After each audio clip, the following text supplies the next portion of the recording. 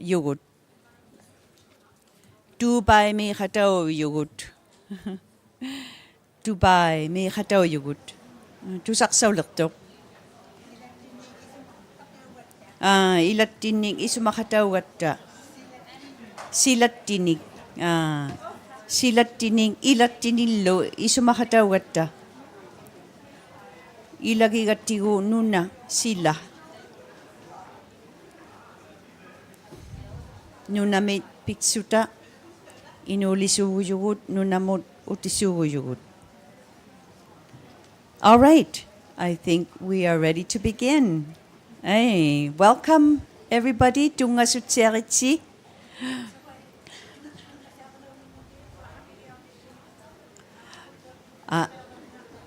Could someone shut off the air conditioners because there's a lot of air blowing, and there will be.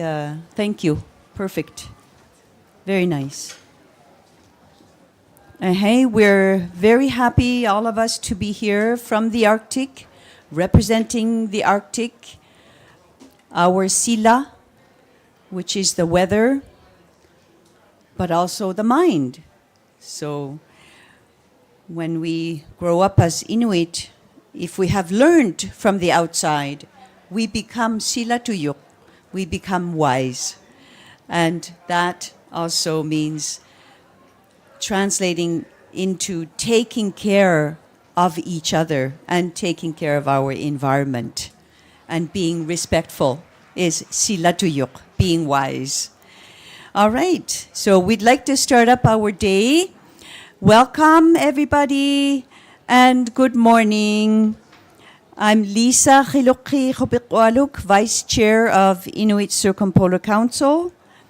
And those who are not familiar with Inuit Circumpolar Council, that we call ICC for short, it was formed in 1977. And when the late Eben Hobson Sr. from Ukqaqiq, Alaska, brought our people together, his vision was to unite all Inuit who lived across imposed borders, to unite and work together in international fora with a unified voice. You see, we are over 180,000 Inuit who live across our homeland from Chukotka, Russia, from Alaska in the States, in Canada, and in Greenland. And so I'm excited to be here with you for a wonderful day of Arctic and some events that bring us here together. We'll share some really interesting things that are happening in the Arctic. Thank you for being here. So I'd like to, first of all, so that our day gets started in a good way, invite Alexina Kublu, who is from Iqaluit, Nunavut. She came all the way here as our knowledge holder and our elder in the Inuit Circumpolar Council delegation. I'm very pleased to introduce Alexina, who will light our khulliq for us. Thank you, Ate.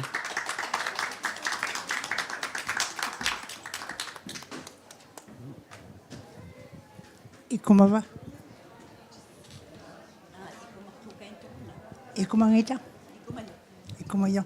Okay. Hoyan na mili sa tunga suktin na binga tabunga katinariyatinun amalo upilarik punga tabaninun na duame silabut avativun isumagilutigun katingagata tan nakulla ikinyatara inuluta nalunay kutarigatigun inustinun. And because we Inuit already know about the kullak, I'm going to switch to English, talking about the kullak. Okay, I'll be lighting our kullak, and I have two kullik here. One is soapstone, which is the traditional material which is what we have always used. But then Inuit are very adaptable, and this one that's at the bottom is a recycled fry pan. The fry pan was no longer usable, so we've made into a kullak. And the reason why I have the two of them actually is the original kullak, which is made of soapstone. As the oil burns, it drains, and we need an ingout. We need a receptacle for the oil to go into, and therefore I brought the other kullak as my ingout. And I have Arctic cotton. We also use moss and willow seeds in lighting our kullak. Usually our kulli are lit with seal mammal oil, and the seal oil was the most commonly used because they're the most abundant. But the larger the animal, the more preferable it is because the BTU, the seal blubber, seal oil, has got a yellow flame. Whereas the larger the animal you go, the brighter, the warmer, the hotter the oil is. And so we use the oil of the seal, of the bearded seal, of the whale, both narwhal and beluga, and also the oil from bowhead whales.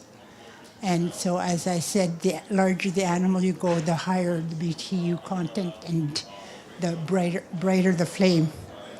But as I am not bringing oil from the land, from our land, this oil is from this land, from the grocery store here. It's just regular oil. And the kullak is very important even now, and we light it when we're starting a meeting, because to us the kullak has been has been our life. It has provided us with heat.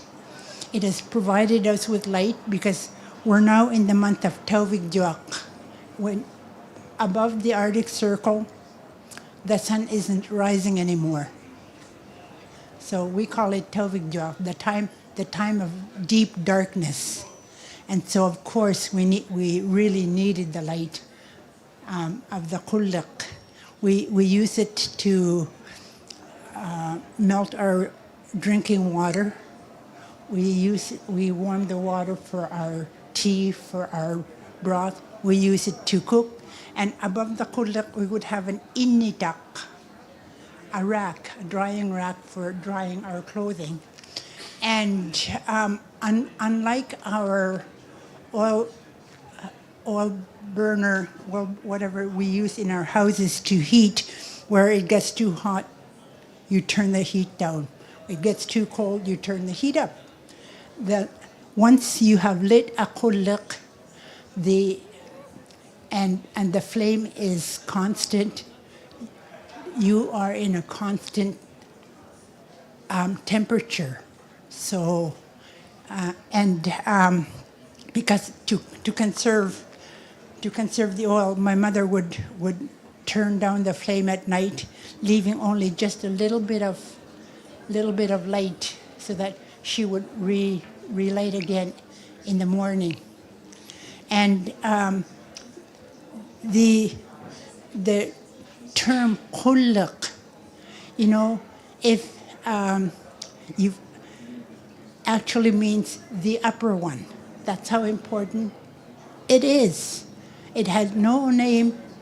It was just called the upper one. There was a smaller one, the size of this, that was by the entrance to your kamma, to your igloo, to your tent. And that was to warm up the cold air coming in. And it was called the allaq, the lower one. And so when in the winter, when our atata, our father, would go out hunting, he would take the allaq with him as his kullak for while he was hunting. And so since I'm here to light the kullak, I'm lighting it as a symbol of to brightness of light, so that we can envision having a brighter land-free future. Hoyan nami.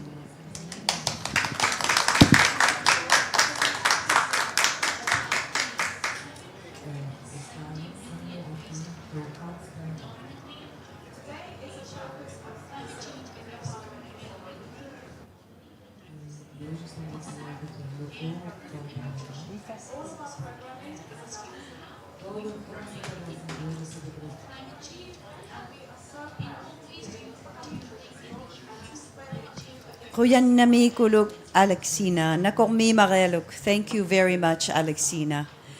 And while she continues to light the khulliq, I will invite, as we are not the only people of the Arctic, I will now invite Gunbrit from the Sami Council to come up and share her opening remarks. Ate.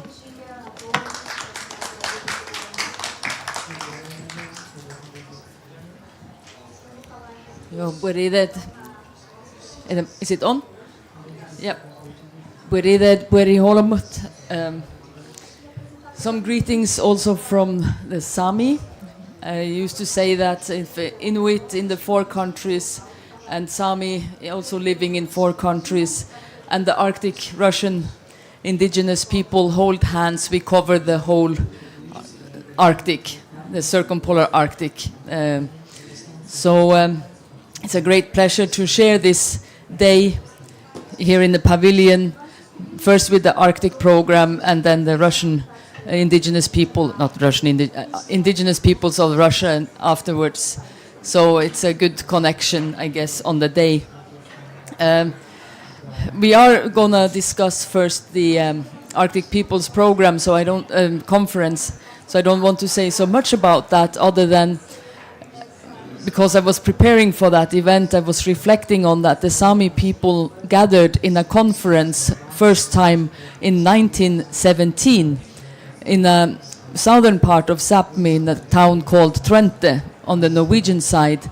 And it was initiated and led by a woman, a Sami woman, a reindeer herder, who felt that their lands and their culture was not protected or was under stress. Or pressure. So it's Elsa Laula Renberg and her team that was the first efforts to organize. The Sami Council was itself established in 1956, and later one of our big goals was to get Sami parliaments, and we have 3 of them today. They are established. The first one actually in 73 on the Finnish side, but it was revitalized in 1996. So the Sami parliaments that we know, as we know them today, are established in 89, 93 and 96. So I'm saying this because there are less than 10 Sami that I have spotted in this COP, being from the 3 Sami parliaments, Sami Council, and even some from the Russian side of Sápmi. So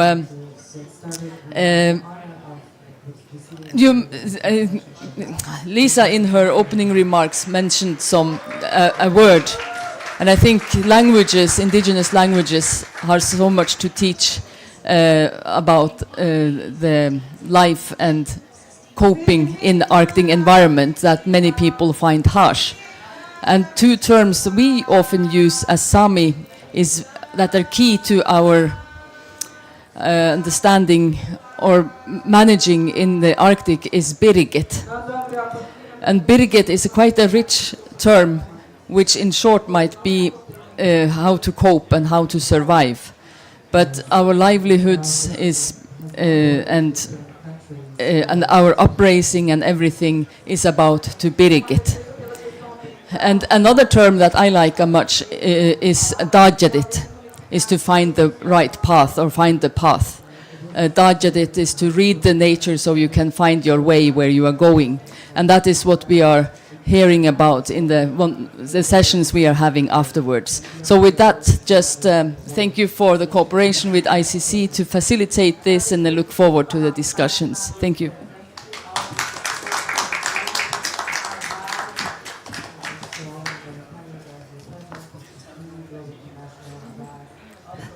Hello, is that on? Yep. Good morning, everybody. I'll be moderating our first event of the day today. As you've seen, kind of flipping through in the background, our first event will be on the 50-year commemoration of the first Arctic Peoples Conference. This conference took place this past summer in Ilulissat in Kalaalleq, Greenland. It was it first took place 50 years ago in 1973.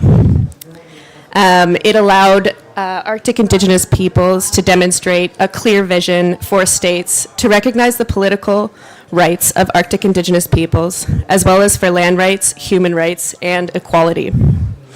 This session celebrates the 50 years of Indigenous peoples' cooperation in the Arctic and gathers Indigenous leaders and youth to present and discuss the outcome of the remarkable and historic 50th anniversary gathering of Arctic peoples.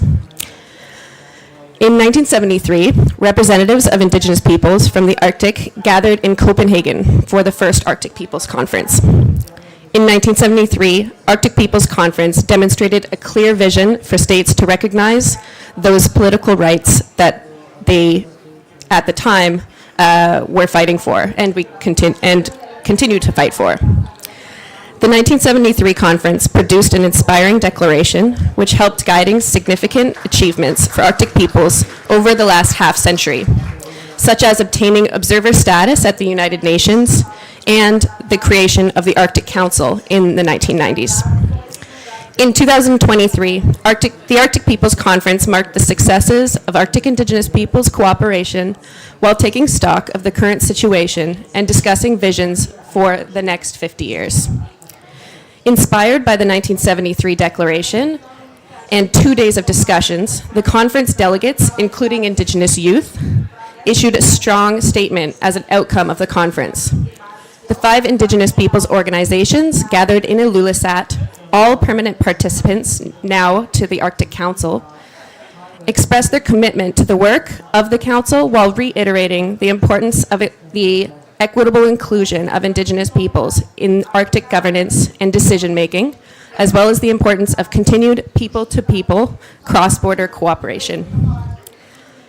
Without further ado, I'd like to invite our esteemed speakers to take a seat on the stage for the panel discussion. Thank you.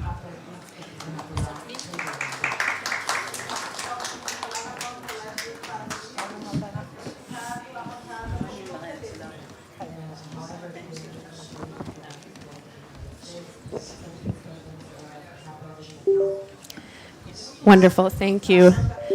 We'll start briefly. I'd invite each speaker to briefly introduce themselves. Maybe I'll start on our far left with Gun-Britt, if that works, and we'll make our way down. Thanks.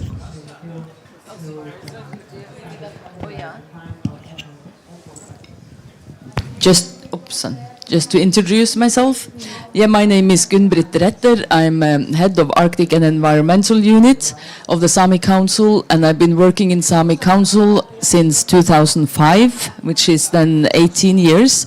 But I've been working on Arctic and environmental issues for 22 years related to Arctic Council, and I'm presently also serve as the Arctic member to the facilitative working group of the local community and indigenous peoples platform, and presently co-chairing there. Thank you. And I'm a Sami person from Northeast Sapmi.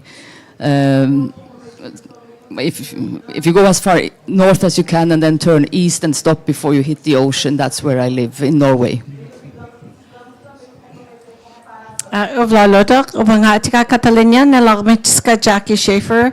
Any Penuranga, Anuranga Kikiktarumi, I'm Jackie Catalina Schaefer from Kikiktaruk in the northwest coast of Alaska. I am currently the Director of Climate Initiatives at the Alaska Native Tribal Health Consortium, which is our statewide tribal health network in the state of Alaska in the United States. I am born and raised in Inuit land in Kikiktaruk and raised in a very traditional lifestyle. And I'm very happy to be here. Hello, I'm Lisa Khiluqi Khopiqwaluk, and I'm from Arctic Canada in Nunavik. I grew up there and remained up in the north until I left, until I chose to leave my homeland to continue education. But fast forward to today, I'm with Inuit Circumpolar Council of Canada. I was elected about 2 years ago now, and also vice chair for Inuit Circumpolar Council. Thank you. Heinakune Inuit. My name is Miyuki Kiyayungwak Taurana. I'm from Avanahuak, North Greenland.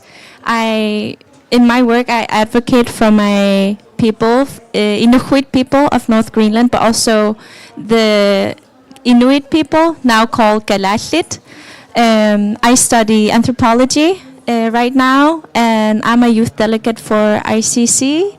I grew up in North Greenland, and then we moved to Nuuk to study, and now I am in Denmark because that's where we go to get some of the education. That's the colonial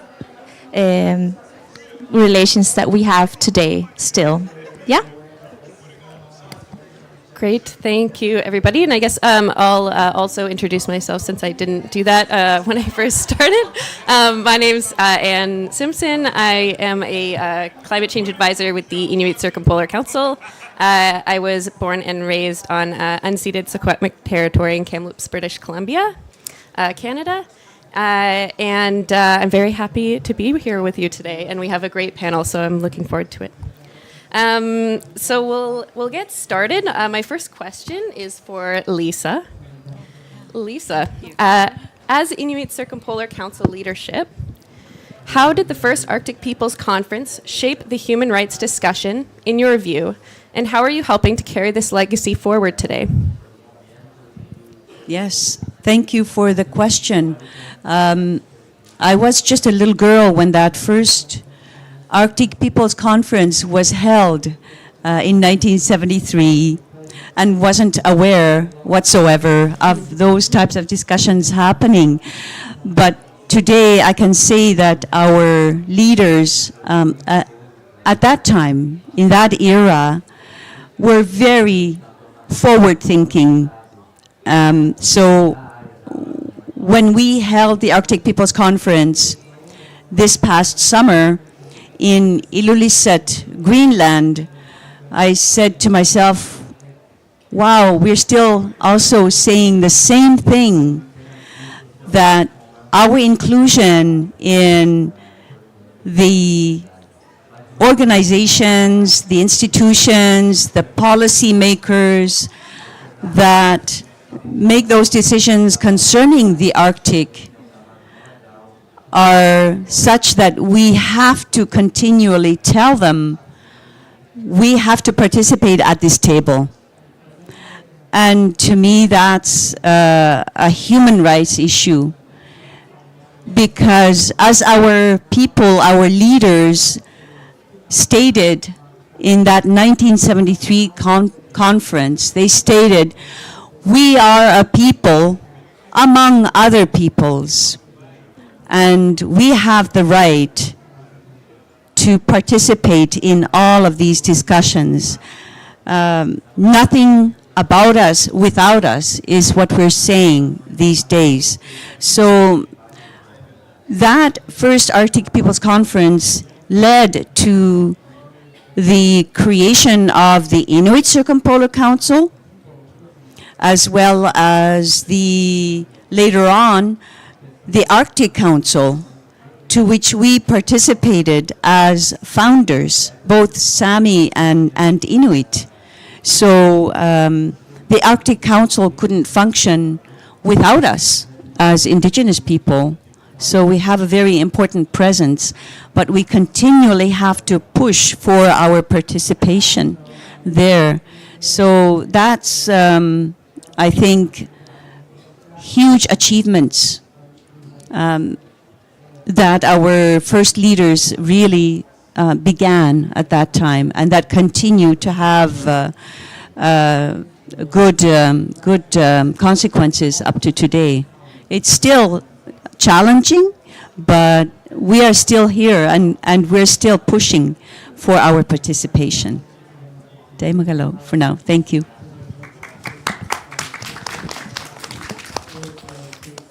Thank you, Lisa.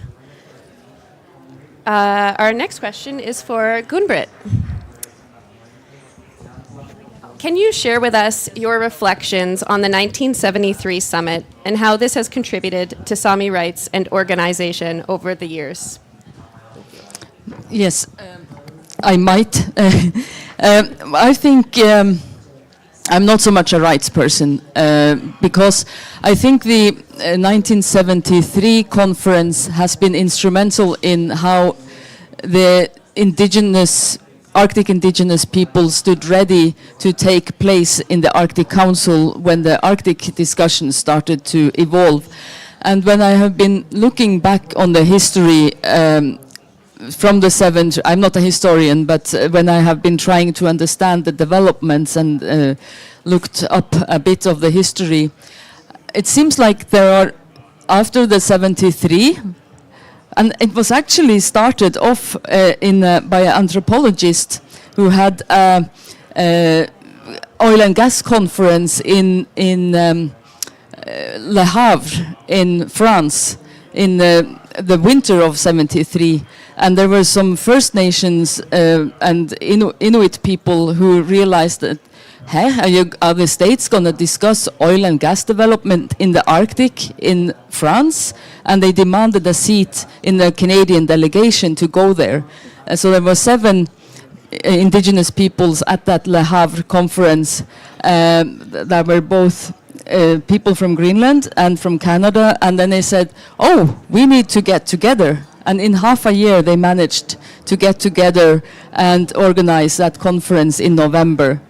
And then they had statements, and they also said we need to call for a circumpolar body that could address our issues.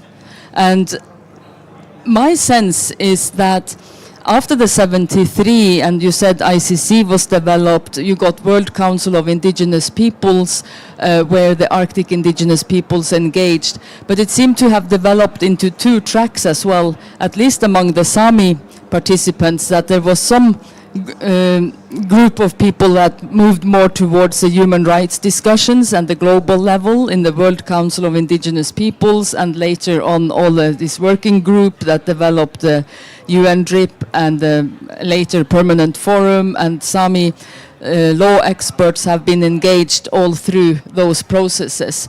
And then it was another path of people who moved more towards standing on the barricades when Arctic Council, or before Arctic Council, late 80s, Gorbachev first had a speech in Murmansk talking about environmental problems, and Finland, being neighbor to Russia, initiated discussions or negotiations that they call the Finnish Initiative, that we need to have a circumpolar body. Recognize those words? to talk about the environment, which is the same that indigenous peoples in 73 probably called for an indigenous cooperation, but when they heard that the Arctic countries were talking about a circumpolar body, they were immediately there knocking on the door saying, hey, we need to be at the table. And I think getting the establishment of first the Arctic and environmental protection strategy, where also at that time RIPON was about to be established and Sami and Inuit allied and were lobbying the states to get a seat at the first Arctic and environmental protection strategy that later developed to Arctic Council. And it was quite an achievement to get that strong seat at the table, and it has have the term permanent participants, which is the indigenous peoples organizations that sit together with the states at the table. So to answer, I think I kind of see that there developed two paths after 73, one on the global indigenous rights movement, where many Sami law experts were involved and Inuit as well. And we created the Arctic region we didn't create the Arctic region. We now have recognized Arctic as one of the social cultural regions in the UN system. And then we have the path of the Arctic Council, Arctic indigenous organizations recognized as permanent participants to the Arctic Council. So that was a long 5 minutes. Thank you. Thank you, Gunbritt. And thank you, Lisa. I think both of those responses really show everything that has been accomplished since 1973, but also where it needs to go still. So thank you very much for that. The next question is for Jackie. While Inuit in Alaska did not participate in the first Arctic Peoples Conference, it was also a catalyst, as we've heard from our first speakers, for the creation of the Inuit Circumpolar Conference, now Council, by our founder, Eben Hobson, in Utqiagvik, Alaska, in 1977. What growth in Inuit rights have you seen and experienced in Alaska since throughout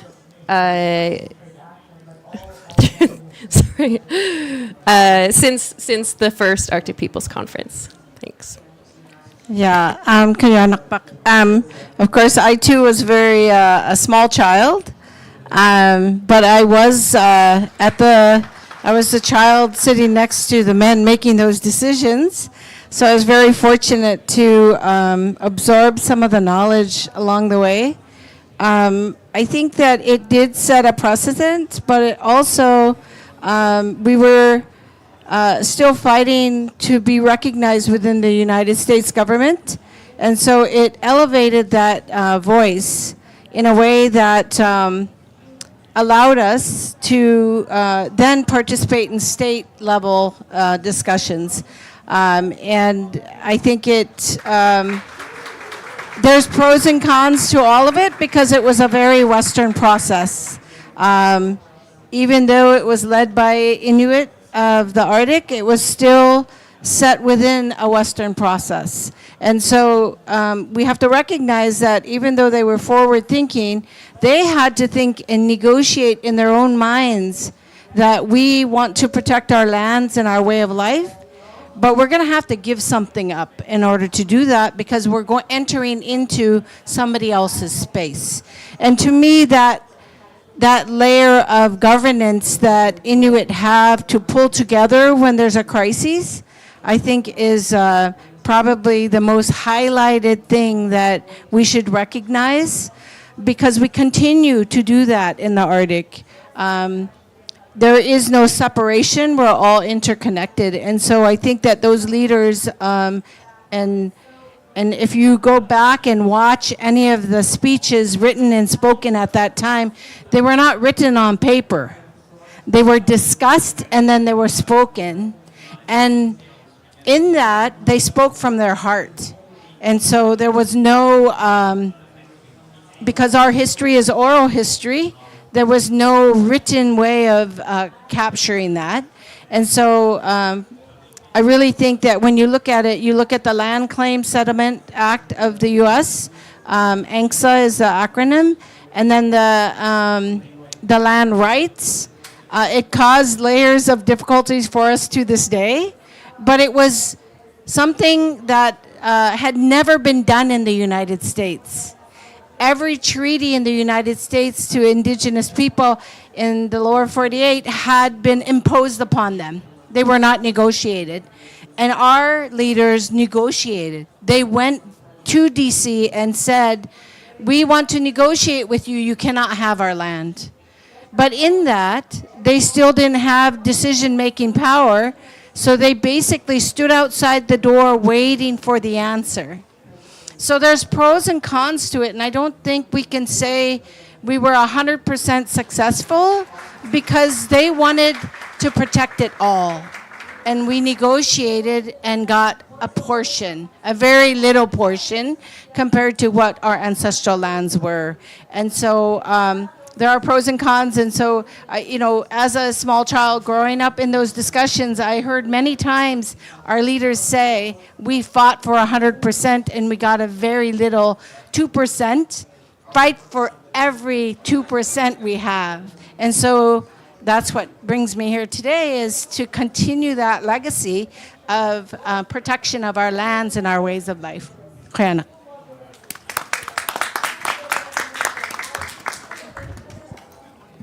Thank you so much, Jackie. Miyuki, our next question's for you. As an Inuit youth, what do you hope we will accomplish in the next 50 years of cooperation amongst Arctic Indigenous peoples? What do you hope will have changed in that time? Thank you for the question. First of all, I think it would embetter the health and the safety of the lost and damaged people, well-being of not only Inuit, but also the wildlife and the nature, because we call them our fellow beings. We don't categorize them as animals and nature. It's all interconnected, as Jackie said. So it will very much improve the health, the physical and the mental and the spiritual health of Inuit and indigenous peoples of the Arctic, because we would be sharing the linguistic and the cultural aspects of our lives, because only like in the short amount of time that I engage with my fellow Inuit from so-called Canada and Alaska, I learned so much. We have the same language, we have the same practices, we have the same ideas, and we have the same humor and the cheeks. So I learned a lot, like linguistically, and the meanings of Inuit tattoos just from like 5 minutes encounters. Imagine what we could accomplish, like if we actually have the very close collaboration, because we have to fly from Greenland to Denmark, Europe, and then back to Canada, which shows how the colonial infrastructure is in reality, like how dominant that is. Even though it takes 4 hours to Denmark, it takes only 2 hours by plane to Nunavut.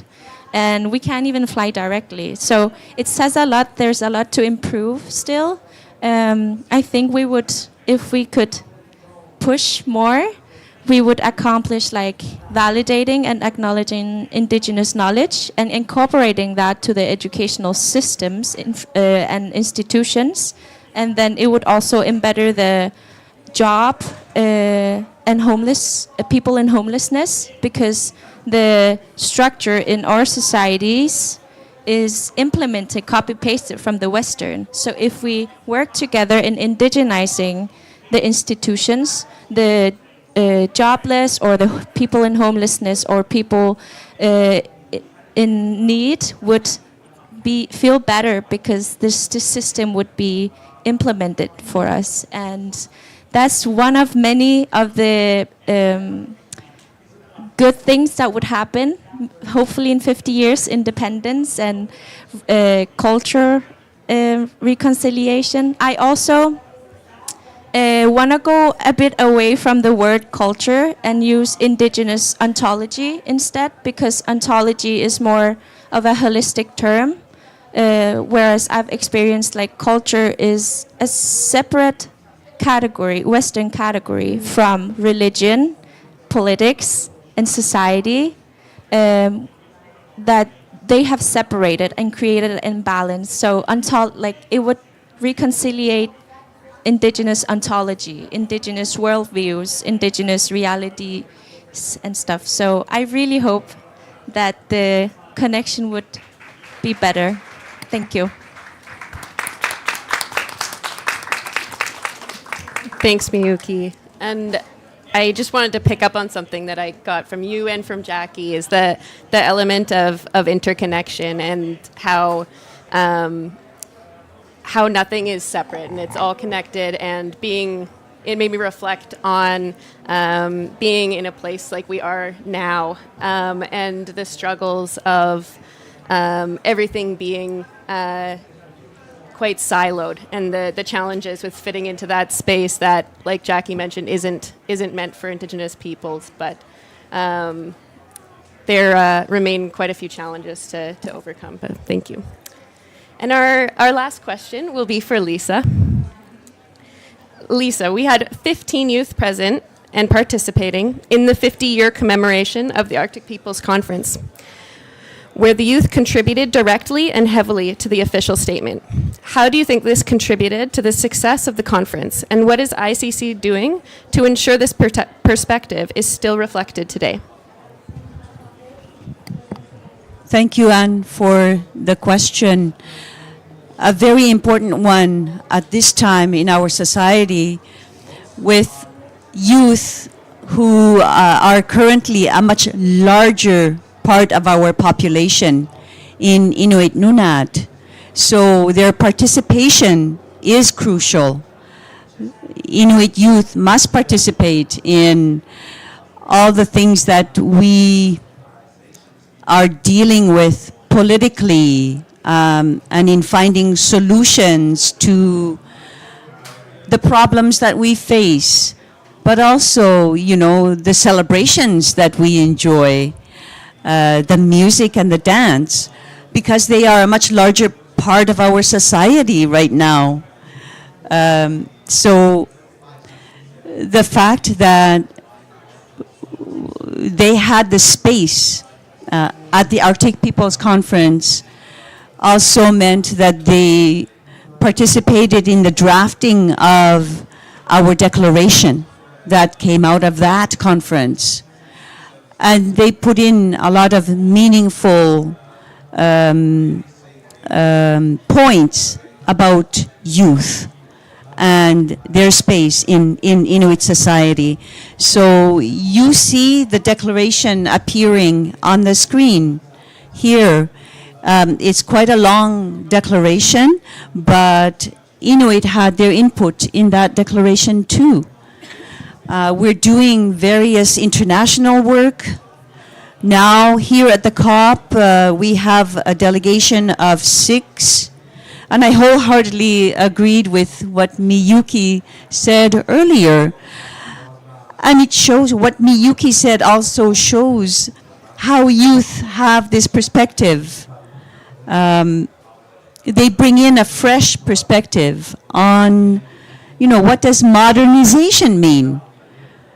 Is it really, are we really trying to enter into a modern world, or do we actually, we are in this contemporary world with our own values that are truly relevant today, and we have so much to contribute.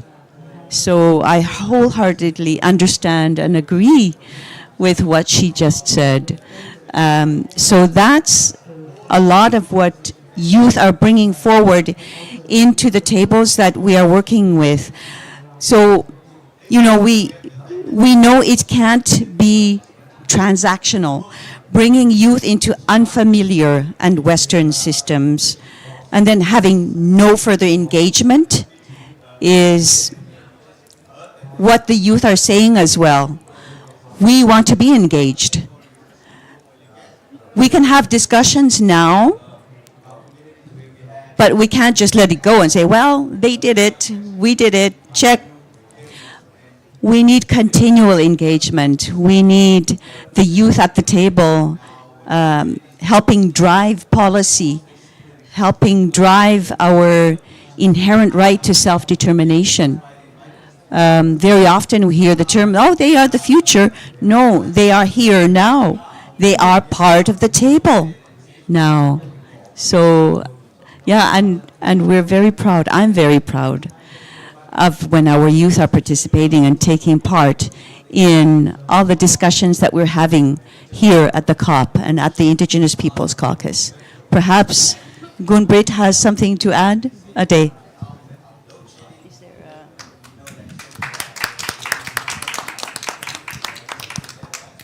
Yes, Lisa's comments triggered some inspiration here. Is it on? Yeah. About the youth and modernity, and I think that's what have brought us to where we are here, that indigenous peoples have always been smart and embracing new technology as long as it can help us to embrace and keep our cultures alive. We used to say that the Sami people were the first ones to start skiing, but also the first ones to embrace snowmobiles, because it was useful. And also the highest density of mobile phones in Finland, in some statistics, were in the northern parts, because it was useful. So we have, by still being here today, is that we have been able to keep our culture while embracing the modernity and make it usable for our own needs. And I forgot my other point, which was also a good one. But I also wanted to recognize, oh yeah, now I remember. If you see the pictures from '73, the youngest delegates there who joined us at the 50 years anniversary, they were in their early 20s. Yeah, they were very young, so it's also up to us to give space to the youth and to help them be leaders, because they were young when they started. So as we grow old, while we respect elders, we should also give them the space and maybe step a little bit back and be advisors and let the young people be the leaders. And I also wanted to recognize, since I guess Ivgia is somewhat present in this pavilion, Ivgia was instrumental also in helping facilitate the 1973 conference. So just to recognize that too. Thank you.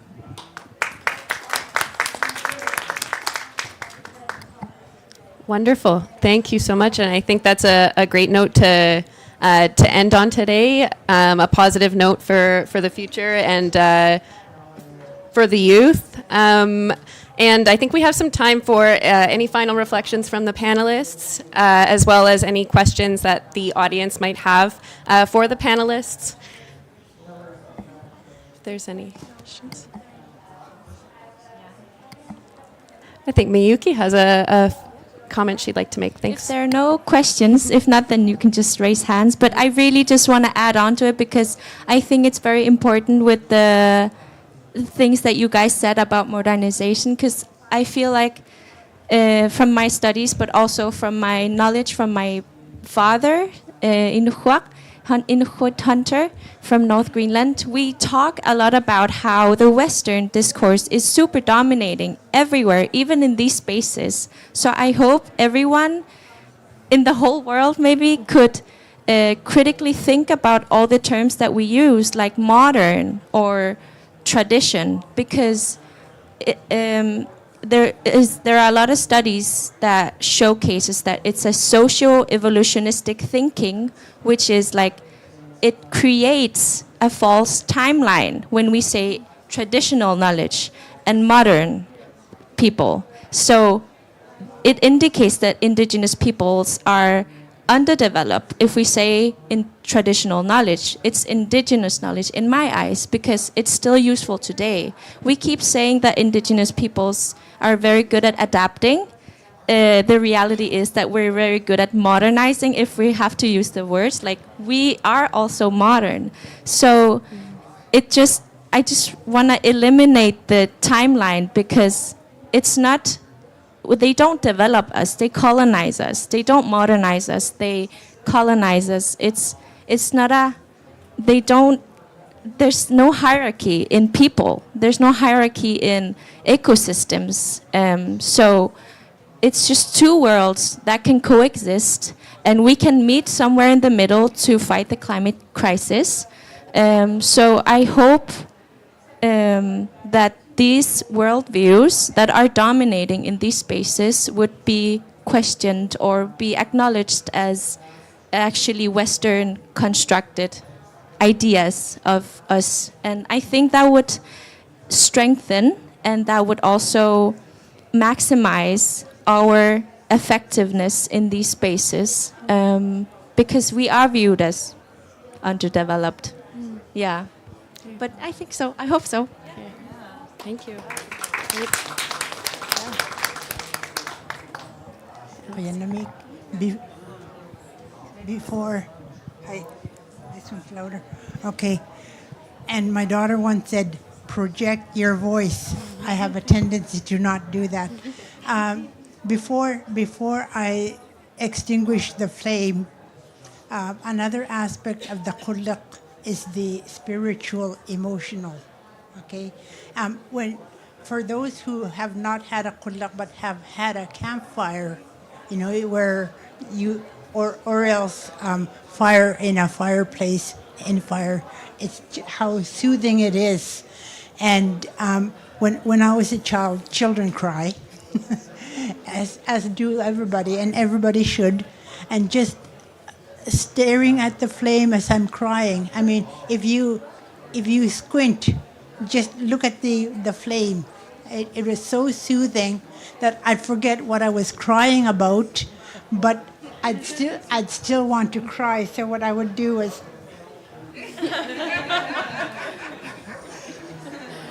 so yeah, those are the many wonderful aspects of our kullak. Thank you. And I think we have some youth that would like to share. And if no one opposes, just a couple minutes to share a song. Eh? Yeah, please.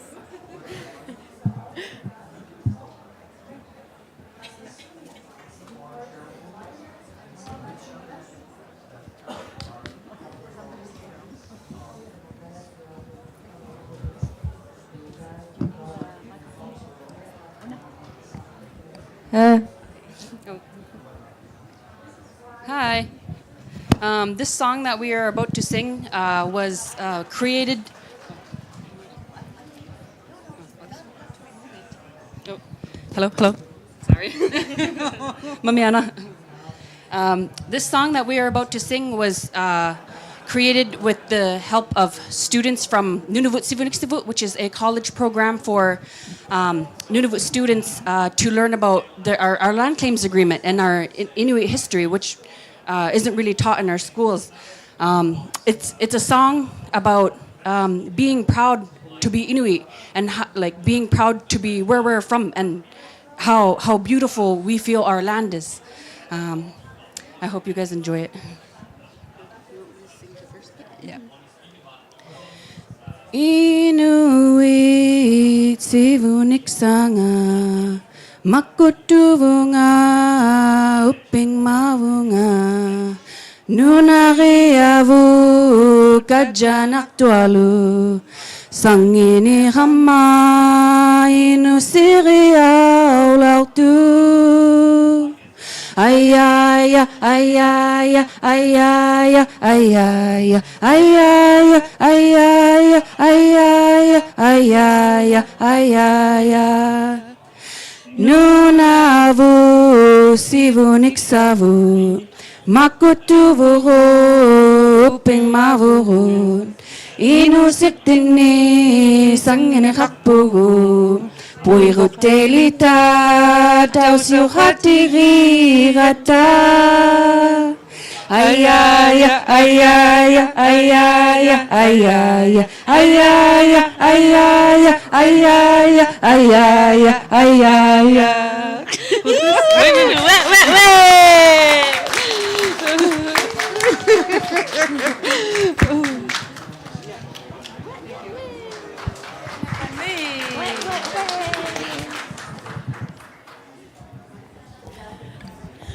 Thank you so much. That was another great note to leave off on. Wow.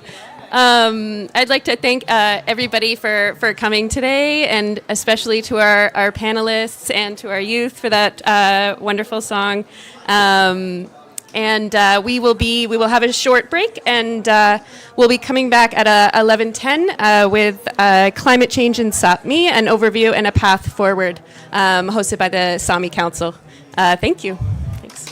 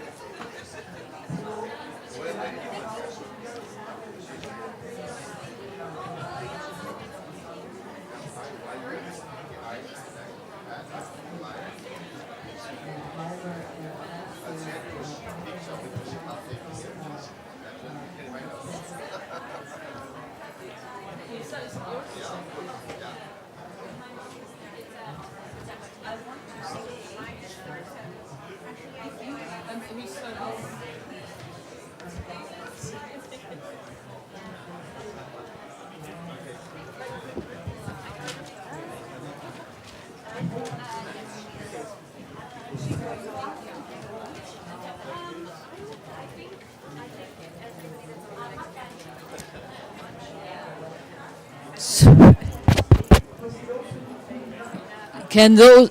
Is it on? Is it on? Is hello? Is this on?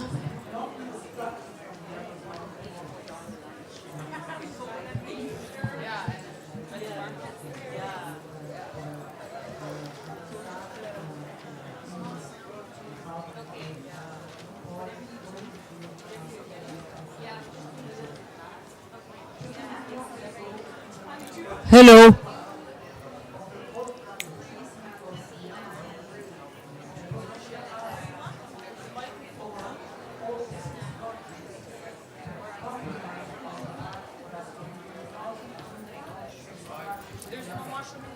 Hello, everybody. With those who want to attend and listen to our side event, look.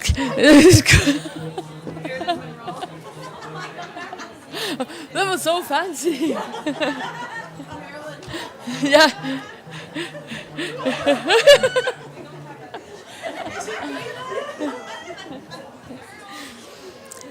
And those of you who want to listen and attend to our session, find a seat, please. You are welcome.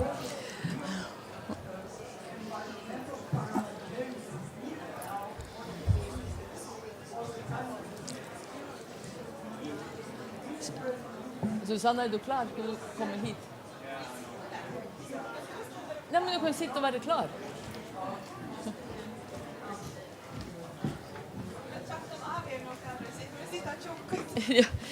Okay, you can stand there or sit, whatever.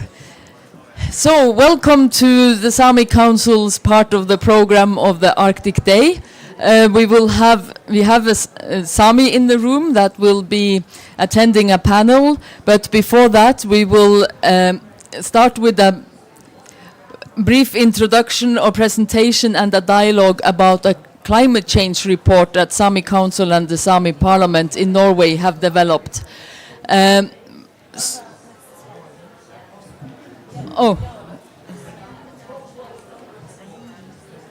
Where do I point?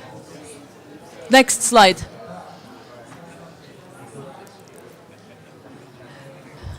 So how do I change slides? Here with this? Yeah, I said it in the microphone. Next slide. Oh, it's changed. Sorry. So it's a bit slow. I am a bit slow. So I don't want to say much other than Sami Council is a pan-Sami organization that have membership in Norway, Finland, Sweden and Russia. And we have, together with Sami Parliament in Norway, developed this climate change report that we will hear a presentation from. And for us it was a very timely development as we were about to serve as FTWG members in the LSIP. So it was good to have this huge task to undertake to develop this report. And also after the report we were able to also invite to an Arctic regional gathering. So we build a lot of our work based on this report, and we could also gather knowledge holders to continue sharing in our Arctic regional gathering together with the Inuit, and which results were reported to the LSIP while we were here. But just to wish you welcome and give the floor to Susanna Israelsson, who is our advisor in Sami Council, who will give an introduction to the report. Please.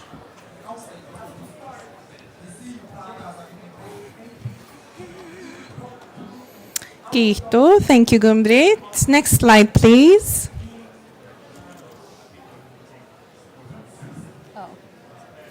So, can you hear me well?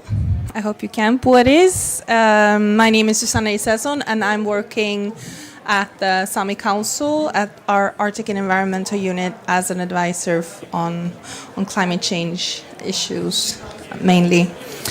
I want to give you a brief overview of our 2023 report, Climate Change in Sápmi, an overview and a path forward. So next slide, please. During 2022, Sami Council, in collaboration with the Sami Parliament in Norway, developed our report, as you can find on the screen, and you can use the QR code to download it as a PDF. The report aims to assess the impact of climate change on Sami culture, livelihoods, and society. And we hope that this report will increase knowledge about climate change and related impacts in a Sami context. And we also hope that it can be the start of a more comprehensive work on the impacts of climate change in Sápmi and on the Sami people. The report was first produced in English, but is now available in Northern Sami and in Norwegian. The report is mainly, but not exclusively, based on the recent findings by the Intergovernmental Panel on Climate Change, the IPCC, the Arctic Monitoring and Assessment Program, AMAP, a working group under the Arctic Council, and various research and reports produced by Sami organizations and others related to climate change and climate change impacts. Next slide, please. Equally important for the development of this report was the testimonies, observations, and reflections on climate change and related impacts on Sami livelihoods and Sami culture from the Sami knowledge holders that have participated through various workshops and interviews. Their contributions not only confirmed and elaborated on the findings of climate research, but the knowledge holders also helped us choose the focus areas for the report and broadened our own perspective on Sami society, its experiences, and its needs, as well as climate change and its impacts on our everyday life. Next slide, please. So we already know a great deal about the impacts of climate change because we stand in the middle of it. For Sami Council, working with this report made it even clearer on how all-encompassing climate change is and how it affects and will affect our lives and our culture, livelihoods, economies, but also health. In Sami areas, we can therefore expect many changes, and many of them, of course, are already occurring as we speak. Terrestrial ecosystems, for example, are feeling the effects of a longer growing season, an earlier spring, and winter that sets later, which will lead to changes in the flora. And we have also the tree line, which will climb to even higher altitudes. Terrestrial ecosystems are also feeling the changes in precipitation, reduction in snow cover and ice cover extent, and the effects of winter, thaw, and refreezing events. Species have shifted their geographic ranges towards higher altitudes and altered the timing of seasonal events in response to warming. And new species are coming in to the high Arctic, which pose new realities for Arctic species, with risks from pathogens, diseases, predation, and competition, just to mention a few. And in the Arctic, but also in Sapmi, climate change is only one of many multiple drivers contributing to change. We also felt that it was necessary to touch upon the fact that a warmer Arctic also has brought new attention and economic opportunities to the region. Oil and gas activities, mining, tourism, shipping, and fisheries see possibilities for development, but they also bring risks of negatively affecting people and the environment. Next slide, please. So, climate change impacts on ecosystems and biodiversity are severe, and the impacts on Sami culture, livelihoods, and subsistence activities come with direct impacts on our food security and on our health. Research highlights that food safety in particular is a concern for Arctic indigenous peoples, reliant on the environment for our subsistence and identity, and food safety risks have increased.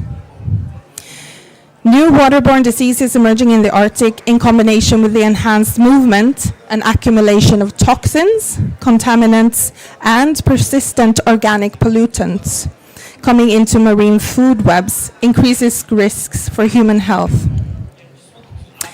Change in exposure to pollutants, parasites, viruses, and bacteria may be some of the most significant effects of climate change on physical health. In regards to mental health, increases in mental health issues globally are projected to be an outcome of climate change. And this will likely be the case in Sapmi as well. Research has shown that physical and mental stress related to climate change have emerged as growing concerns for reindeer herders and their families in Sápmi. These concerns and experiences were highlighted by the herders and other Sami knowledge holders to us in making of this report. Next slide, please. Additionally, research highlights that chronic psychosocial stress is also linked to rapid socioeconomic development, contributing to mental health challenges among Arctic peoples. Climate adaptation and mitigation measures, such as wind power and hydropower development, may be considered part of the rapid development, increasing stress and mental pressure among the Sami. As a result, climate adaptation and mitigation measures should take into account the potential effects on Sami health and well-being.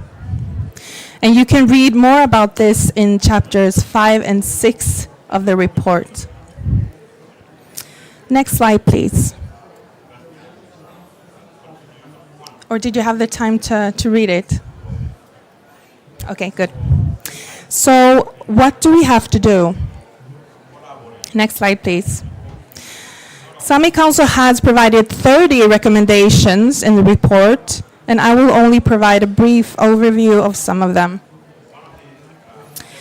To meet and to respond to fundamental changes and risks, we find that new cross-sectoral and cross-disciplinary measures and strategies for adaptation will be required to minimize and alleviate negative impacts on life, culture, and well-being. Meeting the projected challenges will require targeted and coordinated action from Sami organizations and representative institutions and national governments at all levels. Enabling factors needed include increased flexibility, strong Sami institutions, and proper recognition and use of Sami indigenous knowledge. Next slide, please. This also entails greater knowledge production on how climate change impacts all aspects of Sami society. As for now, we know little about how climate change affects and will affect us on a broader societal level. Furthermore, there must be a recognition of climate action as a vital part of health policies and health action as a vital part of climate policy. Next slide, please. Other important parts of adaptation will be emergency preparedness, as well as addressing the knowledge gaps on issues such as emerging food safety risks.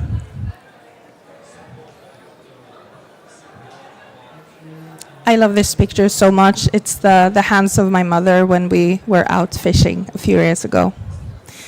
Next slide, please.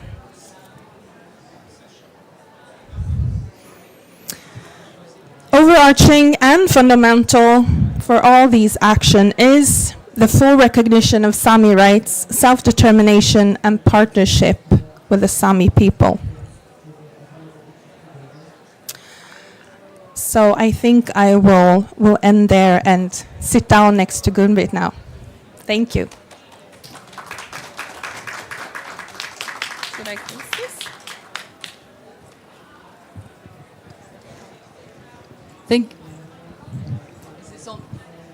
Thank you, Susanna, for that brief introduction.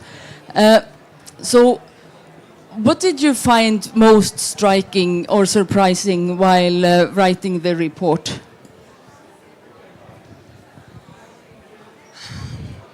There were so many things. It was fantastic to try to convene the diversity, but also the richness of Sami culture and our livelihoods. But also, I found it really, really hard to summarize it in a report. How do you write about climate change in Sápmi and how it affects Sami culture, because climate change is affecting all aspects of our lives. And I realized that one big challenge while going through all climate research, we have not gone through all climate research that is existing in the world, but when we did this desktop study of AMAP and IPCC reports and more, I realized that everything is like it is here in the UNFCCC process, so siloed. So how do we bridge all these silos and make this into one report and tell the stories of our lives? That was a major challenge in the development process, but of course the many interviews and the workshops that we had with Sami knowledge holders helped us guide and lead the way. And like I said in the presentation, it also helped us choose the focus areas of the report, especially chapter 5 of the report, which covers Sápmi. And I also realized that we don't talk about it in our everyday life, but working within this UNFCCC system, we see loss and damage every day, but we don't talk about it as loss and damage. But we experience it every day, and especially one of the herders that we have talked to helped me realize that what is often described as catastrophe winters, which are catastrophes, they can start already during the summer. So everything is connected, and we know that, but that was my biggest realization, that how do we and challenge, how do we describe our realities and the situation of climate change and how it impacts us in a way that others understand, and how do we, the seasonality, like the summers will affect the autumns, will affect the winters. How do we explain that to people who don't understand, basically? So I think that's a long, very answer going in different directions, but it was a great learning process, but also a good challenge for us in the team, but also for me personally. And I feel like we all grew a lot, and so I think I can stop there. But then I want to ask you, what was your biggest insight or learning in this process? And I can also say that our unit wrote this report, so the co-authors is our co-lead. It's me and Gunbit and our colleague Tonje Johansen who have co-authored this report together with help from colleagues. Yes, so over to you. I thought you would never ask. What struck me while writing this, I agree to a lot what Susanna was saying, but what remained with me for quite a while and still does is the significance of snow. And we heard a lot about Inuit and their significance of ice. We live not in that same ice world in our part of the Arctic, but we have the snow. The terrestrial snow cover is defining characteristic of the Arctic land surface, as it covers land areas for most of the year. And snow cover has a central role in climatic, ecological and hydrological processes and in ways of life. So snow interacts with and affects vegetation, freshwater and soil temperatures, as well as biogeochemical activity, habitats and species, and reflectivity of surfaces. So when the snow goes, you have dark surface, and when the snow comes, you have bright surface. So snow melt timing, as Susanna already mentioned, in particular has a significant impact on surface moisture and energy budgets in high latitude land areas. And early snow melt increases the demand for moisture on land surface, increasing the likelihood that a period of dry weather will cause moisture stress and drought at some point during the snow-free season. So snow has a significance for how your summer will be as well. Then snow cover also interacts with vegetation. So if the snow goes early, the cloudberries might start early and might be not in sync with insects, for example. And if it's dry, there is no insects either. So the pollination is also affected. And Arctic vegetation is important in energy and carbon exchanges between the land and atmosphere. And changes in snow cover and snow melt timing can have an impact not only on the ecosystem productivity, but also on the total amount of carbon that is taken up by the land each year. So a shorter snow season also reduces how much sunlight the snow reflects and lessens the cooling effect of Arctic snow. So reductions in spring snow cover is already a major contributor to amplified warming across the Arctic. So I was kind of reading this because it's very complex, but snow is so important, and many of our species are snow-dependent species. And with less snow, they will struggle, and then we will struggle.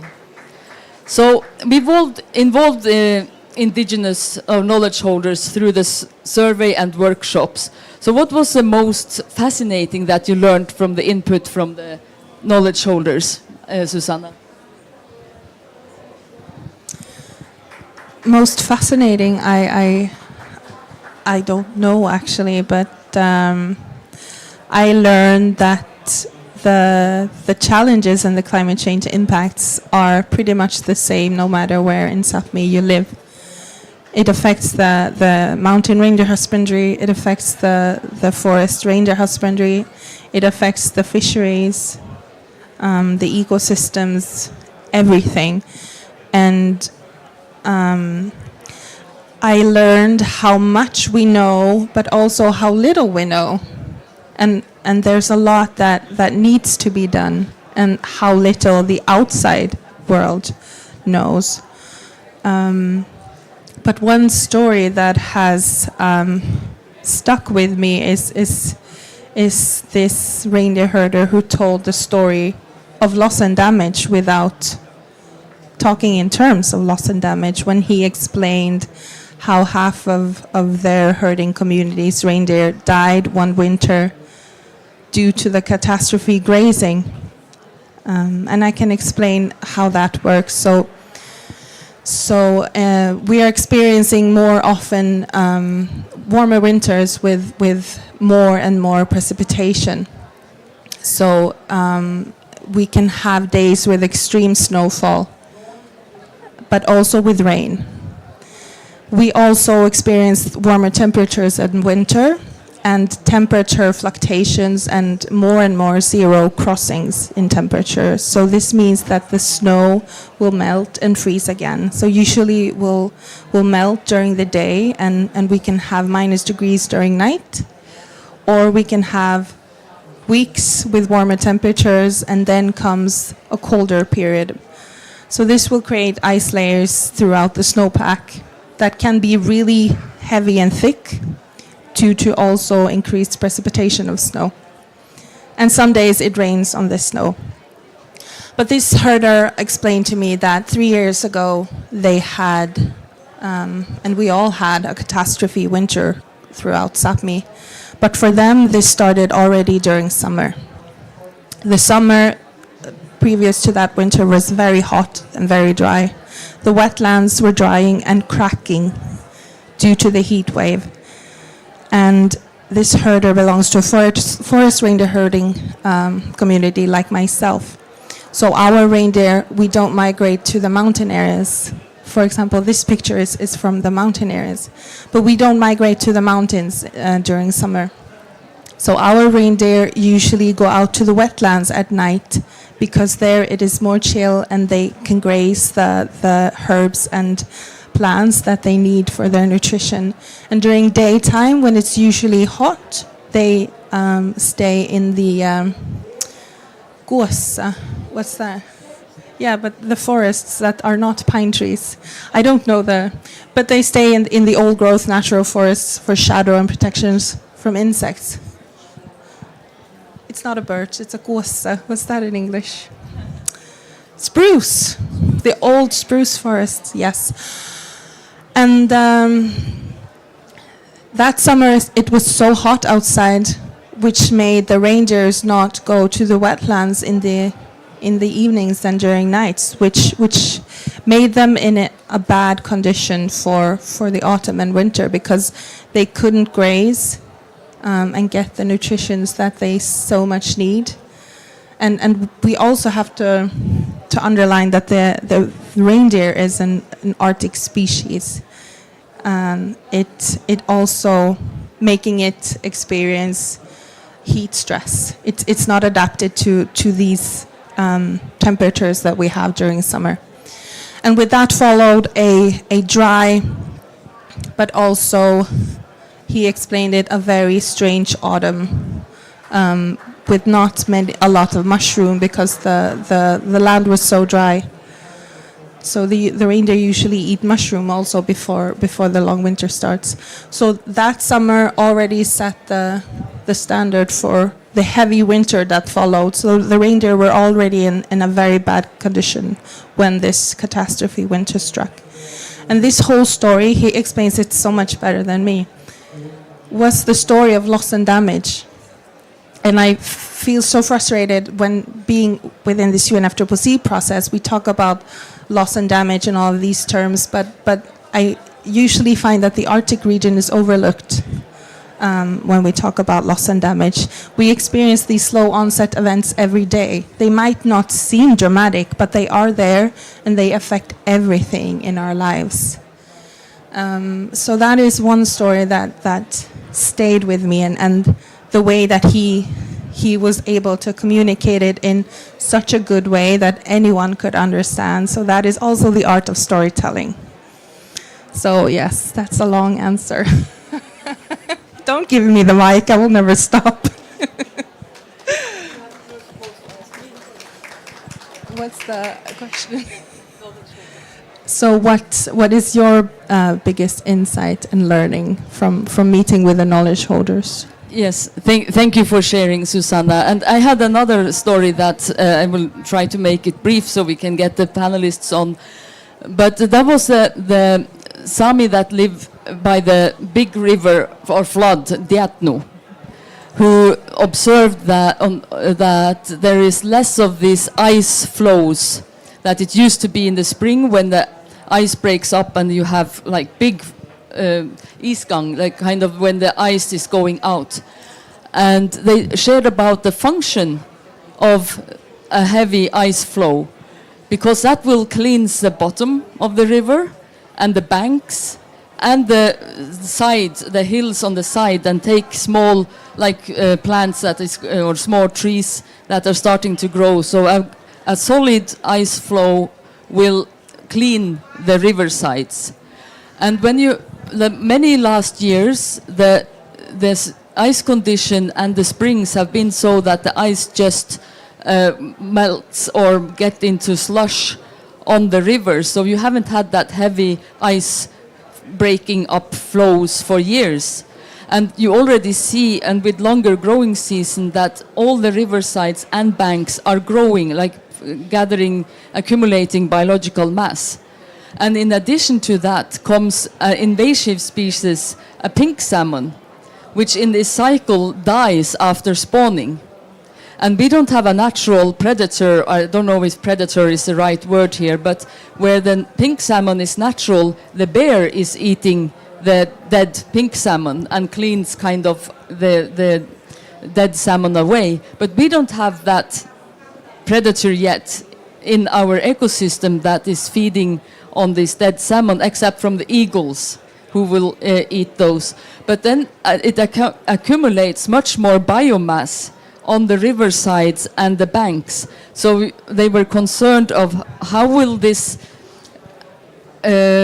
kind of kick off even more growing in the rivers and how that will affect the fish stock in the rivers. And this was also something that struck me that I hadn't thought of before.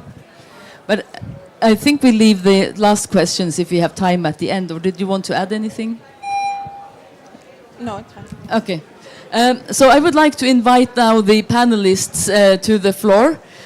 You can remain seated here in case there are questions. So it's Inka Sara Artiev from the Sami Parliament in Finland, Jon Petter Gintal from the Sami Parliament in Norway, and Annie Simela, who is youth representative. On next slide, please. So, and now my computer went to sleep. So this last part of this session, we will have this panel sammanställan. Well, I'll start with Annie, being the youth representative. What challenges are Sami youth facing in terms of climate change and related impacts?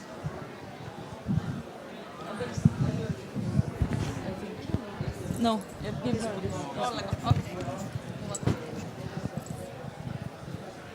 Yes, thank you, Gumbrit, for the question. First of all, I think during the yesterday and the day before, we have had a really good discussions on this issue as well. And yesterday we got to hear what kind of how the youth are affected by the climate change when we had the roundtable discussion with the indigenous youth around the world. But I think Susanna already started to talk about the extreme winters, and I think that's the latest big happening that has affected a lot to the youth as well.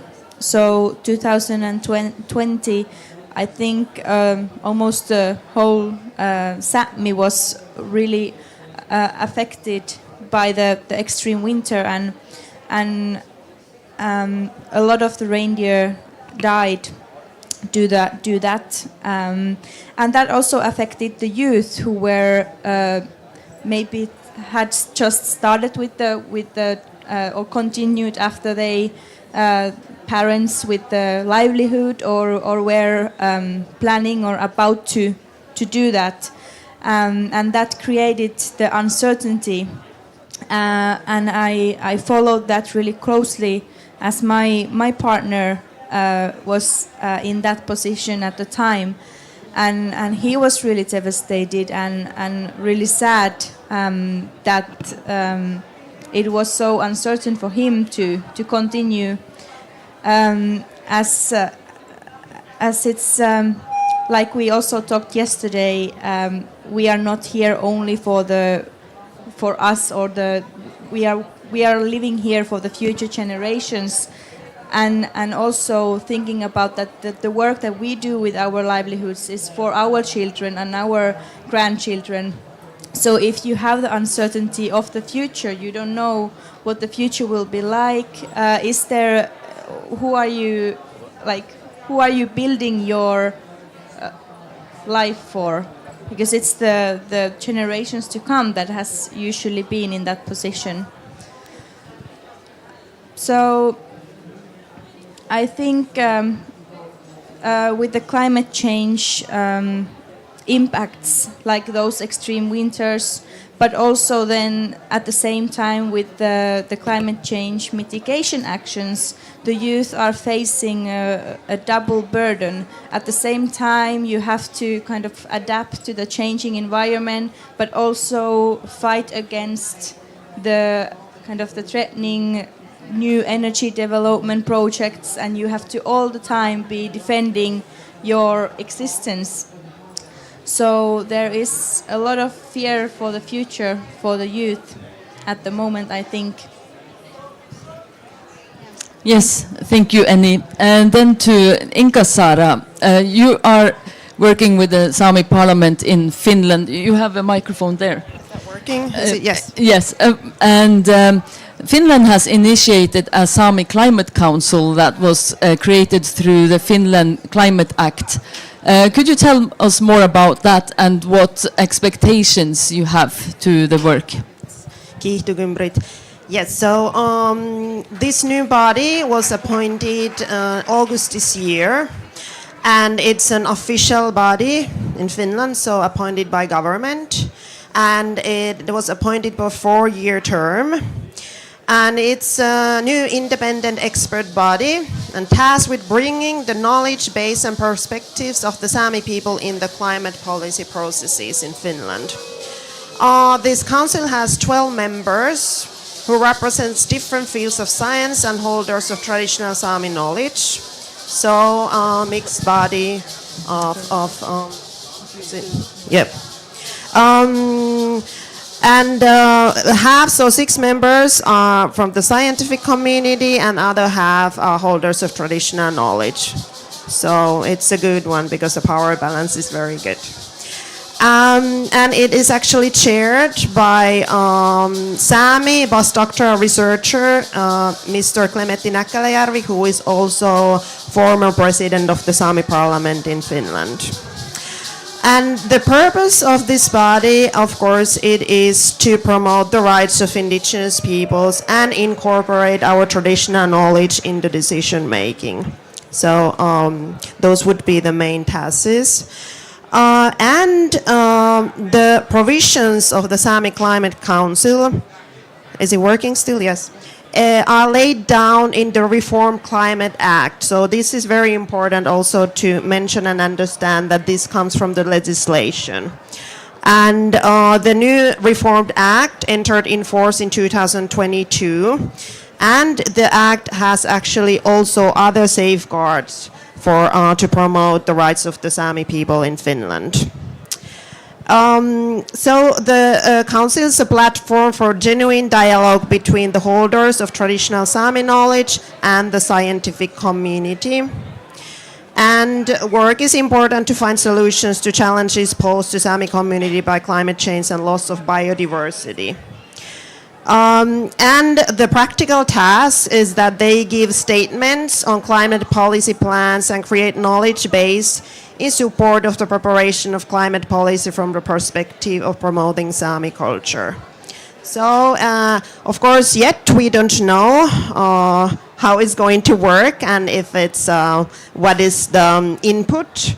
We are hopeful at the Sami Parliament. It was one of our initiatives, and we have been negotiating with the government to establish the body, and we were very, of course, pleased that we got it into the legislation, and now it's established and has started its work. So, but of course, we have to see how it. But it's a unique body in the system, and of course, we hope that it really can fit into decision making. And incorporate the traditional knowledge. We were talking about the loss and damage here, of course, and now it's a big debate in Finland between the Sami parliament and government of the loss and damage and the catastrophic winters for reindeer herding, because they have their scientific-based system to count dead reindeer, and we have another type of system in our traditional way of doing it. So now it's based only for the scientific system, but we hope, for example, in these kind of cases, we can bring our traditional knowledge in the decision making. So I stop here. Thank you. So thank you very much, Inka-Sara. I think, and let's give an applause. Also applause to Finland, because I think it's quite an achievement for the Sami parliament and the Sami people on the Finnish side of Sápmi to get the official Finland to recognize and establish this kind of body. And on my own, being a member of the facilitative working group, I'm looking into with great excitement into the developments, as if it works, we might come from Norway and Swedish side and say that maybe it works there, and maybe we can expand it to be a Sami platform in some way with the knowledge holders and scientists informing 3 or 4 countries' climate policies. So congratulations on that achievement. Jon Petter, Sami Parliament in Norway was the one who invited Sami Council to cooperate on the development of the climate change report that we presented. So could you, how has the Sami Parliament used this report and followed it up in the Parliament? Yes, thank you, Gunvit, for the question, and also thanks to Sami Council for the presentation about the report. The background for the report from our side was a decision in the plenary in the Sami Parliament in March 2019, where we had an item on the agenda about climate change and just transition.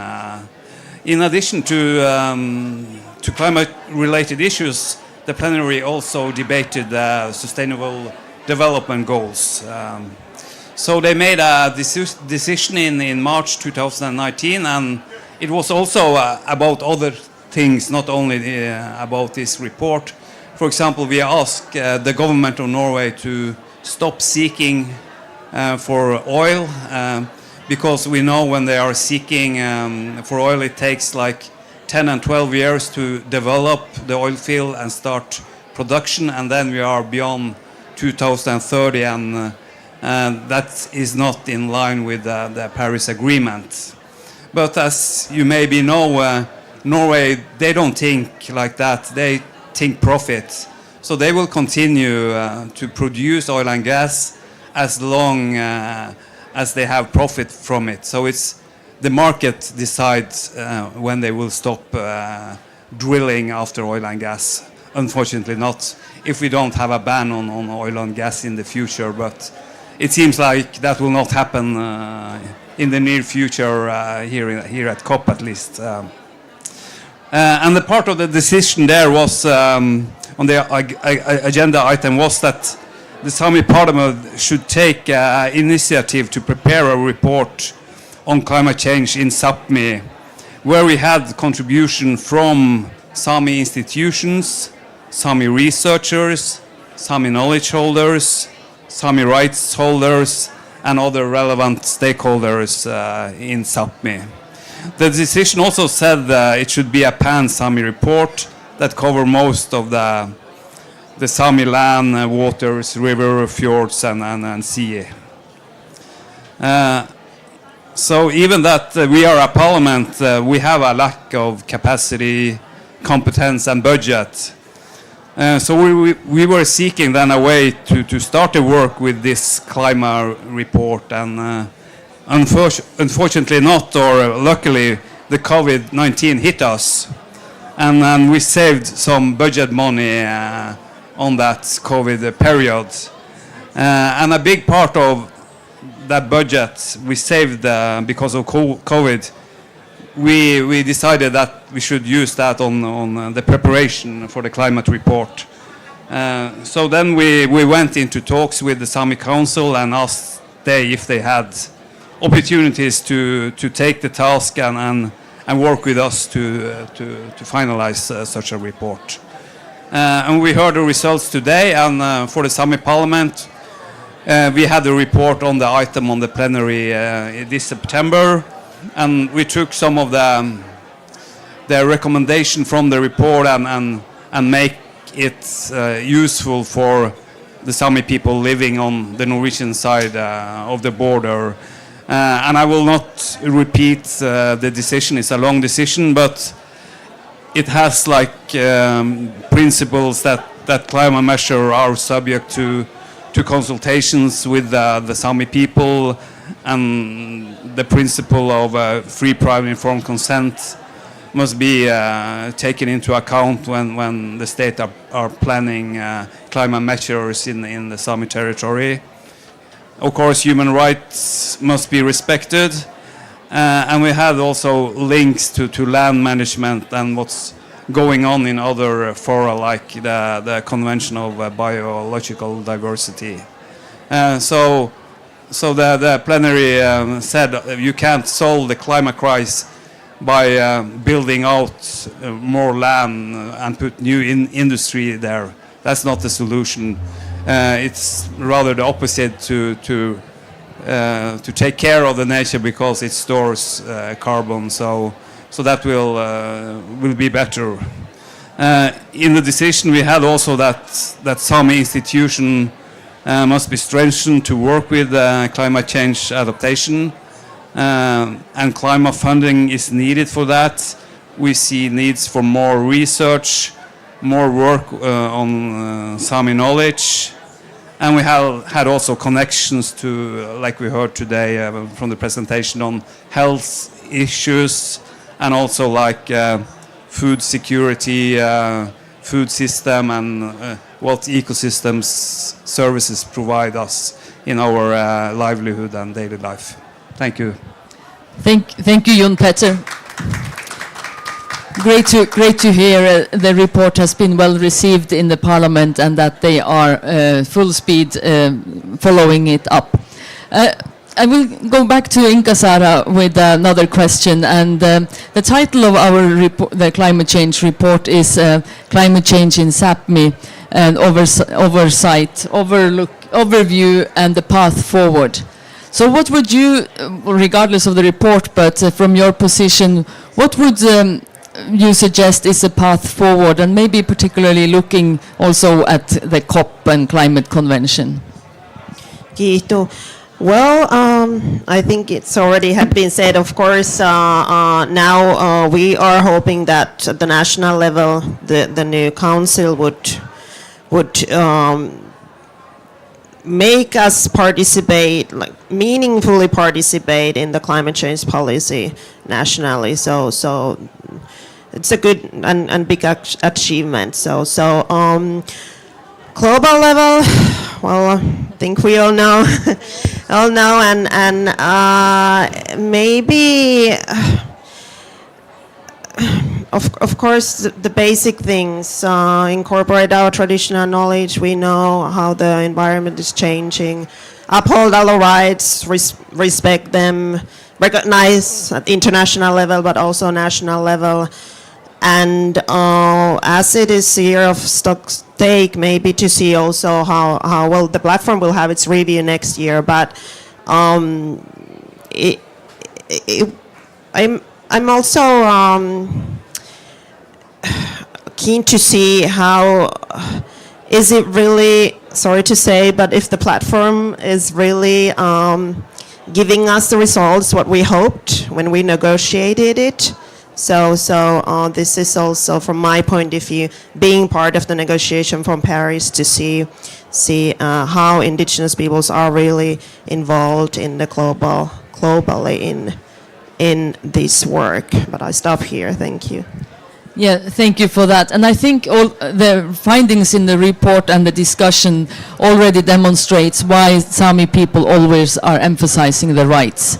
It's obvious why. Jon Petter, the same question to you. What would you say is a path forward, and maybe particularly looking at the global processes we are in here? Yes, thank you. If you look at the big picture, it's very important that we keep the eye on the 1.5 goal, that we don't go over that, because then we will have much more dangerous climate change. And especially for us who lives in the Arctic, we know that the climate change go much faster in the Arctic than the rest of the world. So we are very impacted. And of course, it's in our interests to limit the global average as much as possible. And to do that, we need to go into a green transition. And maybe for us, how can we be on board in that field when we know, like the states look at our land as possibilities to come up with new industry that are so-called green, that we know will hurt us. We have mining, wind turbines, hydropower production, a lot of new water or hydropower plants. So how can we be a part of the solution? But I think then the government needs to sit down with us, with the Sami people and the Inuit people, and try to agree with us on the principle of, as we said, the free and private informed consent in an early phase, and that we can help the government to find the right place to put wind energy where it's not conflicting with our interests. So we need to use time to sit around the same table and discuss things like that. And those kind of consultation is not real today, at least in Norway as we see it, because the government are just saying, well, here is the solution, you have to adapt to it. But if we are around the same table and have real consultation, the project can develop to the better for our society. Thank you. Yes, I can't agree more. What we often hear is that we have to give up land for the greater good. It's a larger society solutions. So we have a very short time left, but I will still ask Annie and also let Susanna, but maybe only if you may in 1 minute say, Annie, it's your first COP. So what is your experience so far? Also reflecting what you think as a young youth representative is the path forward. Well, yes, of course, it has been really hectic and kind of overwhelming as it is the first time here. But I think it has been really important to get to hear what is happening in other around the world with other indigenous peoples. And I think it's really valuable that the youth are gathered together and already now starting the discussions what are important for the youth, for the future that we want like.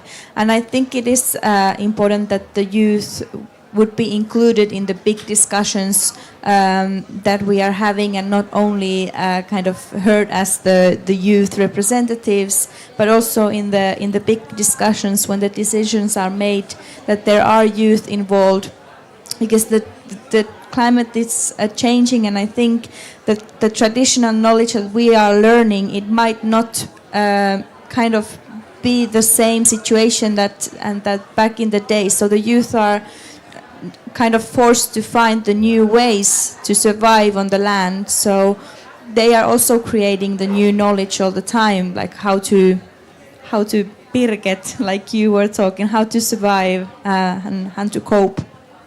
Yeah, I think. Thank you for those good reflections, Annie. And I will also like turn to my colleague on the right side here to very briefly, we have 1 minute to that question on the path forward.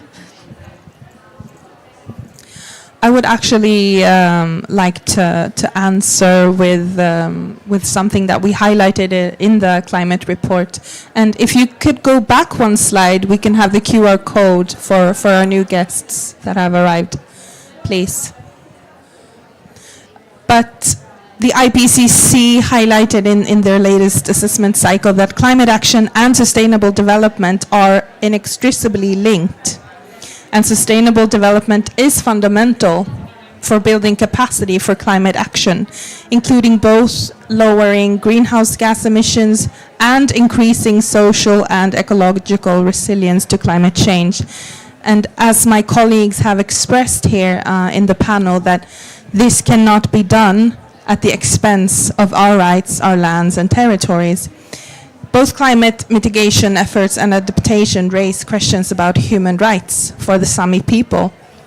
And it is therefore out of utmost importance that we are a part of the decision making for the future. But not only for the future, but now, because this is happening now. So that would be my answer. Thank you.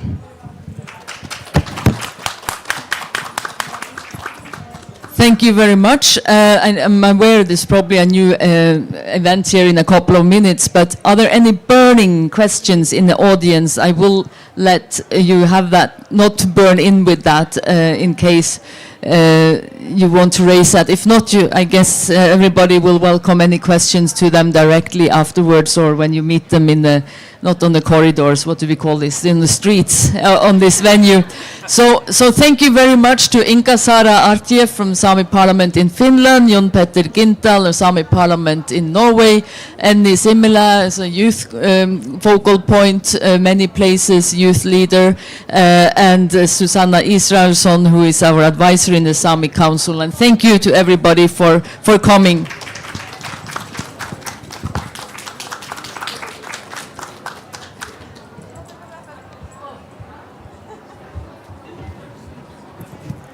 Group photo.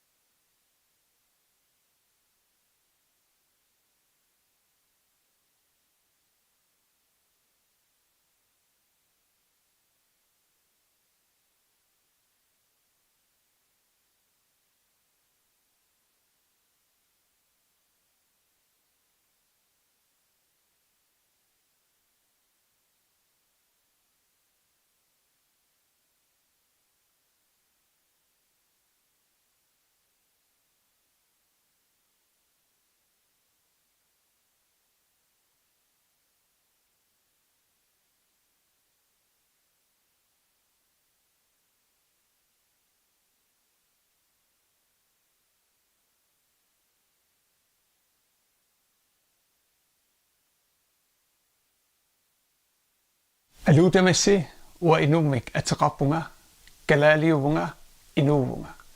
Hi everyone, my name's Inuk Jorgensen. I'm a Greenlandic filmmaker. I'm the writer-director of the short film Entropy.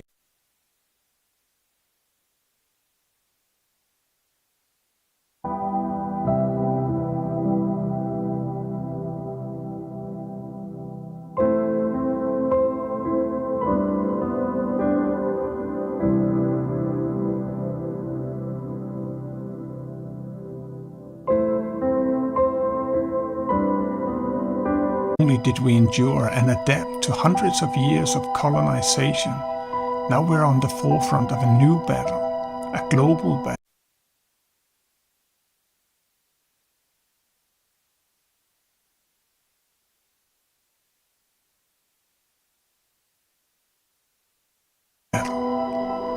What's left of our culture, our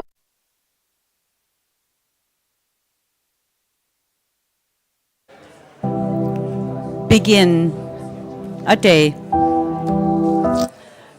We're going to start our next session now.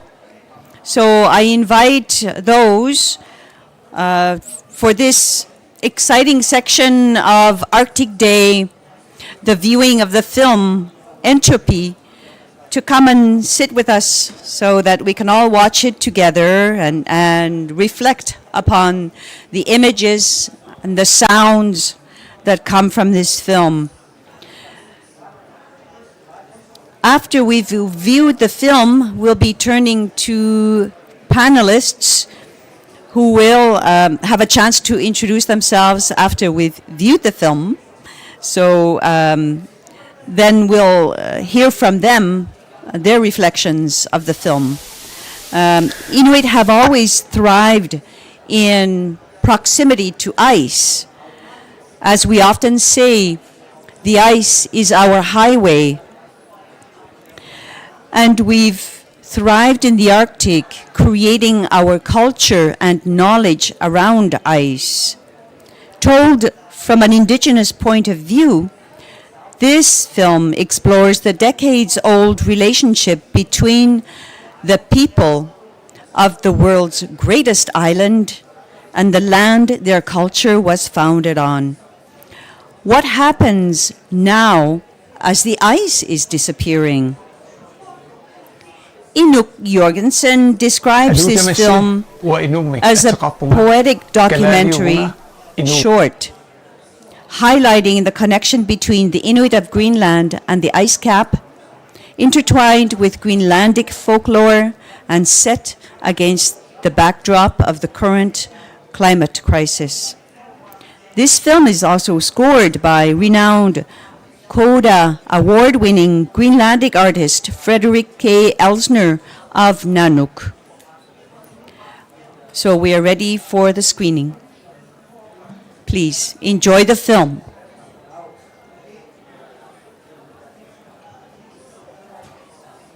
Aludamasi wa inumik ataqapunga galaliuvunga inuvunga. Hi everyone, my name's Inuk Jorgensen. I'm a Greenlandic filmmaker. I'm the writer-director of the short film Entropy that you're about to watch. The film is still in its early stages, still a work in progress, but I'm extremely happy to show you this pre-release version here at the COP28. As an Indigenous person, I honestly think, and I truly believe that some of the answers that we need in dealing with the current climate crisis are Indigenous. As Indigenous peoples, we've been living in harmony with nature for thousands of years. I need to thank the Inuit Circumpolar Council, especially the ICC of Greenland, for making all this possible. And I need to thank you all for coming out and watching my film. I hope you like it. Thank you so much. Oena.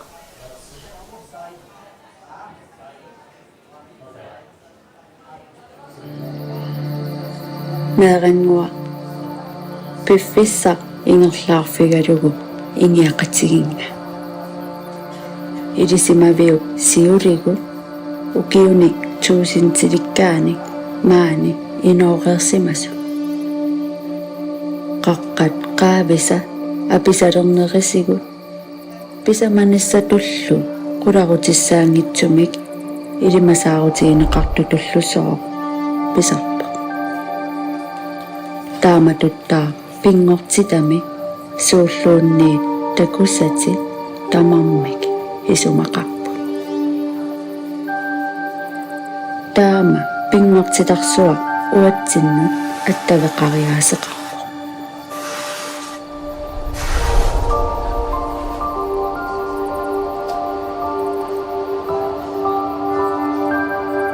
Imagine you had to go on a journey, and there was a good chance the journey would end in catastrophe. Would you still want to go? Would you bring your kids? Or would you wish you could make time go backwards?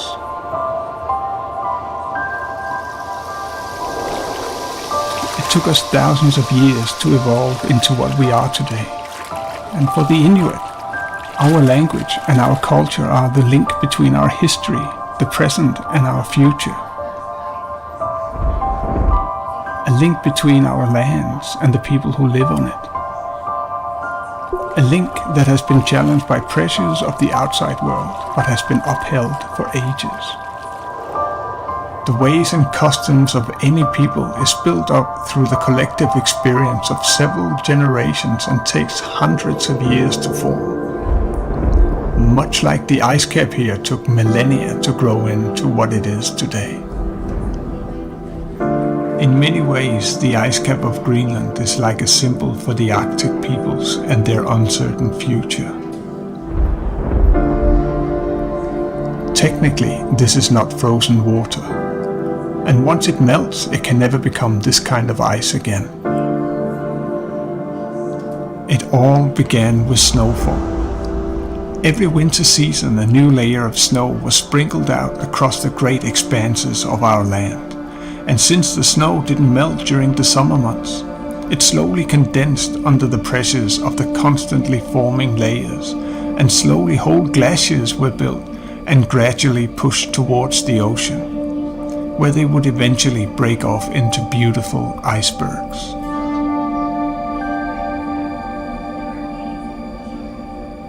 Like the ways of any people, ice is to some extent stronger than rock.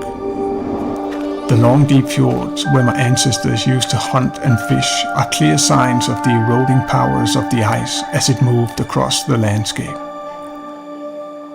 A landscape where my people gradually but surely learned to thrive. As each moment passed, we got a little further. We gained more experience and turned it into knowledge. The snow fell, formed ice, which broke off into beautiful bergs. Time moves forwards. Today, whole cultures that got a foothold in these scenic yet harsh landscapes are disappearing as their foundations literally erode or melt away. Like a spreading cancer that eats away at living tissue, leaving nothing but vast valleys of emptiness and chaos to fill the void. So the ice sheet is melting. The land is changing, even as I speak. Here, the traces are everywhere. Soon traces will be visible even where you live.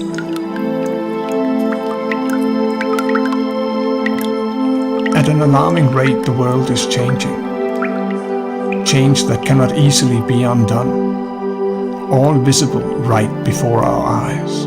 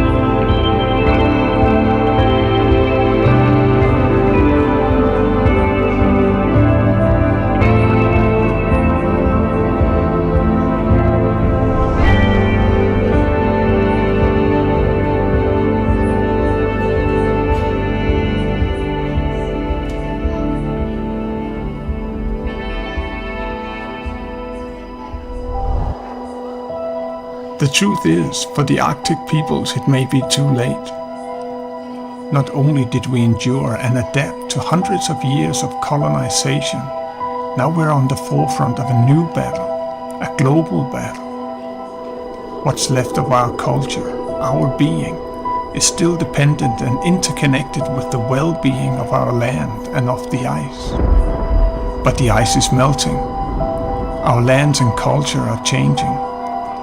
Life itself is changing. The delicate link between Inuit, people, and land is disappearing. This brings me back to my question. Let's imagine that we, me, you watching this, all of us, are on a journey through time. Like icebergs floating in the sea, at the mercy of the ocean currents. How would you want that journey to end?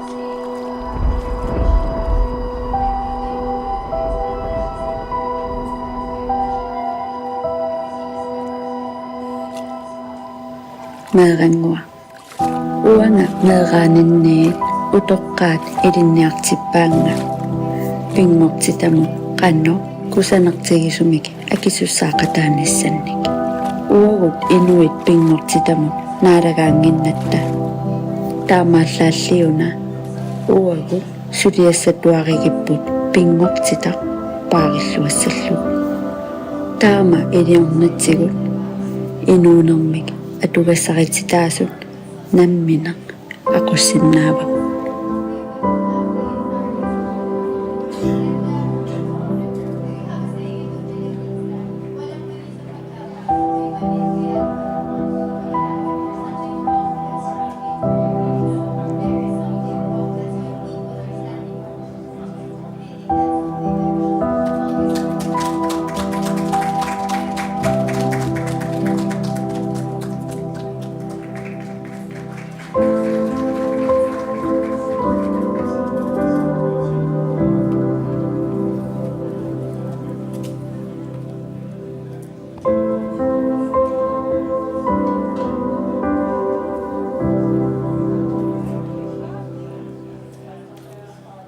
Well, that was very moving and very touching. Once again, that's a beautiful film. Yes. We move on into the next section of this panel, so I will invite our panelists, Miyuki, to come forward. Grace, please, next, and Alexina, and Ruth to come up to the chairs and make yourselves comfortable.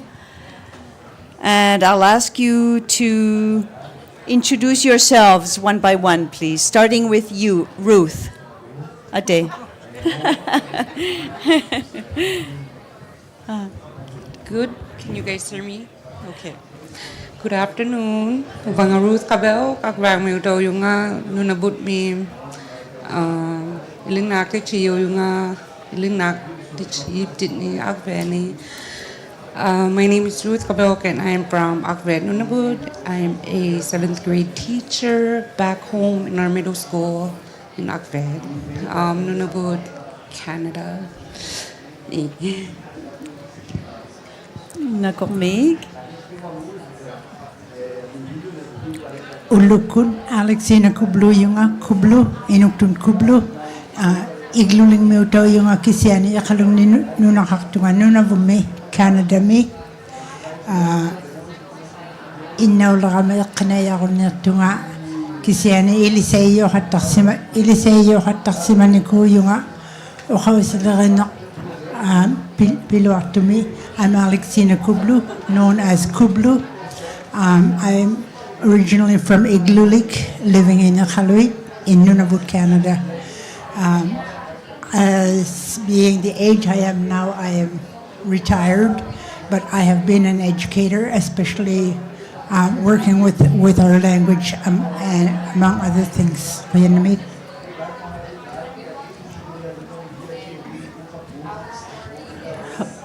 Hi everybody, my name is Grace Nakamiak and I'm from Paulituck, Northwest Territories in Canada.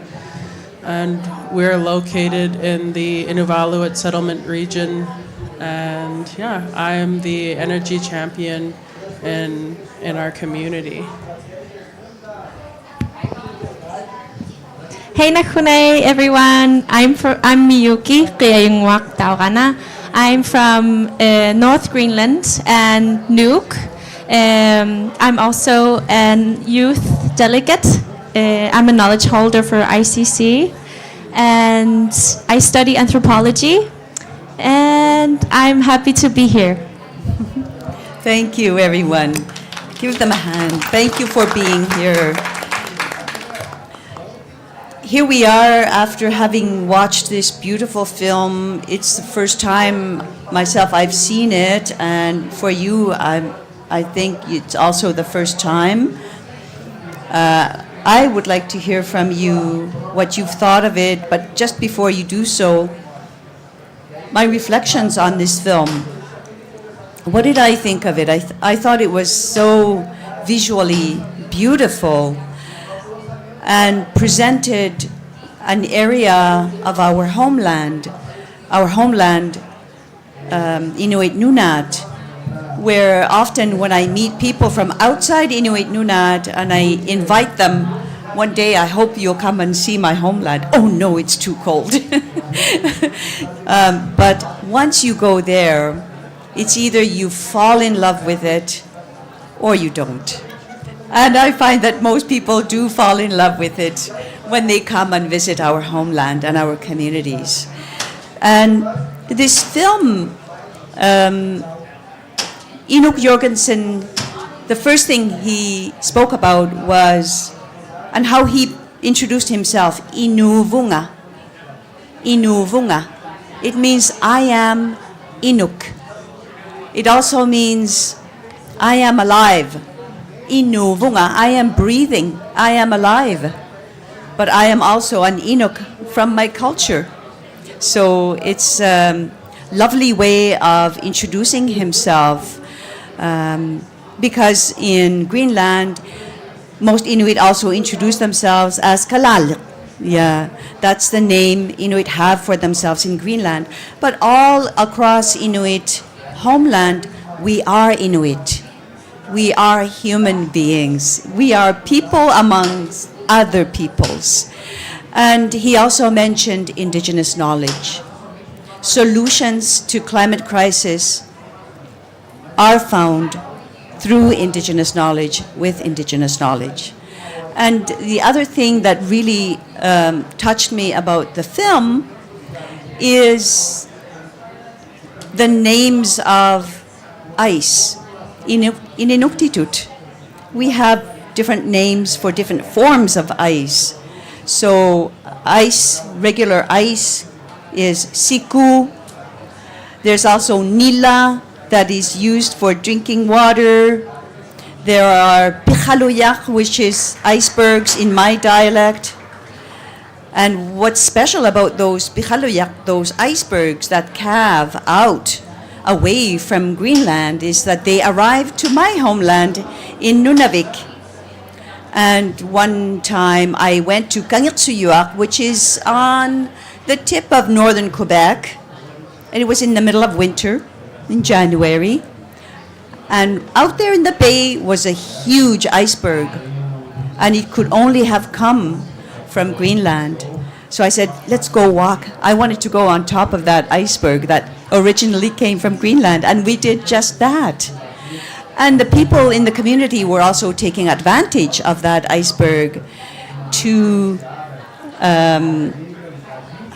mine, let's say, the ice for drinking water, because that ice becomes drinking water for us as well in winter, and the purest and cleanest way of drinking water that we appreciate very much. So that was a beautiful film indeed. Now I would like to hear and for you to share your reflections on this film. Let's start with Miyuki Ade. You are from North Greenland, like you said, in Hanar. How have you experienced some of the impacts described in the film? Thank you. As we all saw in the short film, we saw all the devastating climate change effects, the sea ice melting. You know, indigenous peoples of the Arctic experience the climate change 4 times more than the rest of the world. So it drastically affects our lives, our health, and our culture and ontology. As we saw, there were hundreds, even millions of icebergs. We don't see them as objects. We see them as fellow beings of this earth. Our worldview is very different from the dominant Western or the international one. That's why we, as indigenous peoples, have been a forefront for protecting biodiversity. So we have something called Inua. As we also talked about, Inua means the life, the breath, the persona. So we see everything as equal. We don't have the hierarchical system. So the fact that we see these effects, these harms, it affects us deeply in a way that we lost our fellow beings. We are it's being damaged, and it's like it's affecting our mental and physical and spiritual health in a way that our polar bears are starving, in a way that the migration of the narwhals, the migration of the fish are changing drastically, and they are losing the balance and the structure that they had. So everything's unbalanced. First of all, ecologically, the animal migrations are super unpredictable now, which affects our hunting, but also affects the whole system of the Arctic. And it's important to acknowledge that these indigenous knowledges are super crucial to include in these debates of the climate crisis, especially in terms of making policies and natural sciences and stuff.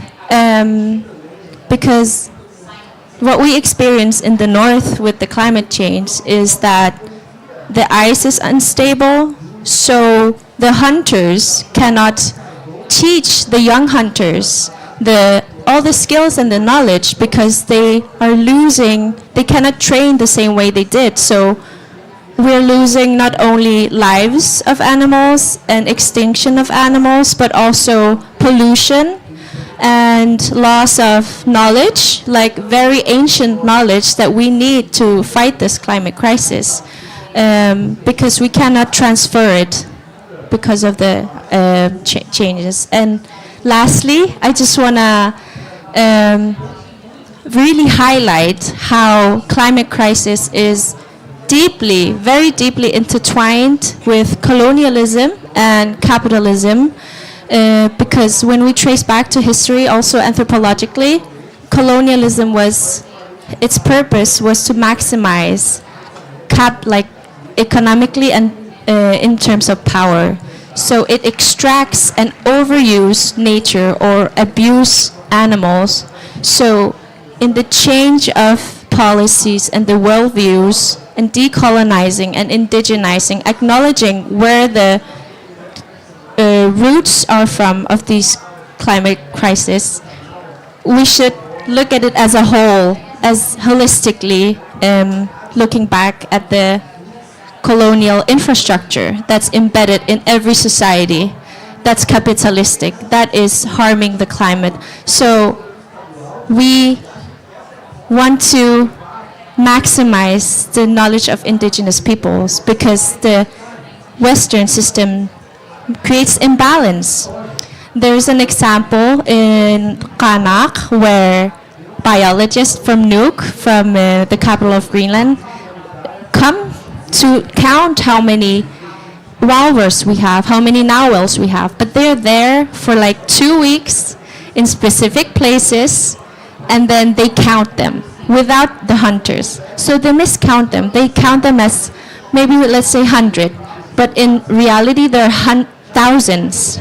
But they don't incorporate the hunters' knowledge. The hunters know where they are in June. The hunters know where they are in October. But they don't incorporate that. So because they miscounted them, they created quotas of how many narwhals we're allowed to hunt, and that's too few. And now the population of narwhals are growing drastically, and they're thinner now. They're unhealthy because there are too many. There's not enough food for the narwhals. So in that way, their miscountings, their Western scientific diplomas are creating imbalance. That was a quite long empirical example, but that would illustrate the local, very specific case for this, for the way that the Western way of thinking is impacting the climate change. Thank you.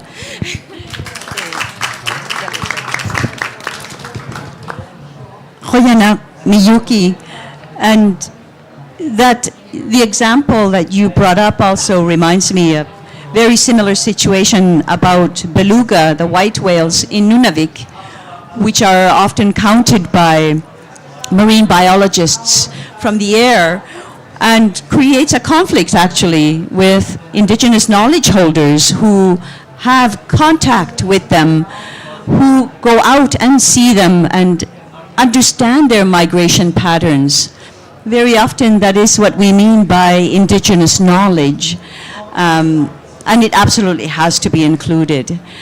And that makes a segue to another issue which I'd like to ask Grace about. The world is, Grace, currently trying to switch to cleaner energy. How can this be done in a way that preserves the land and culture for future generations? Yeah, thank you. Thank you for asking. There are many ways to move forward and transition into a cleaner earth, especially in the north where we're predominantly dependent on diesel for both electricity and heating, and as well as transportation. There's many different aspects towards renewables in the north. First of all, it could at least minimum of double to triple the cost of what a renewable project would cost in a southern community, which is even right there alone, like that's one big barrier. But there's many, okay, sorry. There's many different sides that you have to respect on project initiation, development, etc. And one of the biggest things for us in Polytech, we're currently working on a wind, solar, and battery energy storage system project. And we as the community, we come first. We make full decisions. And it's nice to have,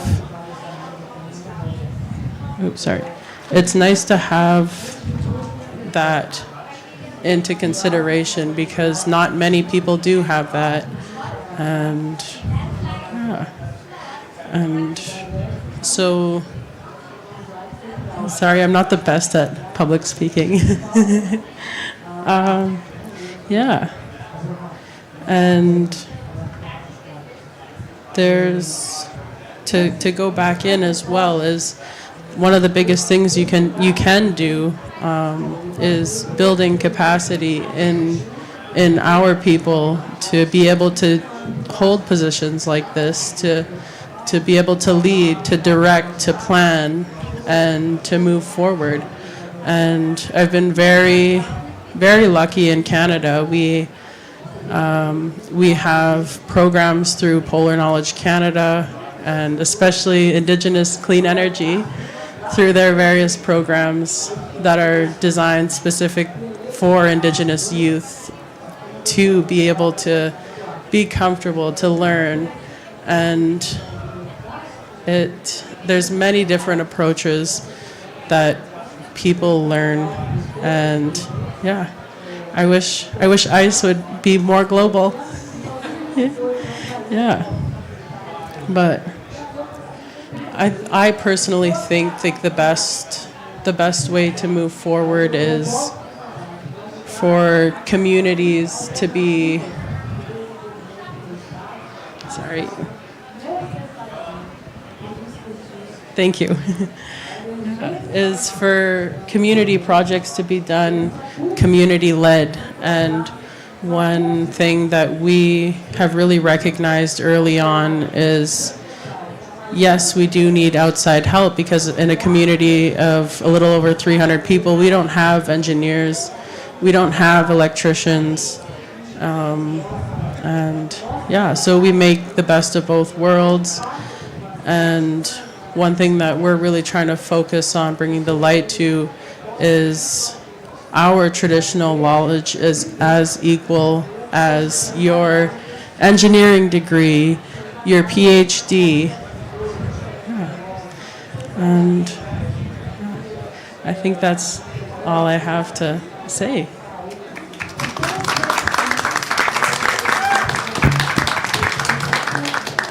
Goeienaime, Grace. Thank you. It's really good to have that perspective where you're working towards developing clean energy in your own community as a youth and building up your capacity along with other youth. But you also brought up the importance of energy development in communities being done with the people, participation of people, being led by community. So that's what I understood from your intervention. Thank you. I turn to Alexina. I'd like to ask Alexina, are you optimistic for future generations? In your experience, how has climate change impacted language and culture? Let us hear.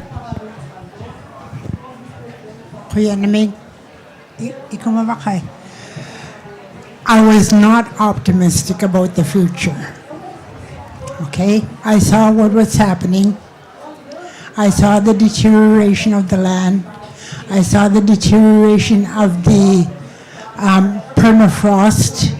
I saw the disappearance of our annulate, which is our permanent snow, and the sinking of seals in July. Seals are at their fattest in July. They should not be sinking, but because of the desalination of the water, because of melting ice, our seals, which we eat, we don't just wear them for clothing, we eat them. They're part of our life. But we do have Pavilion to try to retrieve them. But then being part of this and hearing that people are striving, working towards trying to control the deterioration, that gives me hope. Okay. And also, having been at the youth roundtable yesterday, the Indigenous youth roundtable, and hearing the youth, and because it's not just us older people talking about it, you know, and the youth are not just sitting there passively going, they're feeling it, they're impassioned about what is happening to our world. Not just the youth are not just going, I'm worried about what's happening in Brazil, I'm worried about what's happening in the Philippines, they're all going, we are experiencing the same thing and we want to do something about it. So that is what gives me hope. And as far as the language of change, as I mentioned, I do work with Inuktitut. I teach Inuktitut, and the last group of students that I had learning Inuktitut at the University of Washington in Seattle, I mean, I wasn't there in person, we did it online, was the term Igiyok. Okay? And that is when the weather is extreme cold. And just before we dealt with that term in my class, I was in a taxi with an elder from Iqaluit. And we, of course, like everybody else, we got talking about the weather. And this was in January. January, February are really cold times. And so this is January, and he goes, "Ijay Tupalu." It's very warm out. This is July. And so we got talking about the term that the youth do not know because it doesn't happen anymore, which is Ijiyo, extreme cold. And as part of my work with language, I check what's the spelling, the writing, and I was working with the group on sea ice terms for Iglulik. There's ice, siku, as Lisa said. Nilak is what we drinking ice. But then when you are on coastal people, and we in Iglulik we hunt the walrus down at the sea ice. So of course every aspect of what's happening to the sea ice has a term. And so we were going over the terminology, and I was there with them, checking both the way it is written, and also to make sure that what they wanted was they wanted it written in such a way that young people will understand what they're saying. It was twofold: them wanting the terms preserved, but also known by young people. And again, the term Ijiyo came up, and there was a discussion, and they said, this is a term that doesn't happen anymore. Do we keep it, or what do we do? And somebody said, we have to keep it. The young people have to know that this state of weather existed, because it's weather, yes, but weather affects the sea ice. And so the language terms are changing because of the change of our environment.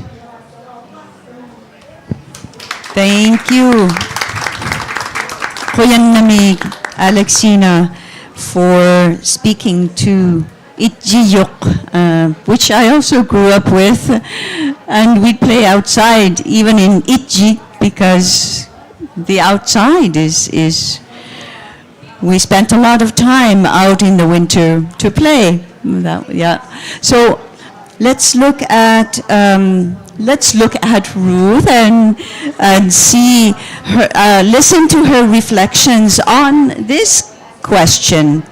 So, Ruth, you've advocated for Inuit as the former National Inuit Youth Council President of Canada, and currently by teaching and inspiring younger generations. How will climate change impact youth? Thank you for the question. I thought about this question.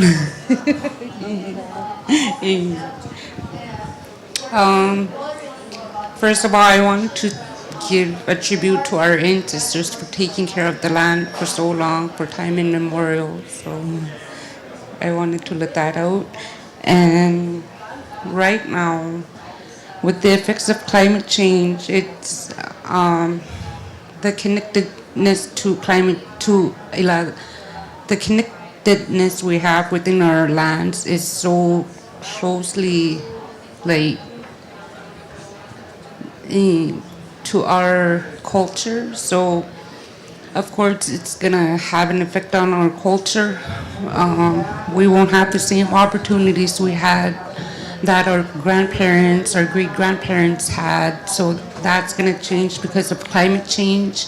We don't have the same relationship we have that our grandparents had due to the colonial system that we had to go through. And it's going to really impact the mental health of our Inuit because we've already gone through so much already, and it's going to keep going because of the our identity as Inuit with ice and snow and the cold, and how we Inuit always survived for that, to have that strength, to have that knowledge. That's going to change. And when I say we won't have the same opportunities our grandparents had, I mean the fishing or making igloos as often because it's melting so easily, or going to the land on a specific day for the specific season because it's like changing. They used to go in April, now we have to go in December, all that. And it will impact, it will not only impact the cultural side of our culture, it will impact what we're doing right now as a youth is already making an impact on what the future holds for Inuit youth. Since we're already doing this, they have the chance of reclaiming their culture, not having to worry about fighting for their rights as Inuit, not having to worry about the negotiations or anything, because they'll have that opportunity that we give them to have that reclamation of their culture kind of thing. And I think that's really hopeful to see for our Inuit to strive in their own homelands, to practice their own culture, to practice their language, to live in harmony again like our Inuit used to. Wow, yes. Again, the connection to our land. Thank you, Nakokmi, Ruth. Now, I don't know how much time we have left for questions from the floor. If someone would like to ask a question, please. Yes. I think there's the microphone that can be shared. Tanse. My name is Jordan. I'm from northern Saskatchewan. First of all, thank you. This is incredible. And thank you for your knowledge. I don't know if people really appreciate that, that comes from generations and generations of teachings from the land and from the water. So I appreciate you so much for that. And my question is for you around language. Have you had to, you were talking about the words that, explain this weather system that is no longer existing now, but how has your language changed to adapt to, the new language that you have to bring in? Because in my culture, or in my language, some of it is considered like slang, or, and the derivative of it is it's convoluted, and because those words didn't exist, something like plastic, right? That was never a part of our language. So I'm just curious as to how you've adapted your language to those teachings, and if it's still rooted in that ancestral knowledge that it comes from. Because, these are new concepts, these are new understandings. I'm just curious how language has come along with that. Thank you. The Inuit Nunangat.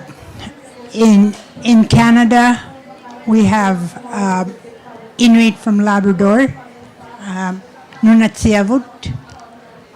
We have Inuit from Nunavik, which is in Quebec. We have Inuit from the Inuvialuit from the Northwest Territories, and we have the Inuit from Nunavut. And all that is Inuit Nunangat. And it's dialectal, but as you heard when I was talking about Idiok, Lisa, who is from Nunavik, said we had that term. So the terms from before are still the same, but as the we didn't talk about warming weather. So Nunavik, the warm, it'll be narumitok, unayuktok. Because we hear that on the radio, we're noticing that different terms because our language change, and you speak the language, the dialect of your area, that there are more and more diverse terms for what's happening with the weather. Ate. All right, we'll take just one last question. You want to add to that answer? Ate, you have 1 minute. Just to add to Alexina's answer, specifically in Nunavut, for new terms to be created, they had to have elders come together and create new terms using root words in Inuktitut as well. So that's like new words for new animals coming into our territory, migrating into our territory. They created new words for these things. So that's what's being done specifically in Nunavut. Yes, thank you.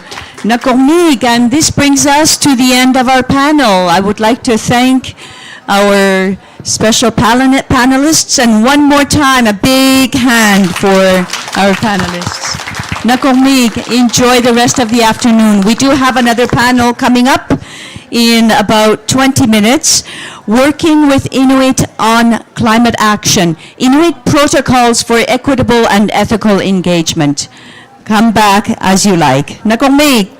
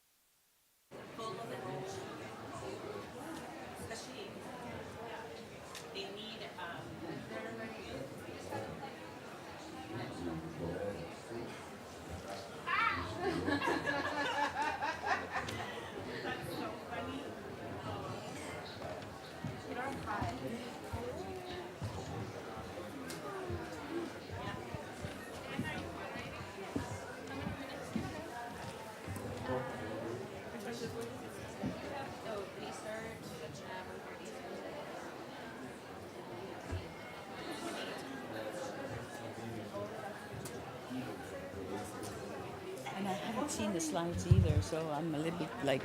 They're ones that you've seen. Oh, Yeah. There's nothing. Yeah. All right. The tapestry slide and the one with the puzzle piece coming out of the tapestry. Yes. Yeah, like the one. Right there. Will it fit? See this one? Yeah.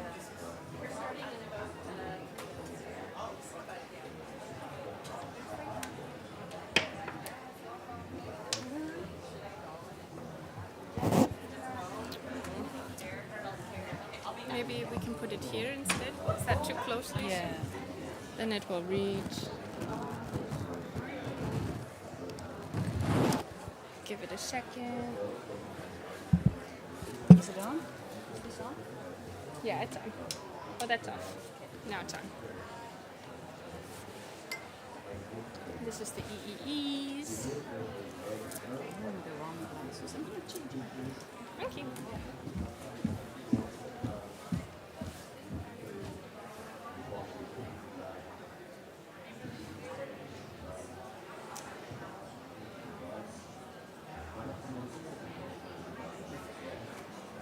Did you see how crazy that photo was that I sent you? It's nuts. For this thing? No, she's got the autistic. That's weird.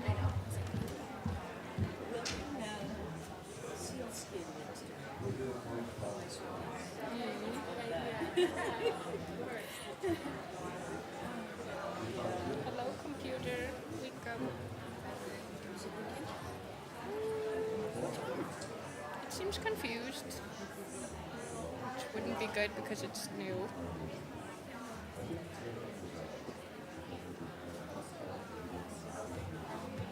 Do you have your computer?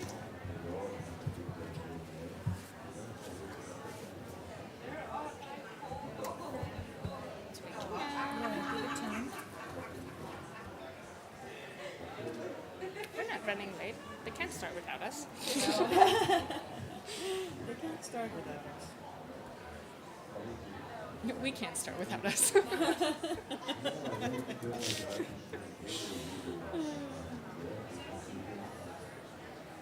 computer has already died this morning.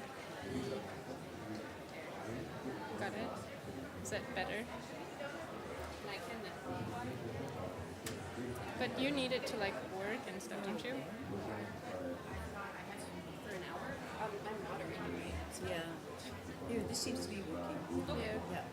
Open recent, it's the EEEs, it's this one. I'm just gonna put it like this for you, Lisa, so you don't get confused. Yeah, excellent. So these are the slides. Yeah. Which one is the tapestry? Tapestry. Which one is the tapestry? That's the one with the puzzle piece. This one. Is that This one? slide one? Yes. That's a tapestry? That's the tapestry. Okay. That's good. Perfect. Good. Tapestry. Okay. Tapestry with piece. That's this one. That's the one. Okay. Synthesis report. Synthesis report on slide 3. Slide 4 cover photo. Excellent. Oops. EEE protocols. Yeah, but that's proper because it's 6. Yeah. Sorry. And then we actually have them written out. And then they're actually written out Yeah. here. Yeah. Yeah, so I don't have to spend a long time. Right? No. Since I have only 8 minutes. Yeah. Yeah. Okay. I'll leave those up. Okay. Okay.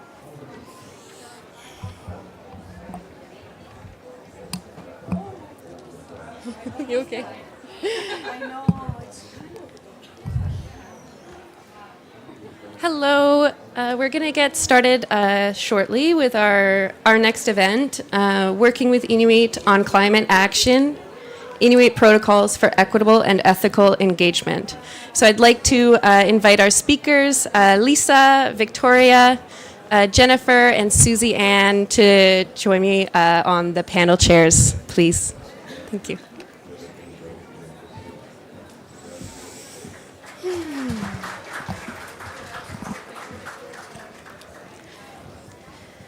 My name is Anne Simpson. I am the Climate Change Advisor for the Inuit Circumpolar Council. and I'll be moderating this session this afternoon. I'll start off by giving a bit of an overview of the Equitable and Ethical Engagement Protocol, which we often refer to as the EEEs. I will then invite the panelists to briefly introduce themselves, and then we'll do a moderated question and answer, followed by any questions from the audience, should they have any questions.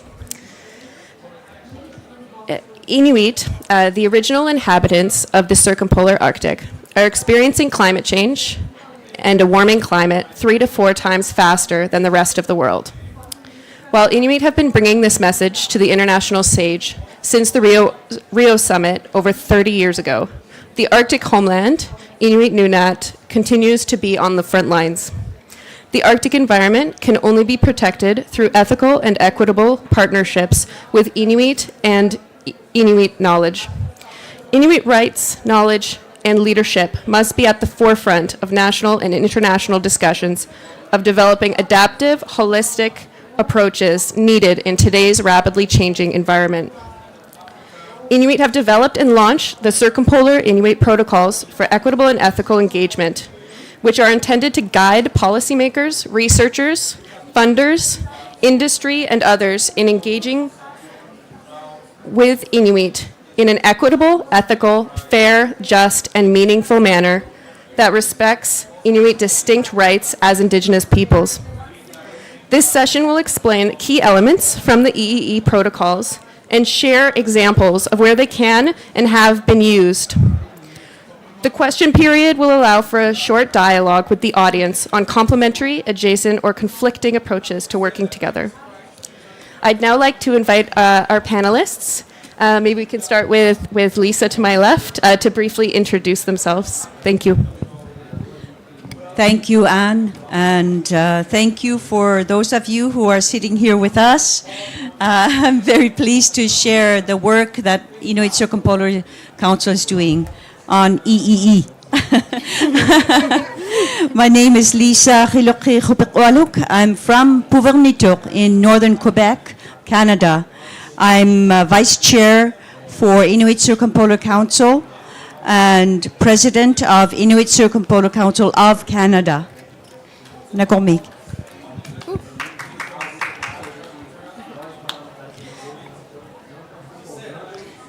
Hello, everyone. My name is Victoria Kutuk-Bushman, and I am the Environment and Climate Advisor at the Inuit Circumpolar Council. I happen to be a Doctor of Conservation Biology, so I'm also bringing that to the table here. But I also happen to be the person who was tasked with the initial putting together of the protocols before they were put together by the Inuit Circumpolar Council. And I can share more about that in our talk.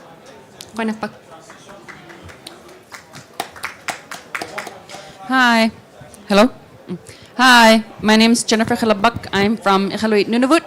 I currently sit on a Nunavut Climate Change Youth Advisory Committee. As well, I work for a national philanthropic charity called Make Way Foundation. Thank you.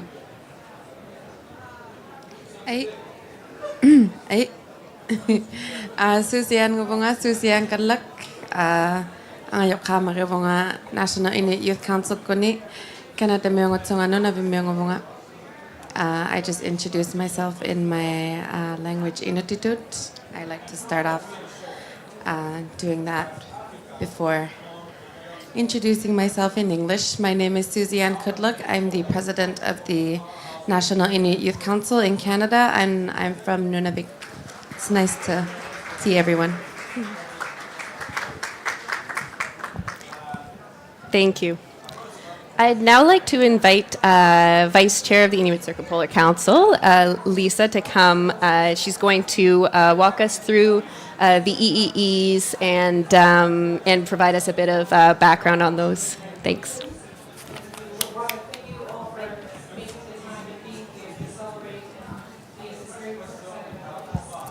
Thank you again, Anne. So we'll start with slide 1. Please.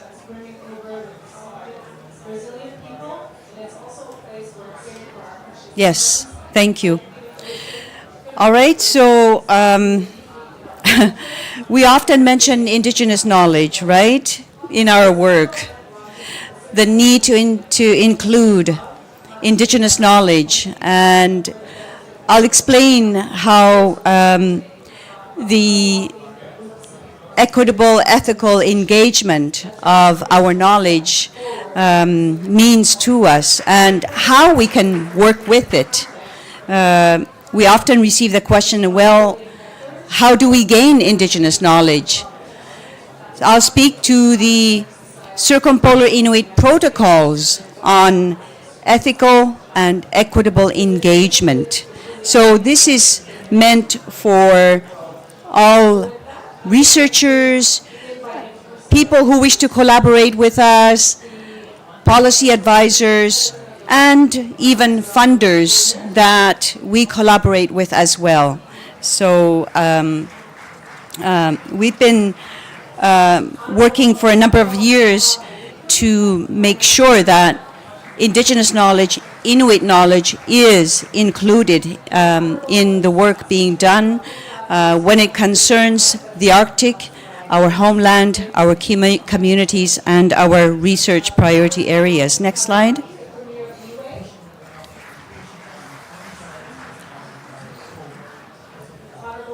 We drew this.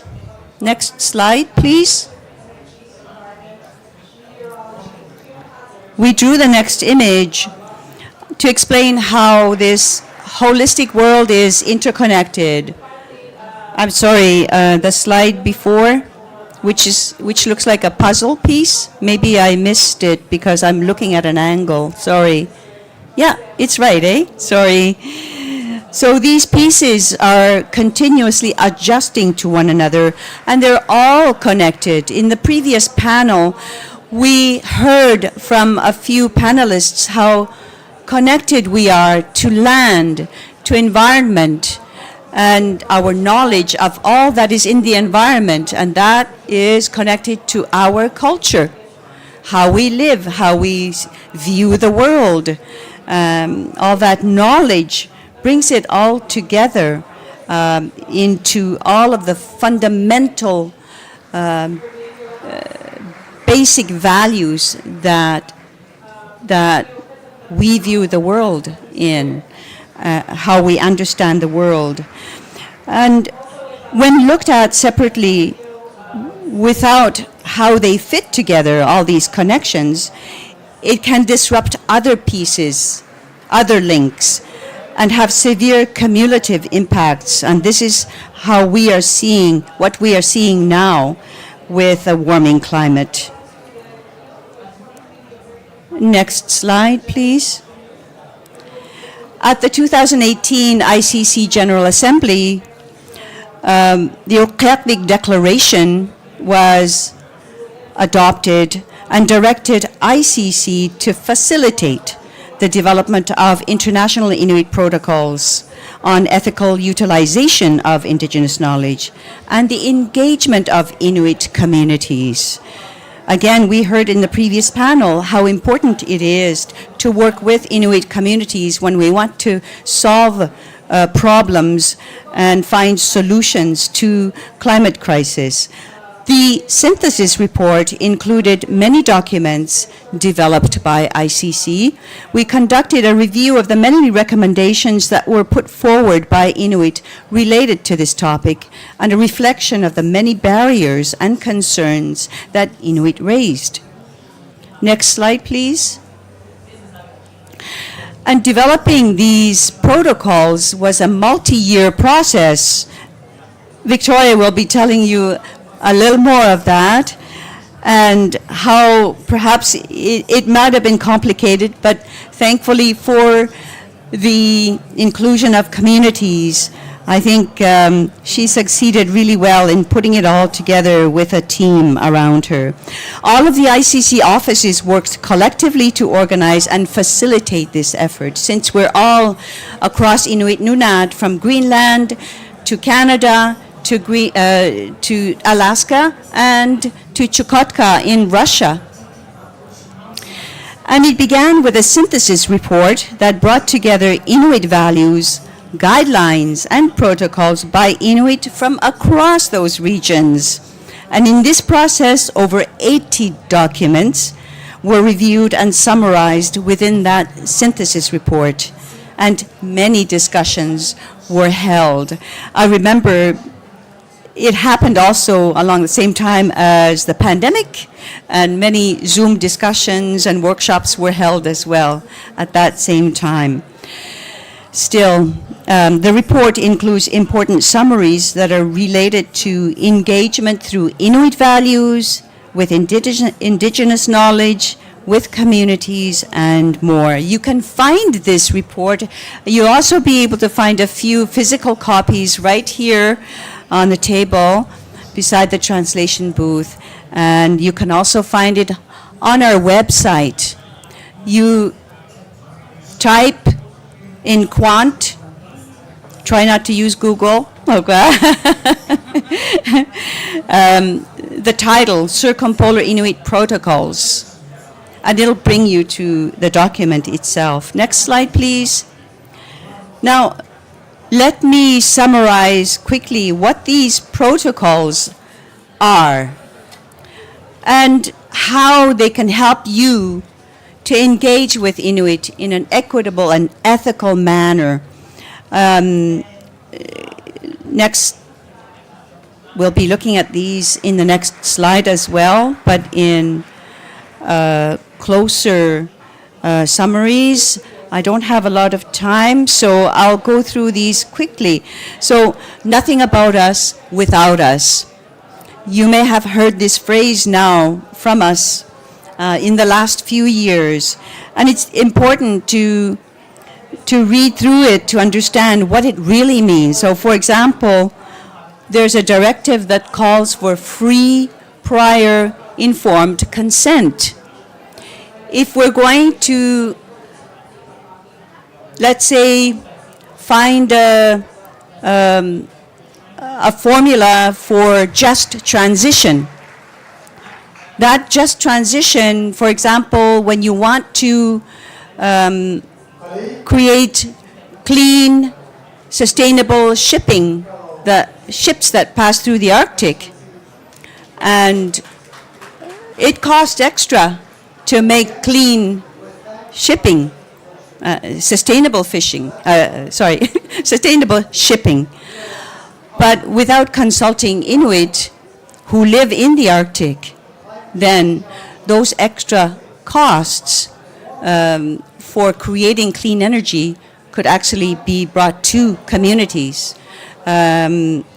Creating cleaner shipping that bring community supplies to remote Inuit communities could add extra costs in bringing those community supplies to.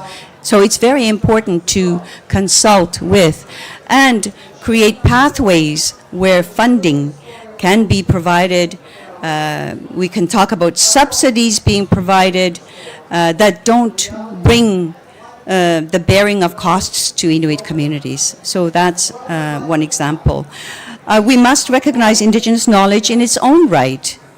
Now, we've had centuries of trying to prove that our knowledge is worthy on its own, that it has value, that it is equitable, it is equal to all other types of knowledge. It may be different, but it brings great value in finding solutions, in helping make decisions, and being part of the table is also bringing Indigenous knowledge to the table where decisions are being made based on Western science, but also Indigenous science.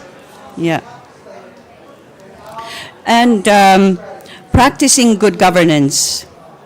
We need to address power dynamics. The way we work on the issues where governments play important roles making decisions, very often on our behalf without our participation. But now we must move into these new dynamics where governance is really inclusive of Inuit and paying attention to our right to self-determination, and paying attention to all the rights described in the United Nations Declaration on the Rights of Indigenous People, and communication with intent. Often I'm asked, when I've done a presentation at a university, how can we, as allies, help you? Or how can we work with you? And what I say is, don't just be there helping us. Be there listening to us and hearing what it is that the solutions that we are trying to find, and then work alongside us. That's why I'm often saying, walk with us. Yes, hand in hand, we can work together. Yes. And next slide, please. That's quite a lot I'm presenting to you. So the other protocols here, I'll simply read them out. So exercising accountability and building trust, having trust with one another, building meaningful partnerships. I think many people, many of us know here that it requires work to build partnerships, not only with our nation states that we must work with when we come to these forums such as the COP. We must work with our own nation states and make sure that they understand what we are asking, what type of support that we want them to give us, and to work very closely with them as well, making sure that they understand our needs. In Canada, you know, Canada is implementing the UNDRIP and has started progress in harmonizing Canadian laws with UNDRIP. So that's a really good step that the Canadian government has taken now to reconcile with Indigenous people of Canada. So building trust, building meaningful partnerships is a very important part of that process. Information, data, sharing, ownership, and permissions, that's another huge issue. Within research, when we work with our research priorities, data belongs to us. The information belongs to Inuit. If shared, then use it with consent, free, prior, informed consent. Again, and then equitably fund Inuit representation and knowledge. So in order to be able to work and participate in forum where Indigenous knowledge is utilized in an equitable, ethical manner, we also need the resources. We also need to build our capacity. I'm really glad hearing from our youth about the value of our Indigenous knowledge, and building that capacity among our youth is also really important, and having them participate in forums like this. But also learning, what is it, Indigenous knowledge to us? For myself, a person who grew up in an Inuit family, but went through an education system based on Western education, I didn't understand until a long, long time, until my university studies, how valuable our knowledge is. So I'm really happy to share this with you, because it's so important to me as well, but I know it's also really important to our communities. Thank you, Anne, and everyone for listening.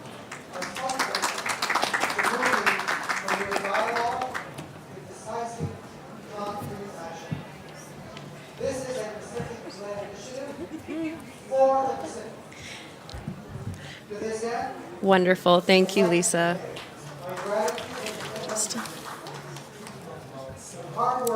So now that we've had that great overview of the EEEs, we'll turn to our panelists for some questions, and then we will offer the floor to any questions from the audience as well. Victoria, can you share a bit of the background on how the EEEs were developed and what kind of feedback we have gotten from international fora on their development?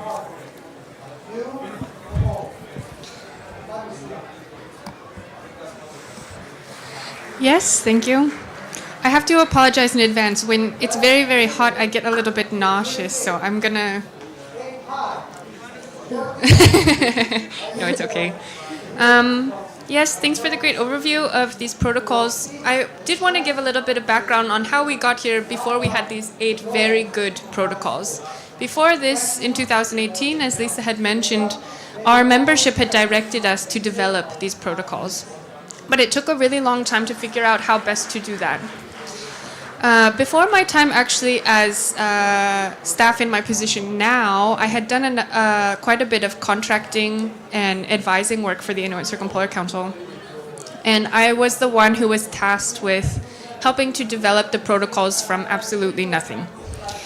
So we knew that we wanted to create this advice that would go to international forests specifically, and we knew kind of the idea of what those protocols would be, but without having that discussion with our communities, we weren't able to put anything concrete together. So I worked very closely with our then Indigenous Knowledge and Science Advisor, Carolina Behe, to figure out what a good process would be for developing these protocols across 4 very different regions with 4 very different sets of priorities, you know, depending on our relationships with our governments and our relationships with research and historical, I guess, colonization and sort of the historical legacies there. So we knew that there were going to be challenges doing this. And finally, in 2020, we were able to sit down and put together a plan for how it was going to work. And the plan included being in contact with all 250 plus communities that we have in our homelands and all of the member organizations underneath ICC. And this was a very ambitious plan, to think that we could speak with everyone. And of course, this wasn't that achievable. And part of that we can put back to the pandemic, which started in 2020. So we turned to a virtual format and dialogue. But it was actually my task to do 2 things. The first was to collect every guidance document that Inuit have produced, whether that was at the community level or an organizational level, a national level. We didn't have any international protocols at the time. There was nothing like this before. But we were able to go and collect, like we had mentioned, over 80 documents of protocols that communities and organizations had put forward as this is how we want people who come to our homelands to engage with us. This included things like the Ikavik recommendations from youth in Nunavut. I think that was a 2018 publication. Then we had community level ones, which included like conservation plans at the community level, where they detailed exactly how they wanted to be engaged with their governments at the local and national level in the implementation and management of those plans. So they weren't very, there was not a standard format for the kind of advice that was given in sort of pre-published materials. So I went out and I collected as much as I could and tried to synthesize what the guidance was from all of those documents. On top of that, I was also tasked with being in communication with all of the communities. And you can imagine that this, with the language barriers and with the pandemic, of course, and also sort of the community governance structures that differ across our countries, it was very challenging. This was maybe this first part with just collecting the materials and being in conversation with the communities and organizations took a full year. And I wrote to every community in our homelands. Not everybody had the capacity to engage, but I heard back from almost all of them. I do have to make a small caveat there. We were very challenged with reaching out to all of our communities in Greenland. I would say that one was the most difficult at the time because of the language barriers, but we did hear back from some communities also in Greenland. And then, of course, depending on the structure, in Alaska, these are the tribal communities, the tribal organizations. In Canada, it was mostly through the Hunters and Trappers Associations and the Hunter and Trappers organizations. And then we went through our regional organizations, which included like the North Slope Borough, the sort of the regional corporations in Alaska, and then of course like the regional governments that we have in Canada, Nunatsiavut, Makavik, these kinds of organizations that are also supporting these processes. And there were a lot of dialogues, and I attended a lot of meetings with the community members, and we would hold listening sessions and just write down experiences also of the community in the development of these protocols. One thing that I found very useful in the development of the protocols that is not reflected in the protocols themselves is that a lot of Inuit shared their values as a part of wanting to talk about how we wanted to be engaged. And so in the synthesis report, which, can you go like 5 slides back? The synthesis report details a lot more information than is in the protocols themselves. Of course, they are not the protocols, but there's a lot of additional really good stuff that's in the synthesis report. So if you ever have the chance to look, it's also very good. But we received 52 recommendations for values that Inuit use. We didn't take them in their original languages because then we would have many, many, many, many more for values. But we did for, of course, for the best translations we could do of each of those values. So the values were really a core part of how we developed the protocols. And we got very strong feedback from the communities that they wanted it based on those values. They wanted to see the values reflected in the protocols upon their development. So after this year, we had all the materials and we had all the conversations and we had a lot of information and a lot of feedback. But we also needed to put all of that information together. That became the synthesis report, which is quite long.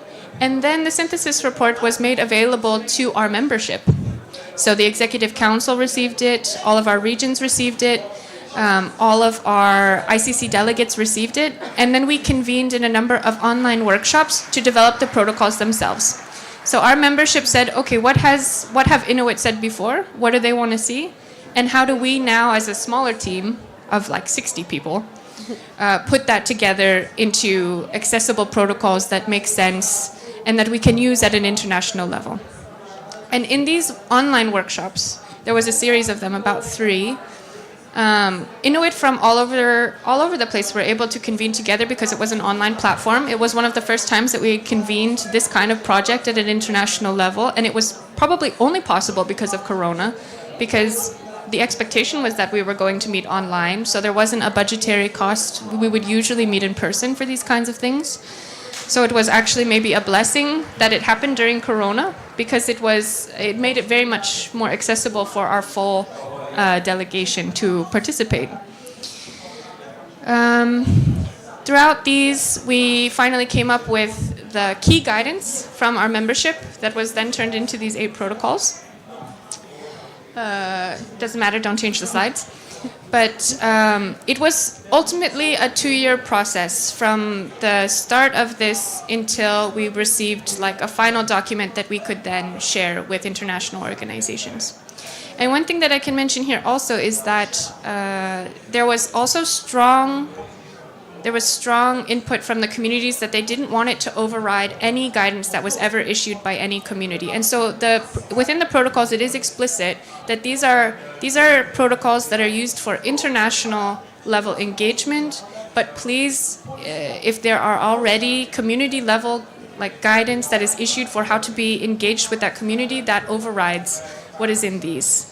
But that we didn't think that this was a conflict of interest, because everything is about ensuring that we're engaged in as best way as possible. Maybe I leave it there, but thank you.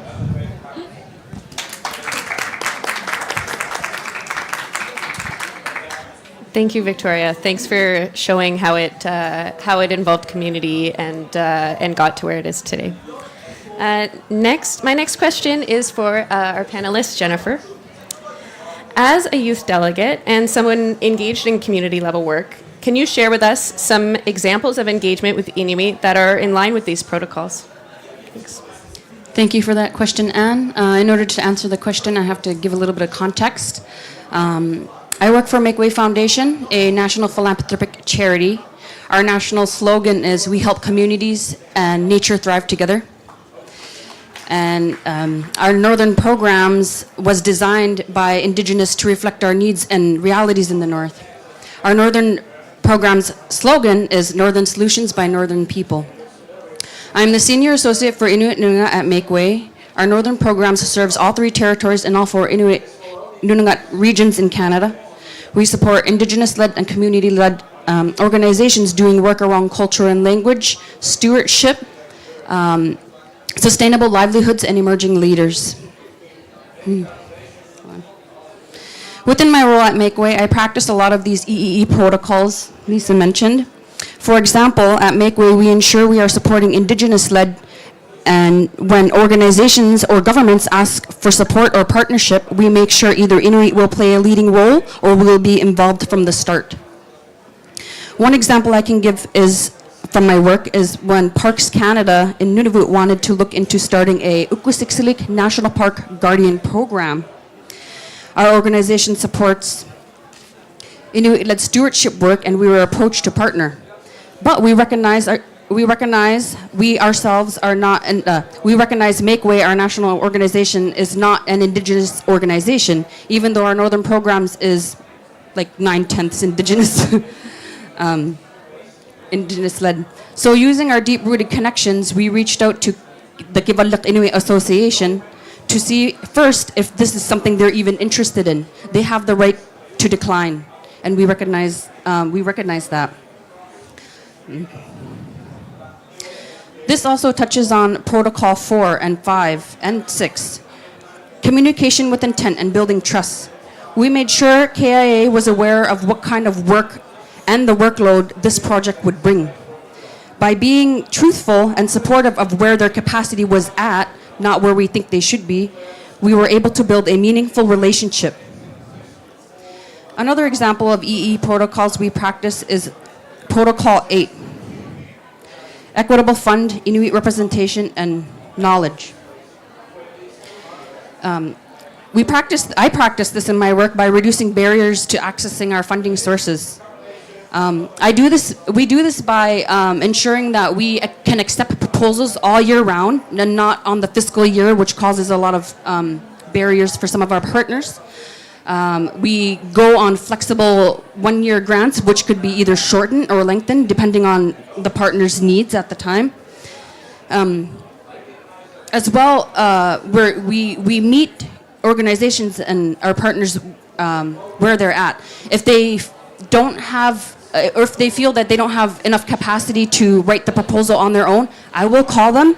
They will tell me what they need, and I'll write the proposal for them, reducing as many barriers as we can, and in times, doing it in Inuktitut, in our language. As well, all the work in the partnerships with organizations we are partnered with or supporting, the work that they do belongs to them. They don't have to put our logo on. They don't have to say we were in partnership, and that's one of the things that we do in the spirit of Indigenous ways of being and doing, and try not to ask for anything back in return unless it's a report. All of these practices should be recognized and done all the time. There are a lot of Southern organizations who don't have anybody in the North but say they serve the North, and they have a lot of barriers, and reducing these barriers is what's really going to help our communities and help our people thrive. That's it for now. Thank you very much. Thank you so much, Jennifer. That's a really, really great concrete example and pulling in how it relates to the protocols. Thank you. And now we'll move on to our final panelist, Susie Ann. As the president of the National Inuit Youth Council in Canada, can you share with us how Inuit youth have been engaged in pushing for equitable and ethical engagement of youth specifically, including within our own programs and governance structures? Yeah, thank you, Anne, for that question. I just wanted to start off by saying that I've been working with youth for a number of years, and this is something that has come up in numerous conversations with youth, especially within my region. with Hapjut Youth Council on ethical and equitable engagement. We try to include the youth in the conversations that organizations within our region are having as much as possible. By doing that, we give them a platform to share their concerns and their experiences with our governance. And we do consultation tours and we give them a voice, we amplify their voices, and in doing so, we create a report that we can give to the bigger organizations, not just within our region, but on a national level as well as international. I think it's very important that youth are a part of these conversations, and they do want to be a part of these conversations. And we don't only talk about problems, but we also think of solutions and how we can implement these solutions on a national level. I have this saying that a door is just a wall without action, and that's something that I play over in my head all the time. We can talk about our concerns and the solutions, but without action, they are just conversations, and we need action in order to actually, yeah. I hope that answered your question. I just got the questions in like an hour ago, so I'm a little bit ill-prepared, but yeah. Thank you.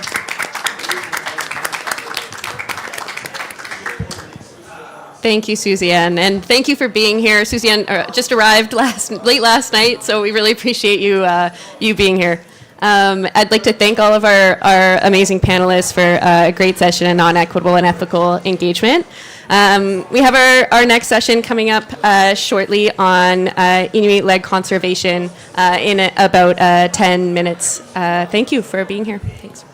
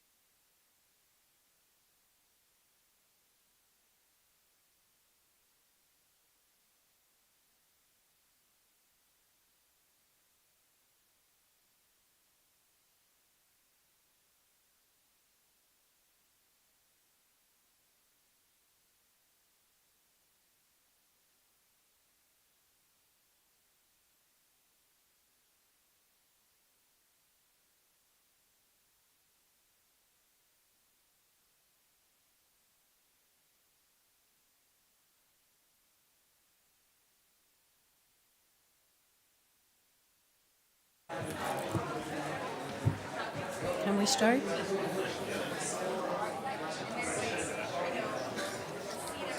All right.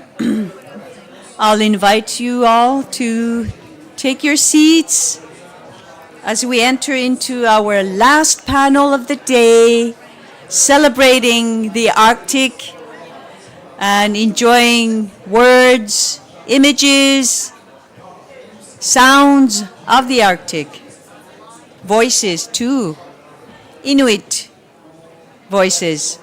You've mostly been hearing Inuit women's voices up to now, but now I'm very pleased to say that this next session is including an Inuk male voice.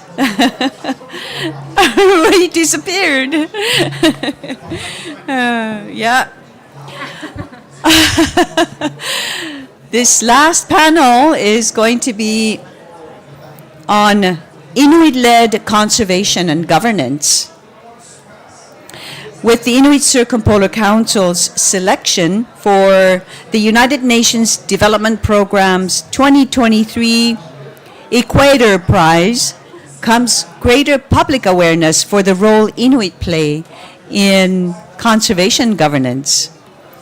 We'll wait a moment for our colleague to come. But as we wait, as you chatter naka, and can you find Jim?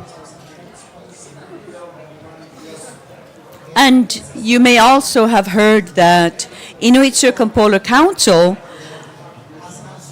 through the work of the Pikela-Suksuaq Commission, has worked for years to realize the first bilateral Indigenous-led conservation area in our homelands, and the conversations continue. Pikela-Suksuaq, also known as the North Water Palinya, and also as Sakvakjuaq in another dialect, is a globally significant marine area in the Arctic that sits within Inuit homelands and supports numerous species such as whales, seals, polar bears, and other sea animals. Inuit have long traveled through and actively managed these waters and have asserted a desire to conserve this area by establishing an Inuit management authority and management regime to safeguard its biodiversity and cultural heritage. Pikela-Suksuaq Commission came up with 3 recommendations. One is to define that Pikela-Suksuaq Marine Conservation Area along with Inuit, and also a co-management regime, and also free mobility for Inuit across Greenland and Canada, and going back and forth in between. You know, we always lived and we are related to one another across from Alaska to Chukotka. The Yukpik are related to one another in Russia and Alaska.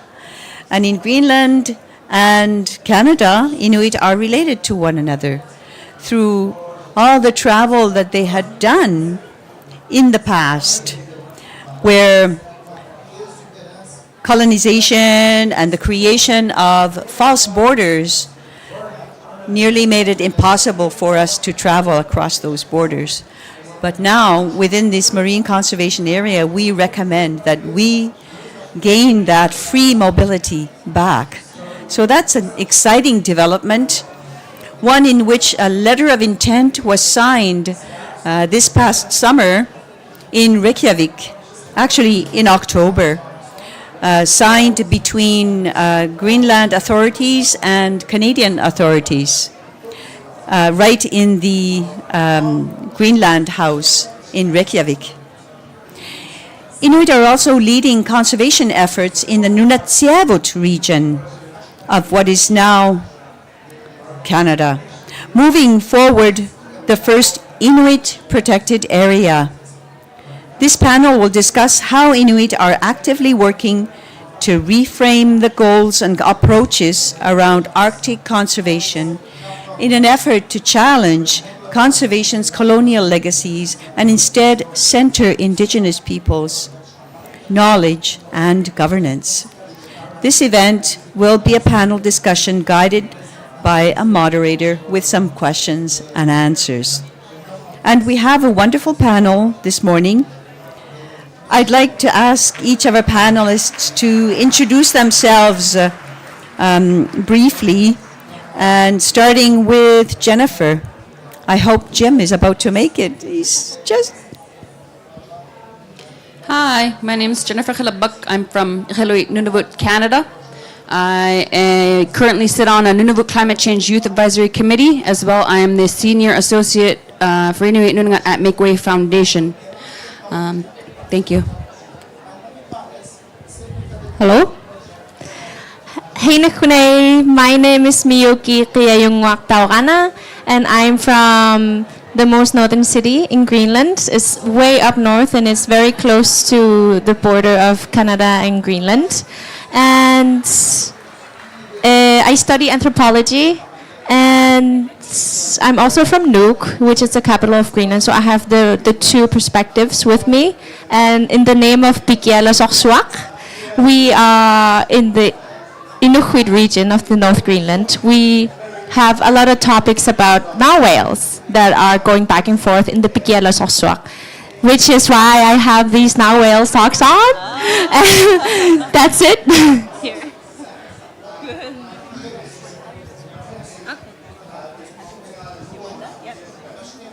Is this okay? Yeah, okay. Hello, I'm Victoria Kutuk Bushman. I'm the Environment and Climate Advisor at the Inuit Circumpolar Council, also a Doctor of Conservation Biology. And you know, last time I didn't mention where I'm from.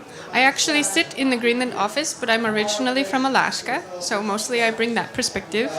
And I will leave all the rest of the perspective to you two, Canada and Greenland. Yeah, thank you. No Jim. Not yet, in any case. But I indeed forgot to introduce myself as well. So while Jim comes in and takes a seat, I'll say that I'm originally from Pavilion in Nunavik, which is along the Hudson Bay coast. It's a tundra area with quite flat land and very white in winter. But I did grow up there, but live currently in Montreal. Jim, I've just asked everyone to introduce themselves briefly, and then I'll be asking questions in a moment. Ade. Thank you, Lisa. I apologize. It's my son's birthday, so he said, Dad, when I wake up, can you call me? So I'm Jim Gowdy. I'm the Deputy Minister of Lands and Natural Resources for the Nunatsiavut government. I'm an Inuk. I was born and raised in Kippacock, Nunatsiavut, also known as Postville. Been there for 22 years. Thank you so much, and thank you for being here, even though it's your son's birthday. Big happy birthday to him. So, I'm sure you have, you work in the area of conservation, and you've reflected on the issue of conservation, Inuit-led conservation. But I do have a question for you, Jim, as Deputy Minister for Land and Natural Resources for the Nunatsiavut government. How is conservation playing a role in your work? What is the Nunatsiavut government doing to protect lands in your region in the face of climate change? That's a great question, Lisa, and I feel like the Nunatsiavut government is, I don't want to say leading the way in some ways, but certainly one of the first players to kind of get involved. Obviously, when we signed our land claim, we had the Torngat Mountains National Park as a piece of that, so that was our gift to Canada when we signed our land claim. The federal government right now is debating some language in terms of the second national park that will be a part of Nunatsiavut's territories, the Mealy Mountains National Park. But predominantly, Lands and Natural Resources right now is actively working on marine protected areas, both under the National Marine Conservation Area and under the marine protected areas under Department of Fisheries and Oceans in Canada. We're very, very close to having the first Inuit protected marine area in Canada, and we're hoping to have that at least agreed to in principle and the boundary outlined, a formalized final boundary, by March So myself and my staff who are in the audience here have been essentially working non-stop in that regard. That's kind of the go-to piece for us right now. So it's one of the things I think when people need to understand about Canada and about Inuit Nunangat is it's a massive area. So Nunatsiavut itself is almost essentially exactly the same size as Scotland. And the Marine Protected Area, one of possibly two, is 16,900 square kilometers. And the other one, the second one, hopefully will be bigger. We'll see when we get to further down the road. Yeah. No, that's. Well, thank you. Yes. I liked what you said. That's our gift to Canada. And here you are preparing another gift to Canada. Thank you so much for telling us about it. I'm sure there will be more questions to come. The next question to Victoria. You are, Victoria, the first Inuk doctor of conservation biologist. And your work has contributed to the safeguarding of the Pikiala-Suqsuaq region of Greenland and Sakvakjuaq for the Nunavut Inuit. How did Inuit play a role in this work? Following the signing of the MOU earlier this year, what's next? Yes, thank you. I think I want to actually step back a little bit and think about what it is that makes conservation different for Inuit from other perspectives. And I grew up in a small community called Oqeaqvik in northern Alaska, and a hunting family. And I was always very aware from a very young age that there were a lot of external factors that told us what we could eat at different times of the year. And that was a conversation we had at the table a lot. Like, oh, we can't have eider this year because they closed the hunting season, or we can't have seals this year because they're worried about the population of a specific species. These kinds of things were conversations we've had ever since I was a small child. And I think it's ever present when it's something that is so tangible as what I get to eat every day. And so I actually grew up with this intention of like figuring out how it is we could bring our values and our understandings of how we engage in the world and ensure sustainability and bring that into the concepts of like Western conservation. And so I am now 30 years old, so that has been a long trajectory for me, and there was some academic stuff that happened back there. But for me now, I feel like Inuit, for the first time, are really being able to show that what we are doing is the right way to do it, and we're finally getting the backup that we need at the regional and national level to implement these values and ways of life and perspectives on conservation into what we actually do. So like, of course, Jim, you are doing this incredible work with marine protected areas. I'll talk a little bit about Pikiala-Suqsuaq because there's also a very big difference in how conservation has been kind of done in the different regions. I come from Alaska, where conservation is still a very dirty word. This has to do with historical and colonial contexts about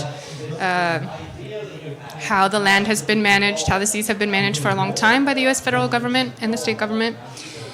Greenland, we just don't have as many conversations about it, and maybe Miyuki will speak to that. But in Canada, for sure, this has been the place where Inuit have asserted that conservation is a tool by which we assert our rights in this country. And I find that very inspiring. And so I've always really dreamed, actually, of working on a protected area in Canada. And then some years ago, after the Pikiala-Suqsuaq Commission, they convened and kind of gave their initial guidance, as Lisa had mentioned, on what they could envision for a bilateral protected area between Canada and Greenland. It became the protected area I really wanted to work on. I think we have had now a signing, a letter of intent. So the governments have now indicated that they are working towards this. It has taken 6 years for the governments to sign on to talking about protecting an area. And that is a big challenge for us because Inuit have been talking about setting aside this area as an important area for us for many years now. And so we're just waiting on our governments to come up to speed to back us up in our own priorities, and that's difficult. But of course, now we have this indication that it's going to happen. We have a variety of things that are happening both within ICC and within our member organizations, our partner organizations, and of course across our governments. Pikialasorsuaq, for reference, is in the high area between Canada and Greenland, and it is roughly the size of Iceland. It is a very, very large area, and it is polynya, so that means that it's open ice. A lot of circulation there, so there's good productivity all year round. And this area is incredibly important for, of course, for Inuit, as I think all of our homelands are. But in terms of sort of the priorities on like the last ice area, this is like a Western organization thing that has been pushed a lot in the last 10 years, this last ice area concept. We had to rebrand that for ourselves because we weren't necessarily... we wanted it to be Inuit-led. We wanted it to be different. So for us, it is Pikialasorsuaq and Suvachuaq. Yeah, sorry. My Inuktitut's not very good, and we have different letters anyways. There actually is a very interesting development in this protected area. It is going to be bilateral, but because the way that we implement conservation areas in Canada is different from the way that we put aside conservation areas in Greenland, there's actually going to be two protected areas that overlap, which is actually very common in sort of the protected areas world. Canada will have, I'm very certain, Savatchuak as one of its national marine protected areas eventually. But it will overlap within also the Canadian waters with Pikialasorsuaq, which will be the bilateral. So we're going to have a really interesting space there, a really interesting management. I don't want to say challenge. I think it will work out quite well. Everybody is quite on board with figuring out how to do that in a good way. But there will be a very interesting nexus of protected areas there once we finally get everything in place. I know that on the Canadian side, they're expecting to have at least good conversations and indications by next year about the Canadian side. But we have a lot of work to do on making sure that we can push our governments into doing the bilateral piece, and especially the free mobility, because this is exceptionally challenging. Anyways, I'm talking too much, so I can end here. Thanks. Well, thank you so much, Victoria. It really explains how this international process would look like, because this would be an international agreement and probably one of the very first international Inuit-led conservation initiatives. I think it's going to be really, really amazing to see it really happen, and let's see how it will unfold. And to Miyuki, as someone from the Pikialasorsuaq region, what does Inuit-led conservation look like to you?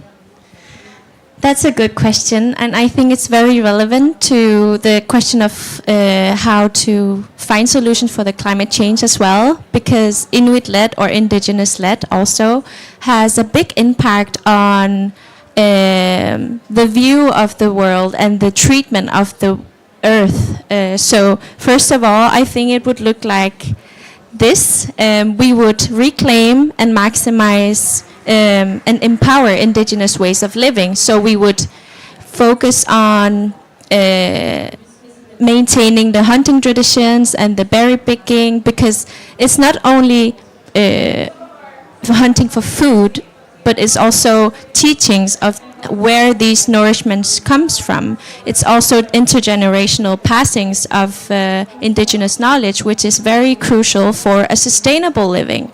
Like when we cut on a seal, we learn about the anatomy. We also learn about where the nourishments come from. And we also, by engaging with nature and animals, we learn the changes, the climate change. We learn the specific changes of the climate, because when we talk about climate change, we can talk in numbers and it's very vague, but then we need the local, specific Indigenous ways of interacting with nature. So to be able to use Indigenous knowledge, we have to preserve Indigenous ways of living. So that would be number one. And then number two would be to localize and specify governance, where the power and the money is not only controlled by the big companies, by the big government people, because that is excluding of different and diverse ways of viewing the world, because it's, you know, generally speaking, it's capitalistic, and that's what also, it's also called globalization / colonization. So localizing and specifying would forward these indigenous ways of living. And then thirdly, it connects with everything I said. It would look like a governance or conservation where we all the time like adapt and renew and update our data on how the climate change is going. Because the world is dynamic, the world is ever changing. We cannot create like very generalized policies that may apply to all different kinds of cultures, different kinds of people, different kinds of languages. So we have to adapt all of that and localize it. So it would look more inclusive, and it would look more like, it would look more inclusive because we value all the differences, not only indigenous knowledge. We would also try to see if we can find and combine all aspects of the worldviews, the ontologies, because it's not in our nature to create hierarchies. It would be very holistic, I think, if we had an Inuit-led conservation.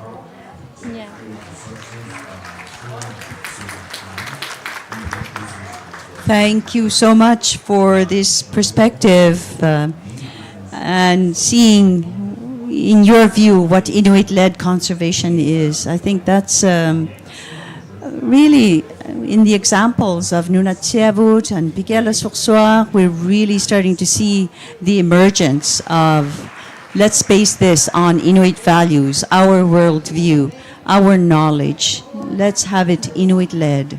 And let's keep pushing. And let's turn to Jennifer.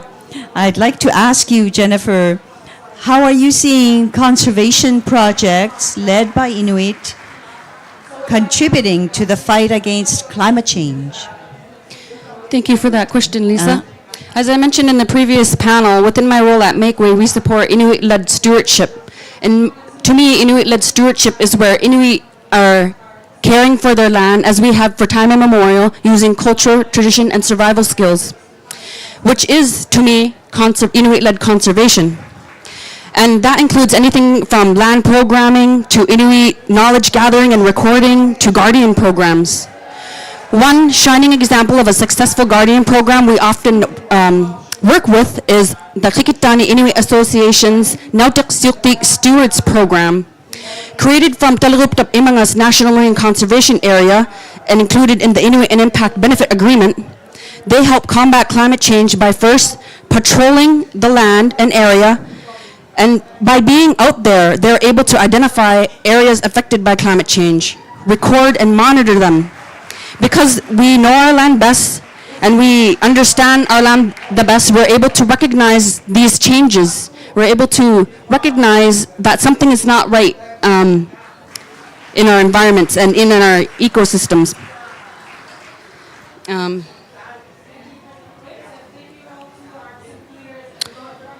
As well, these stewards combat climate change by practicing and teaching culture and survival skills, not only to youth, but to Inuit of all ages. Both out on the land and in the communities by holding cultural workshops. As you know, climate change is impacting our culture and access to the land. And any work that strengthens our culture and strengthens our relationship to the land is conservation. Thank you.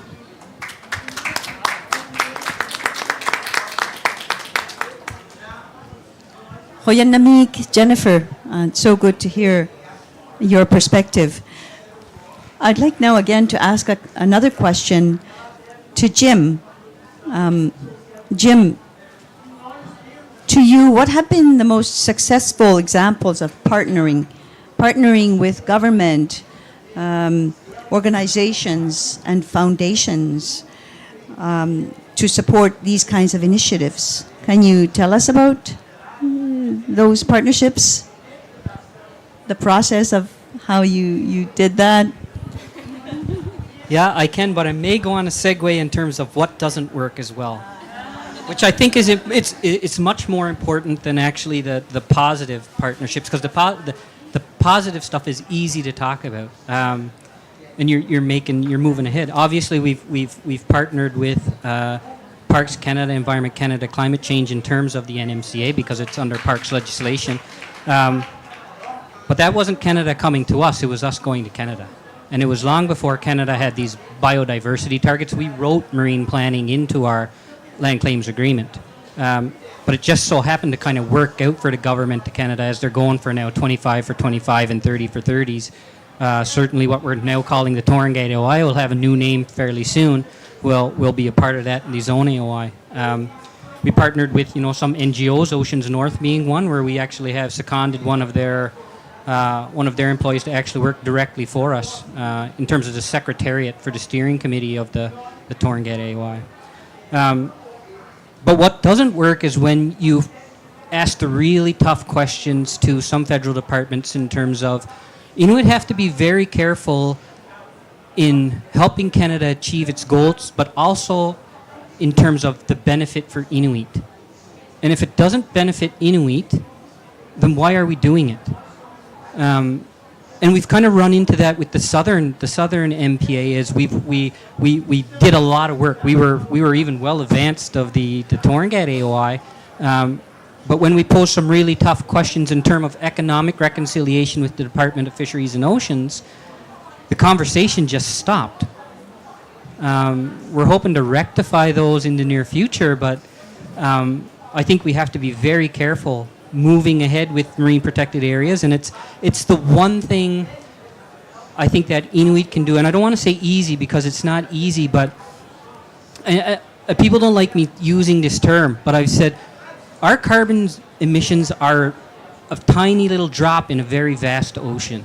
If we got off diesel tomorrow, if we stopped, we had electric snowmobiles and electric outboard engines, and we didn't fly as much as we do because all of our communities are remote, it would mean essentially nothing to the world's global carbon emissions. But we can give the world pristine environments that has no oil and gas exploration, pristine environments that doesn't have mining or underwater mining, pristine environments where we can continue to carry out our traditional cultural practices, and every Inuit MPA will ensure that the traditional practices of Inuit are protected. But that these areas remain pristine so the world can enjoy them. But we shouldn't do that unless Inuit are comfortable with that, and unless Inuit are the prime benefactors of that. I think that's it. Yeah. Absolutely right. Yes. We can't just do projects to benefit Canada only. It does have to benefit Inuit. Conservation measures must not undermine our culture either.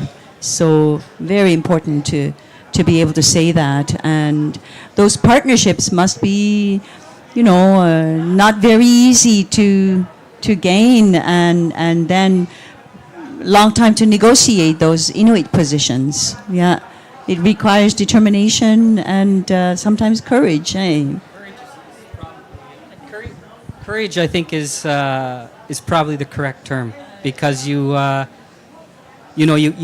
your for us beneficiaries that have been we went into our communities, we collected a lot of data, traditional data, to kind of use these for georeferencing to make our maps, but then to have that conversation with them to understand that there's a resource potentially in there that in Canada's timelines have been billions of dollars, not millions, billions, but you don't get any of it. It's in your water.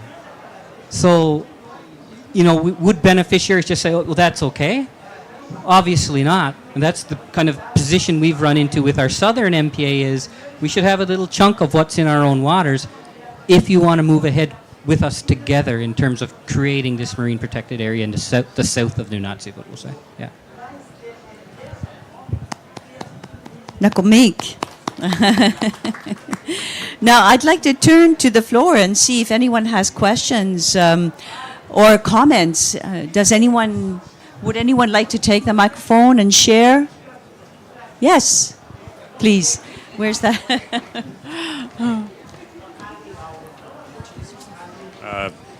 Good afternoon. Dane D'Souza from the Métis National Council. Thank you very much for this wonderful panel, and it's great to see some of you again, which I'm fortunate enough to call colleagues. It was kind of mentioned on this side of the panel, the talk about kind of developing knowledge systems and taking part in those knowledge systems. Can you help the audience understand how in Inuit knowledge systems, the actual transformation and transition of knowledge differs from Western systems where you have knowledge systems that are grade 1 to 12 and then university, etc. How do Inuit knowledge systems, how the Inuit gather and share around knowledge, how do those systems look, and what can be kind of learned from that in climate change? Would someone like to begin? Ade, Jennifer. Hello. So knowledge transfer for Inuit would be considered in Western society as informal. The best and most inspirational knowledge exchanges happen out on the land by listening to stories, by offering that space. So when let's say, for example, the Hikitani Inuit Association wants to gather traditional knowledge from elders and record it, they bring together elders in a room and they don't set an agenda. I mean, you can have themes of discussions, but the agenda's wide open. We just offer that space for elders. We'll ask a question like, what are your views on polar bears? Or do you have anything to share on polar bears? And we'll go around in a circle and they'll share whatever aspect they think is important. And it can be from something small to not something small, nothing small. It's every bit of aspect of information is important. It could be something like, the polar bear shits here, or sorry,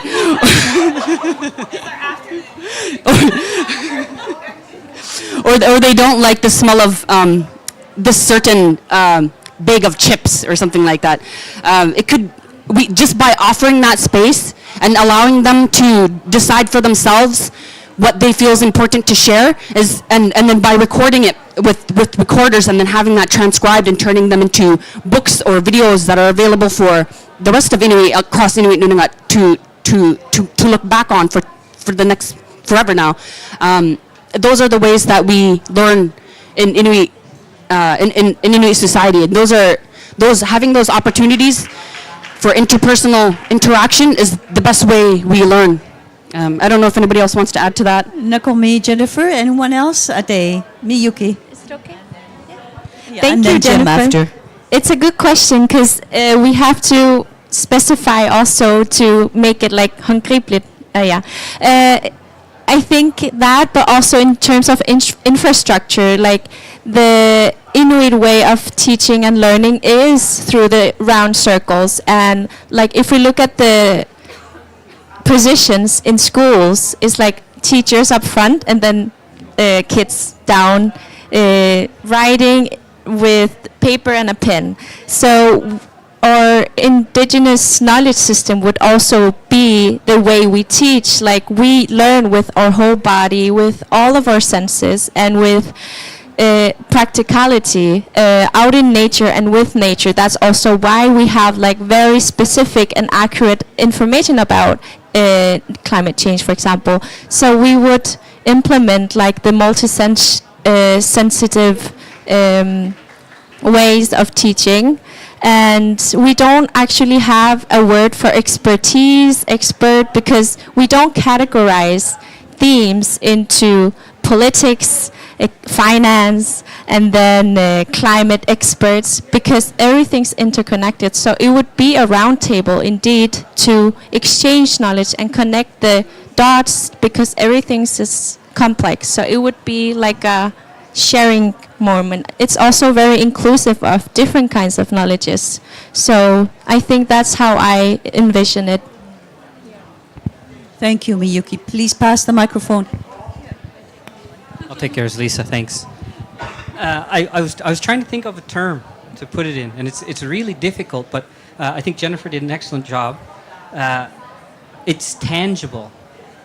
You're not, the only way I could describe it, my father's an elder now, and you were out on the land and you were learning as you were doing it. It was tangible, it was in your hands. It wasn't 2 + 2 is 4. This is what you're doing, your hands are involved in it. And I think it's really important as we're trying to tie all this back to climate change, and if you can't do that, you're essentially erasing a piece of that culture. And people, you read the news and social media and everything else, and we're still talking about, it's going to get to this degree if we don't do something now. Climate change is happening now. Climate change, I'm 42 years old, or I will be in like 2 days' time. I can tell you the difference between 12-year-old Jim and 42-year-old Jim. My father can't relate the teachings he has in terms of the environment per se, orally, to me because they're different now. And I think some of you alluded to the panel we had earlier on today. It's happening now. You're making those changes to Inuit culture now. And if the world doesn't do something, 100 years from now, there'll be another panel talking about this, and those Inuit people won't be able to talk to, hopefully I'll still be alive, but maybe that's probably an impossibility, but there'll be a difference there. We'll have these overarching cultural norms, but there'll be a difference between what Jim Gowdy is to his father and what my grandson will be to me, because that change is happening now. Thank you so much. And Victoria, please. Thanks. I thought I had one thing maybe to add to this, and that is, I have a 1-year-old child now, and I think a lot about this knowledge transference because I don't consider myself a knowledge holder in a lot of ways. I'm certainly not an elder, but I also often feel challenged to identify as a knowledge holder. I'm not a perfect speaker of my language. I can go hunting, but I don't have all of the information and the knowledge. I always feel like I need someone with me.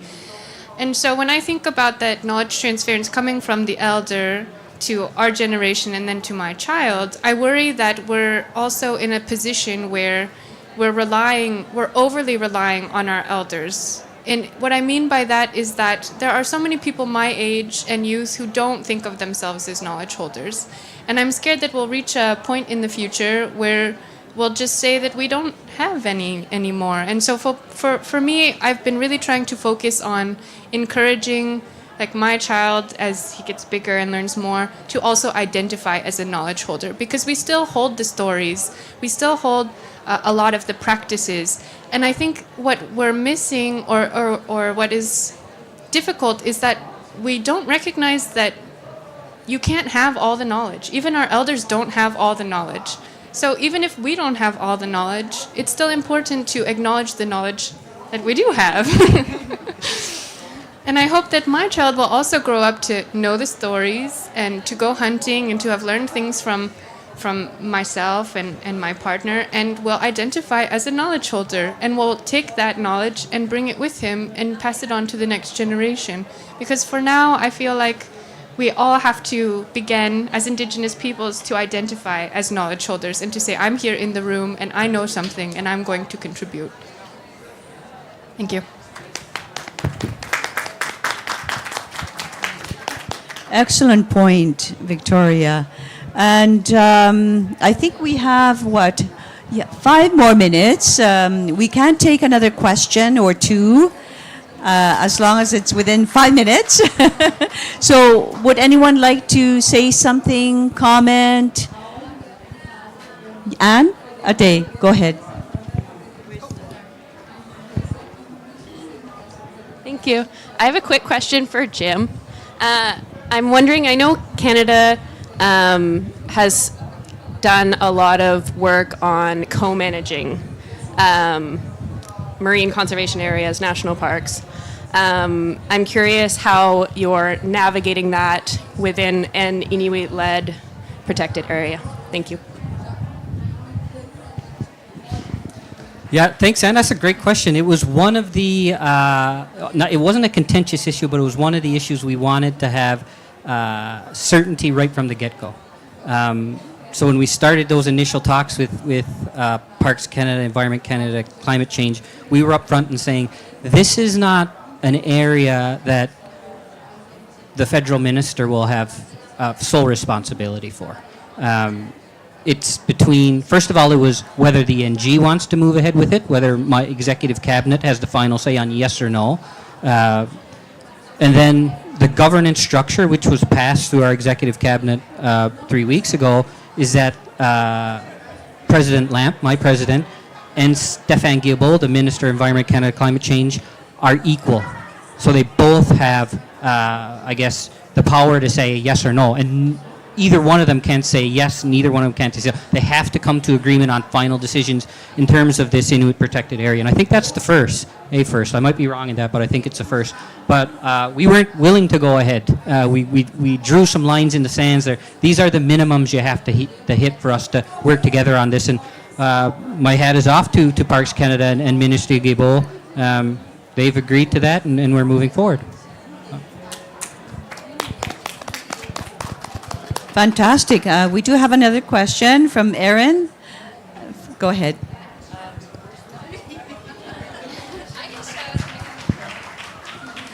No, thank you so much. This was a very fascinating conversation. So my name is Erin Myers. I represent the Métis National Council, one of the 3 distinct nations in Canada. And I think that the Métis Nation in our governance system is similar to the Inuit. With your 4 regions, we have 4 governing members. Currently, the Métis Nation's looking at a conservation strategy and what a conservation or Métis-led conservation governance strategy looks like. And what we're coming up against a little bit as climate change impacts the ecosystems, the lands and waters, and as you know, lands and waters are always changing and evolving and growing. And I know you mentioned, that government likes these pristine spaces, but those spaces change, right? 1, because they're ecosystems and they're dynamic, and 2, because there's climate change. So for us, it's like, I guess my question is how do you define conservation in an ever-changing landscape?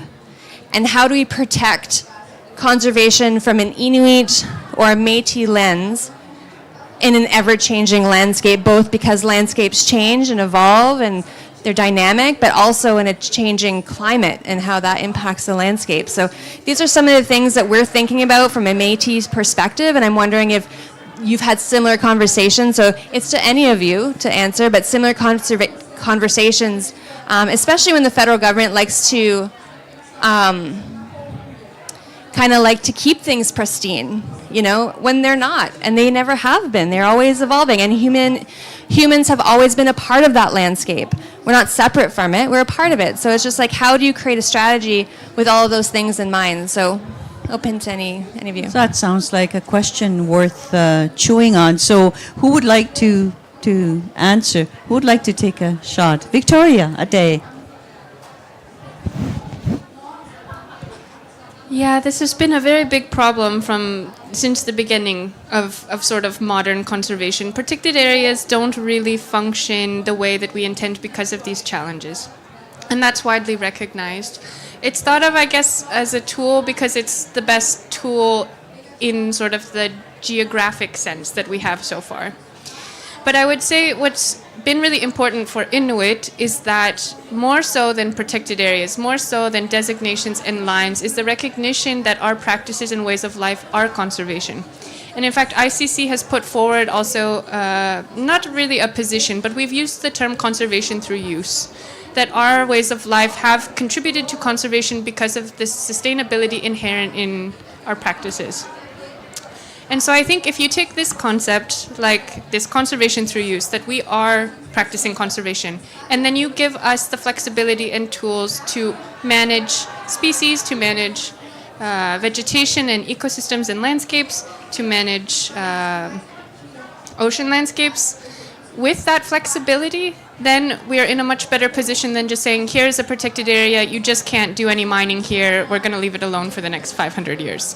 Like that's just, that alone is not enough. Like a protected area designation is not enough. It needs to come alongside the recognition that Inuit and Indigenous peoples have the right to, of course, manage our own lands, but that it is actually beneficial for the landscape and that it needs that flexibility embedded within the process and the system and the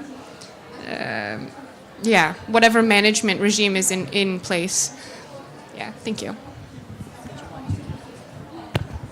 I'll be quick. We never really thought in the way you've put it into the question in that context.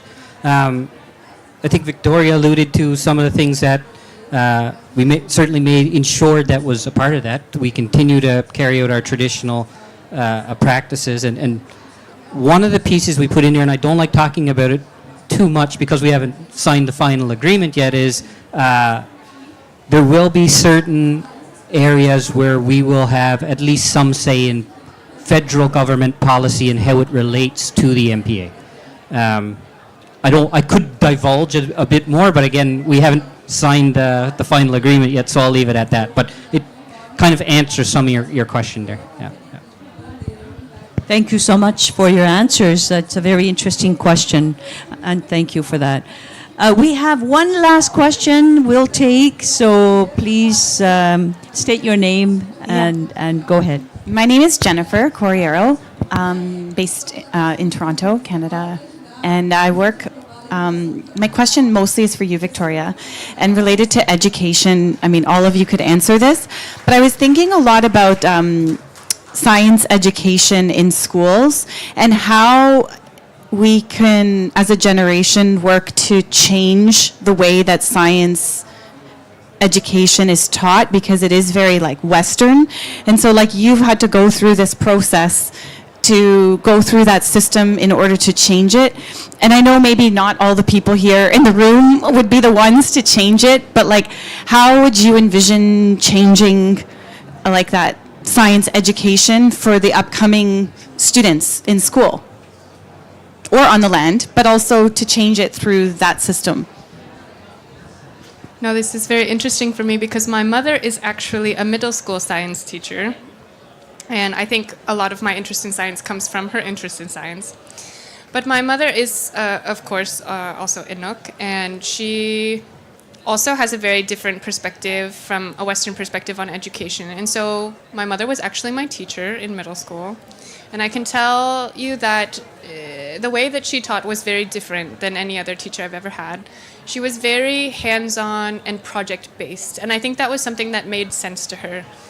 We would build like little wooden things that did different things when we covered physics, and like we would go outside and do like plant identification and wildlife identification for like the biodiversity components of what we were doing. And for my mother, that always is what made sense, and it's so how she put it into the curriculum. So I guess I would say that we definitely need more Inuit, more Indigenous peoples as a part of that curriculum writing process, because I think inherently it would shift in how we teach. But at the same time, I have like a disclaimer here. I spent like 26 years in school, and I don't really recommend that for most people. And the reason is because it's a very challenging landscape to be in if you're an Indigenous person. There's a lot of hurdles. It can be very painful. And I think very seriously that you shouldn't have to have any kind of degree to sit at any table, anywhere. Like, I did it because it was something that I could do, because it's something that I found I was good at for whatever reason. And I wanted to be in a space where I could tell people, I think you're wrong, and I'm qualified to say that, and you can't say very much back to me. So those are the reasons I pursued it. But I very seriously think that it shouldn't be in any way a barrier for Inuit and for Indigenous peoples to, give interventions on the floor at the UN, to be taken seriously and have meetings with, dignitaries and nobody should be necessarily criticizing what we are sharing as Indigenous peoples, because we're here to share it, and that's our knowledge, and it's valid. So I really don't think that. I really think we need to put more Indigenous perspective into it and also take away the pressure for getting an education to begin with. Yes, you have something to add, Alexina Ade. I very much have something to add to that. We come across somebody with a PhD who has studied the ecosystem, comes up north and says, and is considered an expert, and they looked at the river in Kujok, they looked at the river in Iqaluit, they looked at the Holoto River. They're the expert. They get paid $1,000 a day. The Inuk, who's lived by the falls in Holoto, who's lived in Iqaluit all their life, knows the river. They come to talk to the students. They get paid $45 an hour. Nakokmi Marealok, Alexina, for bringing in that perspective as an educator yourself, as a knowledge holder. So one of those things is having our own knowledge holders is worthy, is equally valuable. So we respect that so much, and that's in the work. I would like to bring this panel to a close. First, by saying thank you so much to our panelists. Give them a big hand, please. In closing, I would like to say a big thank you to Anne and Victoria for helping us organize this day. Thank you. And thank you to the interpreters who have been so patient behind in that interpreters panel there. Thank you so much for being present. And to the Indigenous Pavilion, who has allowed us this space to share our knowledge, your knowledge, and all of the precious work that we do as Inuit. Thank you so much. And to our Sami colleagues who are not now here because they're also busy running around like all the rest of us, but thank you to the Sami as well. Thank you so much for your presence, and we'll see each other around and walk together. Dema.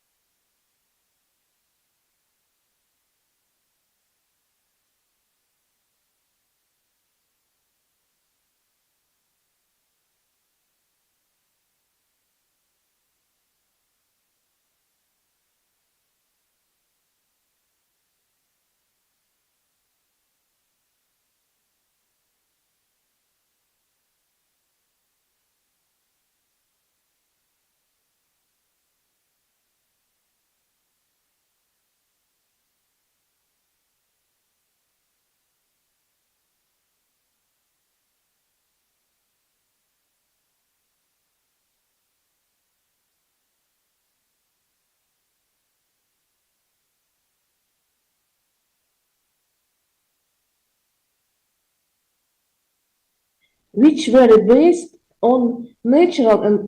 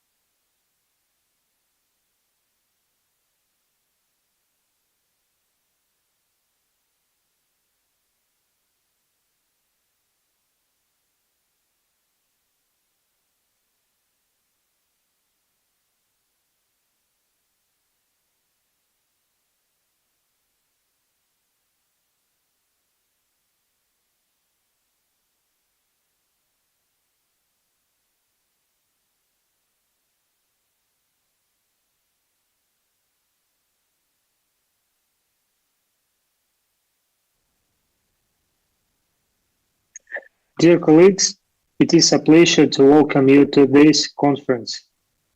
My name is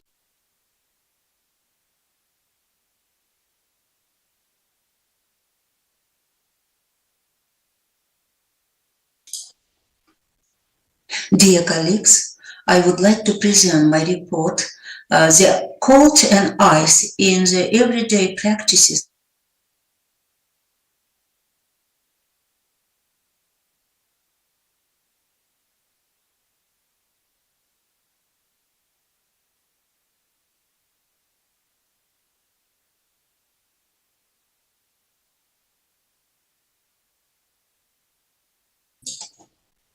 Dear colleague, I am pleased to present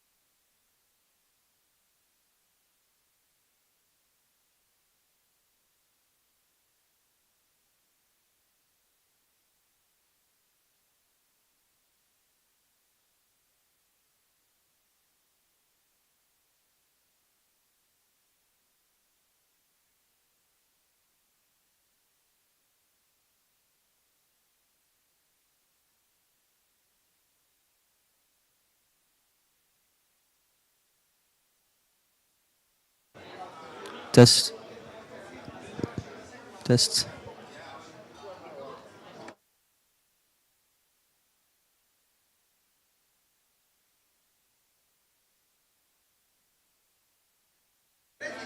Test. Test.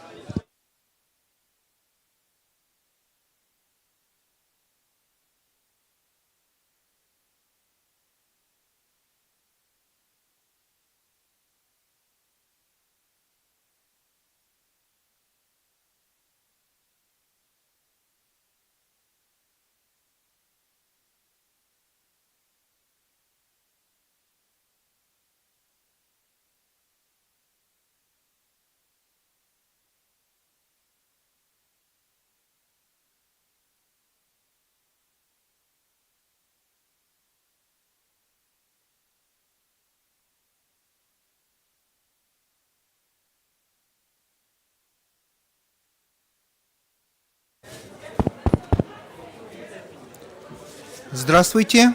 Здравствуйте, уважаемые друзья. Да, ну сейчас пока техники подойдут. Мария Мичурова, Родион Сулинзига, Денис Токмашев. Я прошу вас занять места наших панелистов.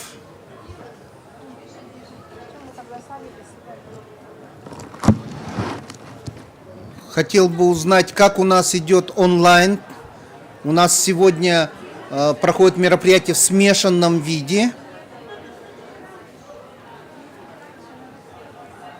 В очном и заочном виде. Поэтому я прошу взять эти наушники, присутствующих наушники, потому что будут доклады на английском языке, вам будет перевод обеспечен. Прошу взять наушники.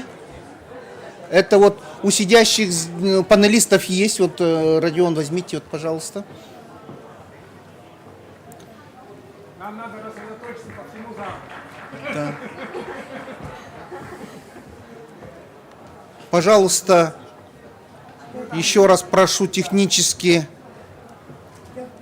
Так, Денис Михайлович Токмашов, пожалуйста, займите место панелиста. У вас есть презентация или что-то еще? Тогда, пожалуйста, вот в техническую комнату.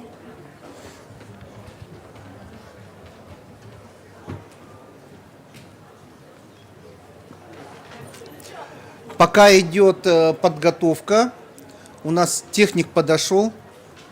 Денис Михайлович, пожалуйста, презентацию дайте технику. Нет, это в другой стороне, вот там, где другая кабина.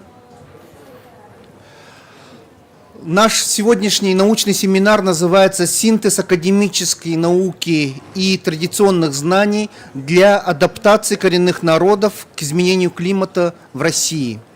Сегодня наш семинар проходит при поддержке двух общественных организаций. Это Центра содействия развитию коренных народов Севера во главе с Родионом Сулинзигой, Советом старейшин юкагирского народа, это вот возглавляемая у нас Куриловым Макаром Семеновичем, и научной организацией Институт гуманитарных исследований и проблем малочисленных народов Севера Сибирского отделения Российской академии наук. Уважаемые друзья, у нас будет 8 выступающих, и я хочу, чтобы все выступающие, у нас, так как время достаточно ограничено, будет идти в смешанном варианте. Какие-то презентации у нас будут идти на русском, параллельно проходит перевод сразу на английский. Какие-то презентации будут идти на английском, они сразу, соответственно, будут переводиться на русский язык. И, уважаемые друзья, сегодня на нашем семинаре будут приведены примеры интеграции научных исследований, которые проводились совместно с коренными народами с целью развития различных проектов, создания документов, направленных на то, чтобы развивать адаптационные практики коренных народов, коренных сообществ России в условиях изменения климата. И я хотел бы начать наше сегодняшнее мероприятие первой презентацией.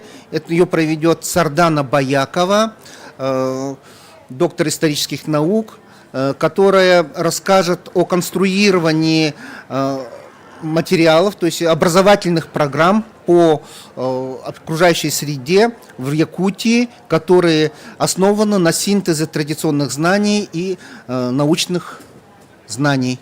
Пожалуйста, включите, пожалуйста, ее видеопрезентацию. Баякова.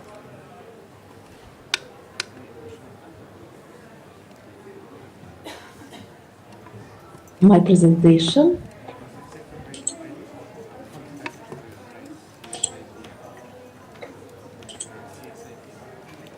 For almost 15 years, we have been conducting joint research to identify the impact of global climate change on local communities in Yakutia with our Japanese colleagues. In collaboration with the scientists from Tohoku University and Hokkaido University, we conducted numerous field studies in the settlements of the indigenous peoples of central and northern Yakutia. In the course of these studies, we have come to realize that one of the results of the development of mechanisms for the adaptation of indigenous people to climate challenges should be environmental education. We have implemented these ideas in the project construction of teaching materials of environment education related to local history in Siberia, synthesizing cultural memories with scientific knowledge, and hydrology, permafrost, and resilience in Eastern Russian Arctic and subarctic. Due to recent trends in global warming, permafrost in high latitude areas has rapidly thawed, resulting in the occurrence of several types of environmental changes, such as land degradation and the activation of thermokarst. Climate factors mainly drive environmental changes. However, social factors also contribute to the changes.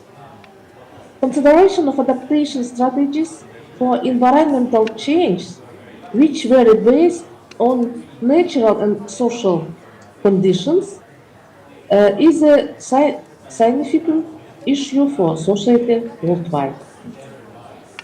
To have sustainable development, it is important to so create new knowledge and adaptation strategies by combining scientific knowledge and local knowledge. Subsequently, one of the key issues of clarifying the local people's knowledge and perceptions of environmental change. The researchers are required to share the information with the local people and officers of stakeholders. Our study focused on subarctic permafrost and its interaction with climate, environment, and people. We examined the differences of local perceptions of the Sakha people in a local Siberian community and between communities in the Churapcha, Gorny, Kangala, Snansky, Usaldansky districts of Yakutia, Eastern Siberia, where one area developed thick permafrost and the other was relatively unaffected. Field research was conducted using structured questionnaire, surveys, and semi-structured interviews. The results revealed that the Sakha people have rich local knowledge and culturally unique perceptions on environmental changes. Historically, they adapted to the local environment to develop livelihoods, mainly agriculture and livestock farming. They also influenced changes in the local environment, such as opening crop fields for deforestation and digging artificial ponds to store water for use during summer drought. However, they have recognized recent environmental changes. For example, people living in the village where was a permafrost further expanded in the area and that heavy rainfall has been occurring in recent years. Local knowledge and perceptions were typically based on the community members' experiences and information and education accurate, which did not always correspond with scientific knowledge. However, the important point is having an awareness of the gap between local and scientific knowledge and sharing information among stakeholders for knowledge so creation to enhance the resilience of accelerating climate changes and land degradation. As a result of the project, teaching materials for environmental education, permafrost and culture, global warming in the Republic of Sakha-Yakutia was prepared. The primary purpose of the teaching materials is to provide the people in eastern Siberia of Russia the framework for understanding of the recent local socio-ecological phenomena associated to the global context. It also informs how the origin and history of local cultural tradition has formed as a product of interaction of Arctic environment with human history. Importantly, the teaching material states the local culture is an irreplaceable value in terms of cultural diversity, which should be a key for the sustainable future contribution in the formation of local and cultural identities. Another future is the comparative perspective that focused in Greenland and Japan. The former is the site of degradation of glacier or surface ice as an opposite of underground ice. The latter is an example of warmer non-Arctic regions affected by climate change. The key idea of the teaching materials is that the deep understanding of the local socio-ecological interaction leads the expanded global vision, both in history and in future. Thank you for your attention.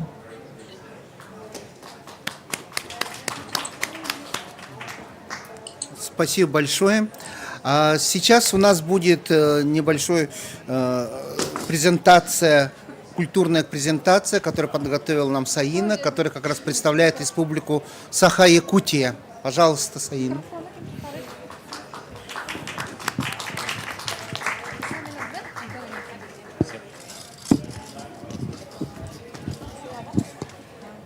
Здравствуйте, дорогие друзья!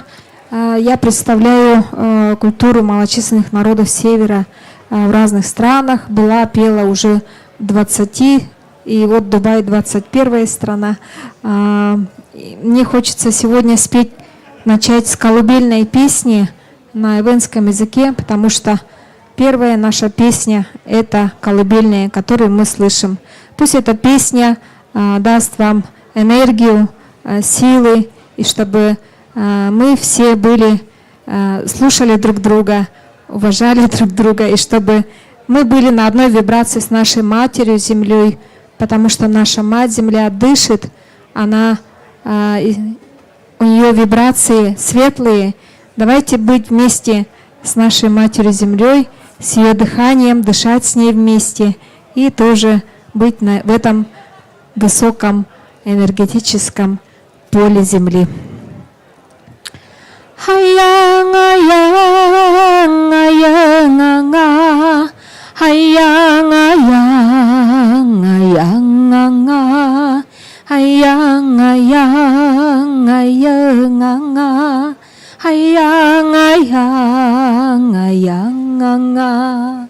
Bebeje kui kejim, bebeji me, bebejim gele gele hu hulingu ayu tolkam tolkatli dalsiuku mukniken tolkam tolkatan hulingu bebejime ikejim höklehchili kutlingu Ekjen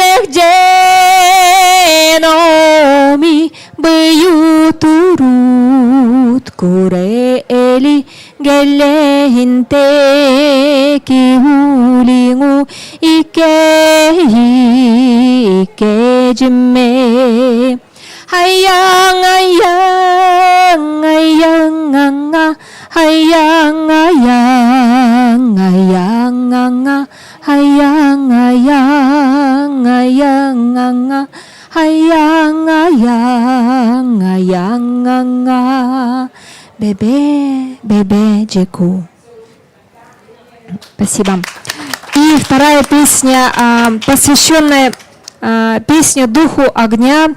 Все мы уважаем наш Дух огня, мы его кормим, потому что огонь — это наш свет, это наше тепло и это наше все. Поэтому мы всегда благодарны Дедушке огню, Духу огня.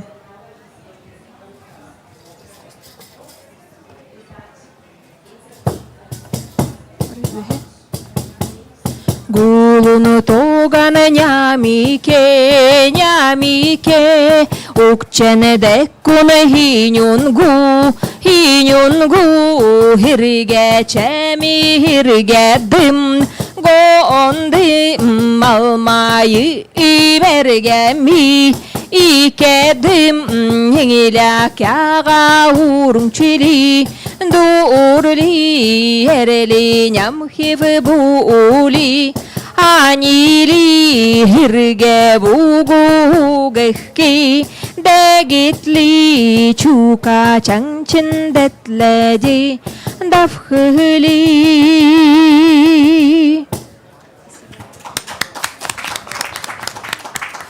Это наша Саина, которая представила вам традиционные песни народов Якутии.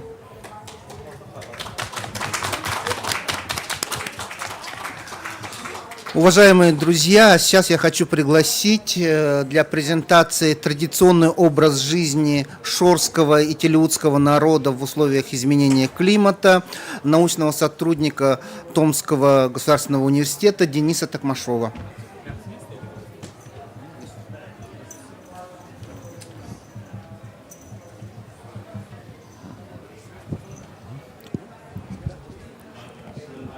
Hello? Okay. I'll be speaking in English, yeah? Yes, it's easier probably for most of us. So I'm going to give a short overview of the traditional lifestyle of the Shor and Telliot peoples and climate change. So this topic is probably less relevant for southern Siberia because southern Siberia is a territory less susceptible to climate change if compared to areas like, I don't know, Evenki land or Yakutia or just other circumpolar regions with permafrost and others. But still, like, global warming, climate change affects the whole globe, and even in more or less benevolent places like Siberia, so it still has its ruinsome effects. So I chose this topic because I myself represent the Telliot people, and I do have some knowledge about traditional lifestyle of the shores because I grew up within this community. So first of all, I just wanted to give a very short overview of these ethnic groups. So Shors is a Turkic ethnic group native to Kemerovo Oblast or Kemerovo region of Russia. Most of the Shors live in the basin of the River Tom, along also the Kondom and Mraz-Su rivers. So their region is historically called Mountainous Shoria. So the Shors were mainly engaged in hunting, fishing, some primitive farming, and cedar nut picking or Siberian pine tree nut picking.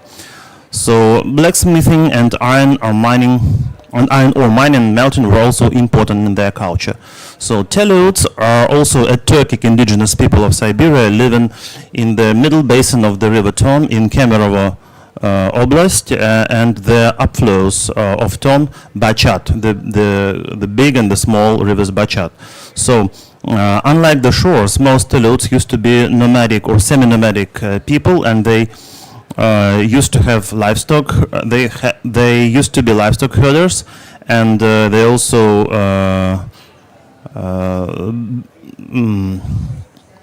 they had herds of horses, goats, cattle, sheep. So those were the most common type of animals they raised. Some Teleuts were also hunters and relied on animal hunting in the taiga for their subsistence. So the lifestyle of the shores and Teleuts significantly changed in the Soviet era. So many of them became farmers, cattle breeders, or industrial workers, and most of the population migrated to the cities. So I wanted to share some pictures of traditional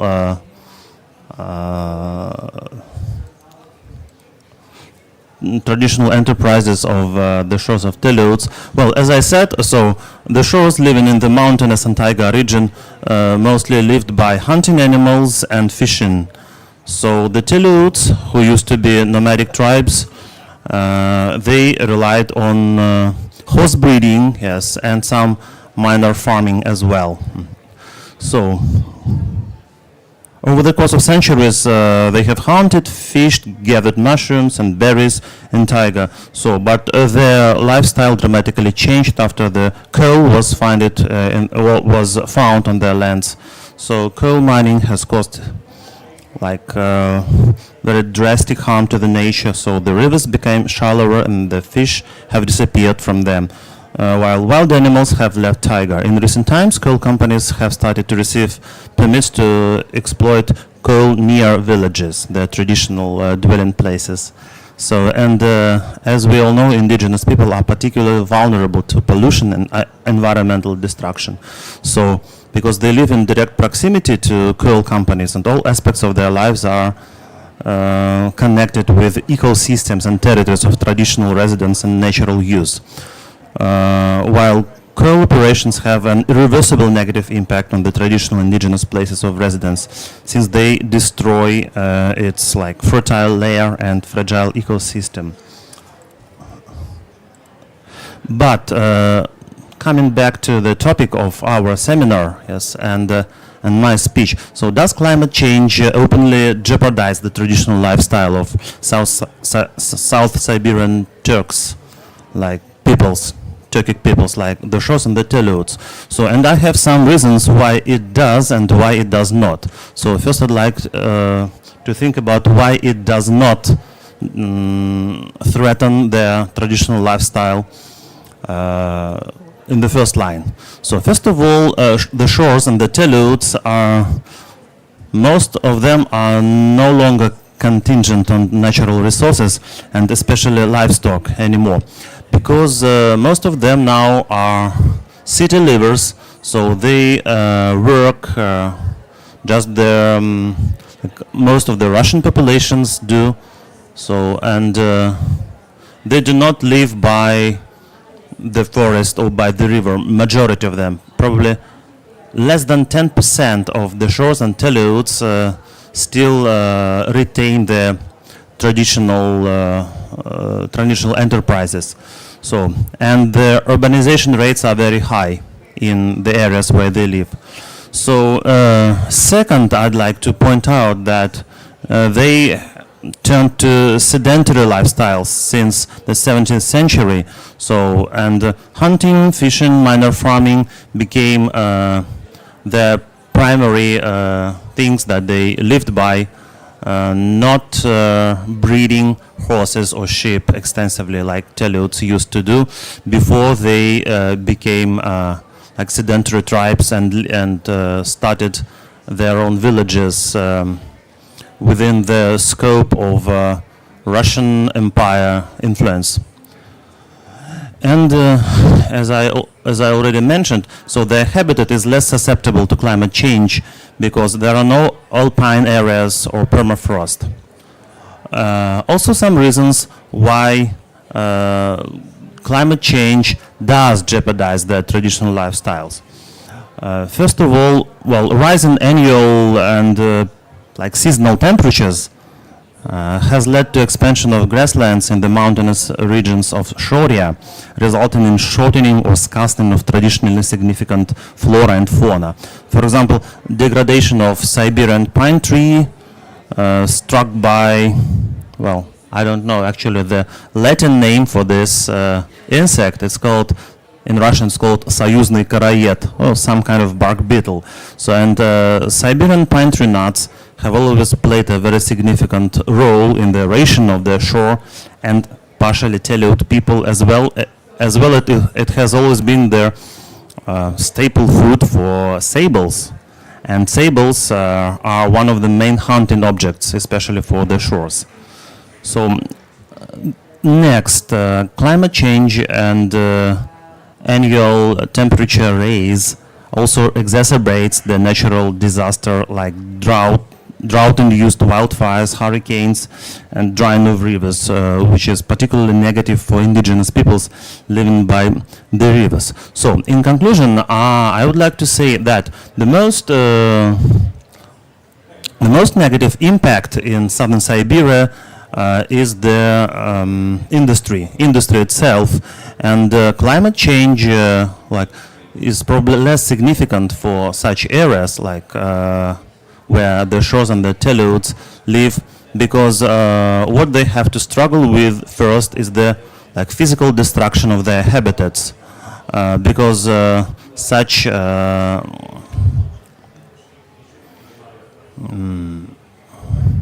consequences of climate change as on-treat of boreal forests, so is not the case for southern Siberia. So on the other hand, climate change has, they have benefited from climate change, we can say, because it's warmer, so the vegetation period is longer, so they can grow more vegetables now, and there is more grassland now because the climate is not as arid as it used to be, for example, 100 years ago. But the number of negative effects from industry, from coal mining, of course, overweighs the calamities of the climate change in South Siberia. So, if any questions, I'll be happy to discuss or answer them. Thank you.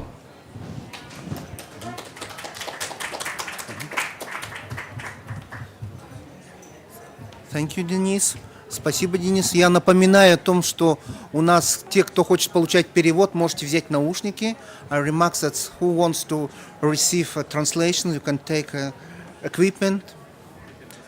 Сейчас мы продолжаем наш семинар, и следующее у нас сообщение опять выступает у нас онлайн, и я приглашаю к совместному выступлению Виктория Филиппова совместно с Лилией Винокуровой. Они сделают сообщение про изменение водного мира, традиционные знания и адаптивные практики коренных народов Якутии.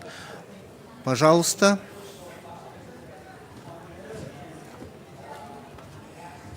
To present results of our studies. Today I would like to talk about changing weather evolved, traditional knowledge and adaptive practices of indigenous peoples in Yakutia. Water resources are the basic of human livelihood everywhere. In Yakutia, water resources also play an exceptional role in the historically established system of economy and culture of the population, whose settlements took place along large waterways. You can see methods and sources with which we use in our studies. Our research on the livelihood history of the indigenous peoples of Yakutia reveals the deep link between the settlement. In this report, we will consider the role of water in livelihood of largest Aboriginal ethnic group of the Yakuts. The Yakuts live in the central Yakutia basin on the Vilui and Amgar River and Lena Aldan interfluve. Northern Yakuts live in the basin of the Yana River, as well as in the middle of Kalma and in the Girka. Landscape of these rivers are low grassland and have pastures for cattle. For the last 25 years, the largest floods of Russia happened in Yakutia. And the problem of protecting settlement from catastrophic floods is acute. One of the ways of protecting is idea to move these villages into the non-flooding terrace. Thus, on the example of these villages can be traced adaptation of population to consequences to catastrophic floods. We consider three ways to adapt. The first way is the relocation villages to another place. This solution requires a lot of cost, effort, and creates many new challenges. In this case, people should leave their homes, ancestors' lands, and move to new places. The second way to adapting to increasing floods we found, for example, in Bedenkos village, where residents began to construct a new type of houses on the pile. In this case, people stay in their native land. The third way is partial relocation to non-flooded territories near 3-5 kilometers from settlements. This way is the most common in Yakutia. The culture of Sakha cattle breeders is characterized by a rather high activity in the use and development of water resources. Haymaking is the main activity of Yakut cattle breeders. For increasing the productivity of grassland and pastures, traditional land reclamation was used. In the economic model of Yakut cattle breeders, lake descent or flooding were practiced. On this slide, you see the scheme of descent system along river in Uzaldan district. We were at this place in summer 2021 and saw traces of the descent of lakes made at the beginning of the 20th centuries. On the other hand, water is also an obstacle to traditional activities due to the flooding of grassland. In rainy years, harvesting enough grass becomes a problem. Residents try to adapt even to unfavorable years for haymaking with the help of special devices based on the use of traditional knowledge. Our preliminary results show the following. It is impossible to do anything to help improve condition if the area of agricultural lands submerged is vast. But we found and fixed some interesting cases of traditional knowledge using. We mean the traditional ethnic ways of Sakha heaters to continue their economic activities in unfavorable weather condition, in this case, the preparation of feed for livestock. The use of modern materials in traditional everyday economic practice is also traced. The presence and preservation of traditional devices for carrying and preserving mern hay in condition of high water content and prolonged rains is of great interest. Important question is whether the resources of traditional knowledge and traditional practices are sufficient to successfully adapt to the changing weather world. And thank you very much. You sent your question for me by email.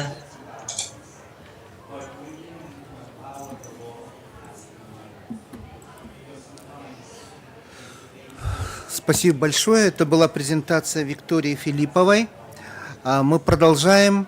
Сегодня я сейчас хотел бы предоставить слово Родиону Сулинзига, который расскажет именно о стратегиях адаптации к изменению климата, и он представит устойчивую модель взаимодействия между наукой и традиционными знаниями на примере села Красный Яр.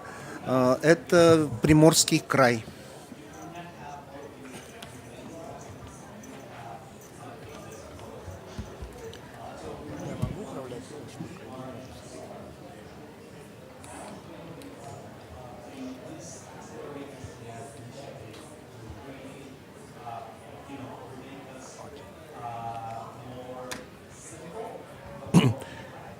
Добрый день и спасибо, Вячеслав.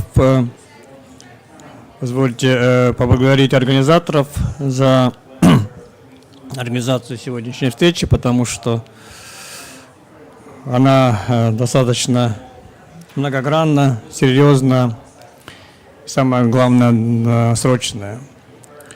Прежде чем перейти к нашему кейсу на конкретном примере, я хотел бы сказать, что вообще адаптация к изменениям климата – это процесс довольно сложный, долгосрочный, который, безусловно, требует совместных действий, экспертного потенциала и координации. И, конечно, невозможно адаптировать все сразу и навсегда. Поэтому адаптация должна начинаться с информированности и образования для всех, кто заинтересован в участии. Формировать партнерство, потенциал для совместных действий, планирование и разработка стратегии плана действий. Коренные народы Севера за свою вековую историю разработали свою собственную систему традиционных знаний, которая позволяла им адаптироваться и выживать в экстремальных погодных условиях в течение столетий. Но сегодня, и это признается всеми, в условиях глобального климатического кризиса и антропогенного воздействия им приходится по-новому оценить свою роль и значение в этом сложном процессе. Еще также важно принять, что повестка дня по воздействию климата и принятие решений в этой сфере очень централизовано и сосредоточено прежде всего в столицах и крупных федеральных центрах, без реального участия самоуправления, муниципалитетов и маленьких поселков. С другой стороны, очевидные негативные последствия изменения климата происходят именно как раз на локальном, на местном уровне. И поэтому очень важно, чтобы сами коренные народы, их общины, их организации, институты стали активным субъектом в этом процессе, особенно в разработке стратегии адаптации и рабочих планов по ее реализации. И нам важно вместе преодолеть этот дисбаланс, чтобы расширять горизонтальное партнерство. Теперь, возвращаясь к моему народу, который проживает на Дальнем Востоке Российской Федерации. Многие из вас, наверное, знают историю Дерсу-Узала. Это, в принципе, благодаря которому история удыгейцев, она сегодня известна не только в России, но и за пределами страны. Удыгейцев называют лесные люди. Они сами себя также называют на их языке. Они относятся к тунгуско-маджурской группе языков. И традиционно исторически проживают в двух регионах России. Это Приморский край и Хабаровский. Традиционно они также являются, как и все народы Севера, исторически мигрировали вдоль своих рек.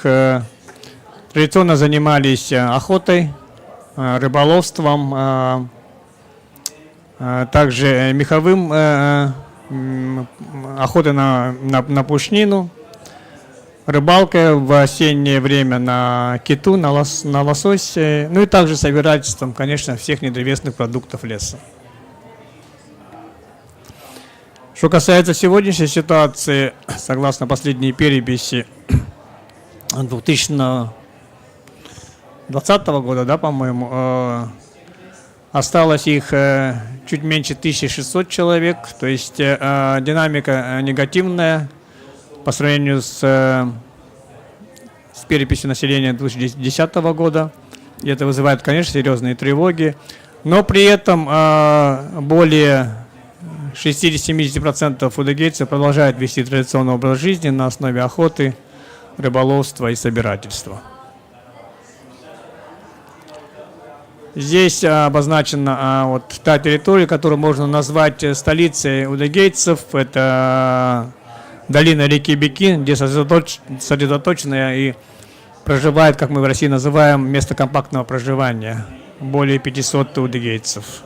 Это Приморский край, река Бекин, село Красный Яр.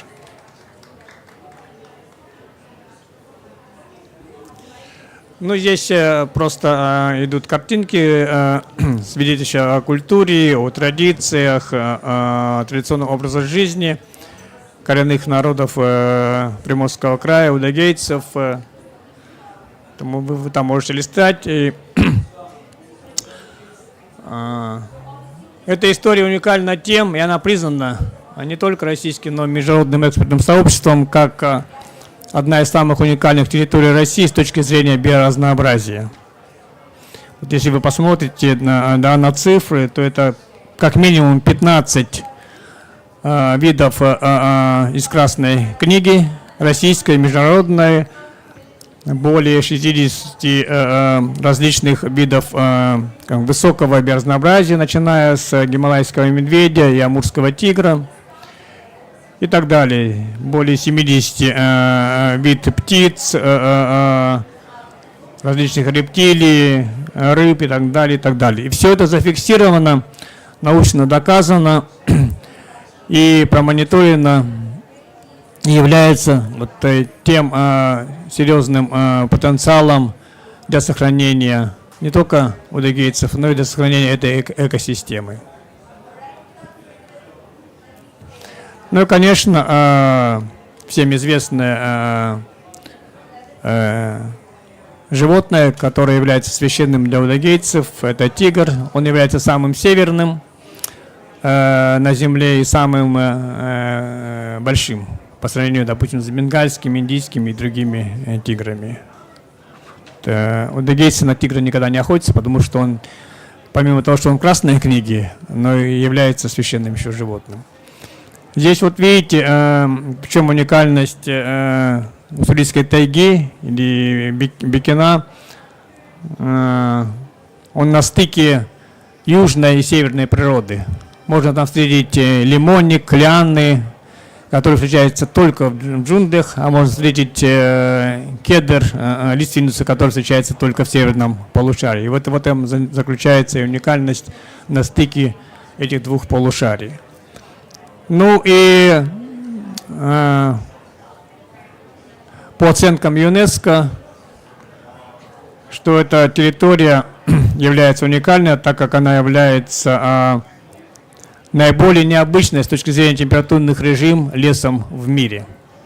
То есть в верховье Бекина у нас есть вечная мерзлота, небольшие ледники, а в низовье Бекина практически те растения, которые можно встретить в джунглях. Перепад температур тоже огромный, до плюс 40 летом, до минус 40 зимой. И в 2018 году ЮНЕСКО после, наверное, 15 лет диалога с удыгейцами, с Россией, ЮНЕСКО наконец-то придало статус Бекину как статус всемирного природного наследия. Это самый высокий в мире статус с точки зрения консервации, с точки зрения защищенности. Это означает, что эта территория находится под протекцией не только национального правительства, но и под протекцией ЮНЕСКО, на которой запрещены любые виды, повторяю, любые виды коммерческой деятельности. А земля Бикина, она полна и золотом, и углем, это доказано. Но самое, конечно, страшное – это неконтролируемые, нелегальные, либо коммерческие рубки леса. Если посмотреть на территорию соседних краев Хабаровского края и Приморского, которые наиболее известны своим лесом, то практически долина Бикина осталась единственной, которая не тронута. То есть на ней не было никогда ни масштабных рубок, ни лесозаготовительных рубок, ни сплошных рубок. Это очень важный, серьезный потенциал. И вы знаете, что реку Бикин называют неспроста еще российской Амазонкой. Можно дальше это все прокрутить. Это еще раз свидетельство о сохранении территории, традиционного образа жизни. Ну и вот в заключение, роль лесов сегодня доказана. Да? Она является самым, пожалуй, главным на пути изменения климата с точки зрения поглощения углерода, с точки зрения митигации и так далее, и так далее. И в этом смысле роль лесов Амазонки, она признана во всем мире. Вот роль лесов российских лесов, да, она еще не до конца осознана, но при этом Парижское соглашение указывает и принимает значимость и важность всех лесов, независимо от тропических или от бореальных. Я еще раз повторюсь, да, что, по крайней мере, сегодня удыгейцы владеют около 2 миллионов гектаров леса, которые находятся в их соуправлении вместе с национальным парком Бикин. Я думаю, что в России ни у одного коренного народа такого достижения нет. И в этом смысле мы можем гордиться, что мы сохранили и обеспечили, по крайней мере, для будущих потомков лес. Если мы сохраним леса, земли, территории, чистые воды, это означает, что у нас будет шанс сохраниться как народ, как этнос. Если мы это потеряем, и мы это наблюдаем на примере каждого нашего народа, то шансов сохраниться будет все меньше и меньше. Вот. И безусловно, сейчас идет огромная работа совместная, не только по совместному мониторингу, но прежде всего и по научной части, по экологическому образованию, по климату. И в 2 года назад совместно с Российской академией наук, Институтом климатологии и Национальным парком и общественными организациями удыгейцев мы разработали стратегию по адаптации удыгейцев и коренного населения Красного Яра к изменению климата. Она является уникальной в том смысле, что она инновационная, она одна из первых в России сегодня, всего лишь 2 локальные стратегии по адаптации климата. Это на примере народа Саами Мурманской области, региона Арктика, и на примере народа УДГ в Приморском крае с точки зрения значимости бореальных лесов. Дальше. Ну и, конечно, эти совместные действия, включая климатическую адаптацию и план развития, и рабочие планы, они только помогают укреплять совместное сотрудничество. Да, с точки зрения управления ресурсами, с точки зрения совместных принятий решений, ну и, конечно, с точки зрения устойчивого управления лесами. Ну и еще раз, да, 2 миллиона гектаров находится в соуправлении национального парка и удыгейцев. Все это приводит не только к сохранению лесов, но и к снижению изменения климата. И прежде всего за счет устойчивого традиционного природопользования, за счет устойчивого использования недревесных продуктов леса и, конечно, за счет использования системы управления в рамках национального парка. Наша работа, она доступна на нашем сайте Она есть, я уже уверен, в некоторых библиотеках, потому что это вполне научное издание. Я рекомендую всем коренным народам на локальном и на муниципальном уровне использовать этот пример как модель, потому что без подобных стратегий, без подобных конкретных рабочих планов, подкрепленных и финансами, и совместными действиями, невозможно говорить о реальных и практических шагах. Я думаю, это самое главное, что мы должны извлечь из таких положительных примеров. Спасибо.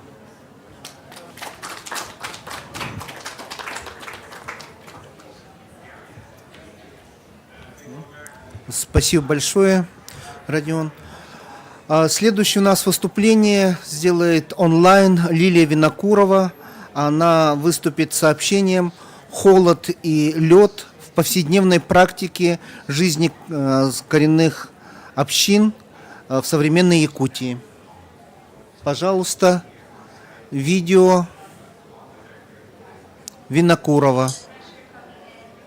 Dear colleagues, I would like to present my report, The Cold and Ice in the Everyday Practices of Indigenous Communities in Modern Yakutia. A specific feature of indigenous people's daily life in the Republic of Sakha-Yakutia is relationship with the cold as a cumulative phenomenon, including natural low temperatures, presence of permafrost soils, and long-term presence of snow and ice. Eternal, non-melting underground ice on the territory of the Republic and winter lasting up to 8 months determine all the life activities of indigenous peoples who keeping main traditional economic activities. Here we consider the case of the Sakha Yakuts as the largest ethnic indigenous group. There is a living symbol of the cold using traditions among everyday practices of the Yakuts. I mean, unchanged procedure for extracting, storing, and using ice for drinking purpose. The preservation of this tradition over the centuries is unprecedented. First of all, this can be explained by the shortage of clean drinking water in rural Yakutia. On slide, you can see how ice is mined and transported. Climate change and global warming affect all aspects of everyday life, so preparation of drinking ice in indigenous villages depend on the timing of freeze-up and ice thickness. Please note that thickness of ice should be at least 8 or 10 inches. It's important to note that the process and technology of ice harvesting have not undergone fundamental changes over the past centuries. But today, in rural communities of Yakutia, modern technology is used. You can see here an electric saw is used to cut ice instead of traditional hand drill and crowbar. Ice transportation is no longer carried out using horse-drawn transport, but by cars or tractors.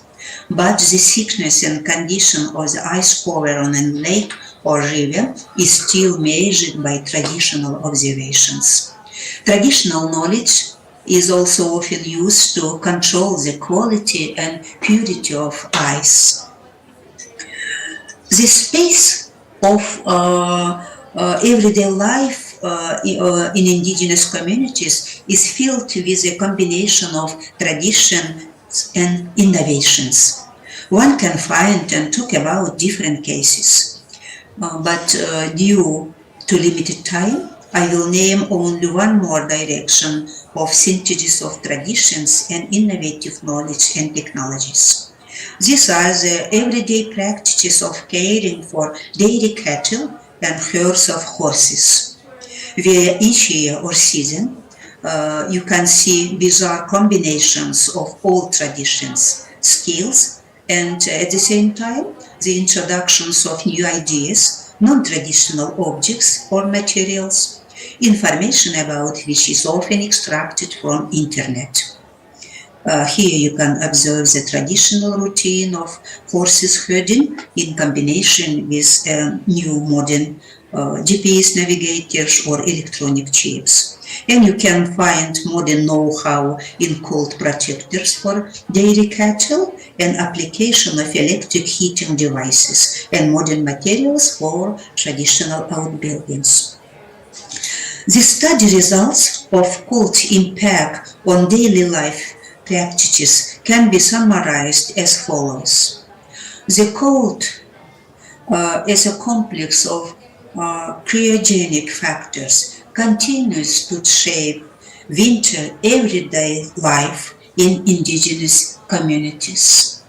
And so you can see my conclusion on this topic. Despite global warming and climate change, cold and ice remain the main factors in the winter life of the indigenous communities in Yakutia nowadays. And that's all. Thank you for attention.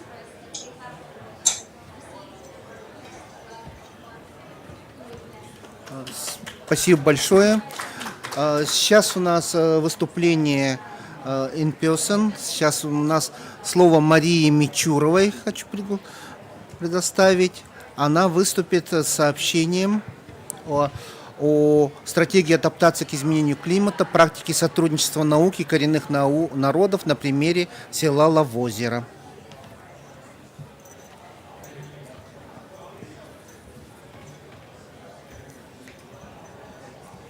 Нажать? Мне на слайды нажимать?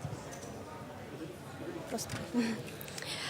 Тирфьельбетта манкуалы швили я верпань. Это добрый день, дорогие братья и сестры на моем языке. И сегодня я расскажу вам о стратегии адаптации к изменениям климата с примером сотрудничества научных исследований и коренных народов на примере села Лавозеро, в котором традиционно сами проживают уже более 8 тысяч лет, и основные виды деятельности у нас это оленеводство, рыболовство и сбор дикорастущих растений. Село Лавозеро находится на Кольском полуострове в России и является домом для сами.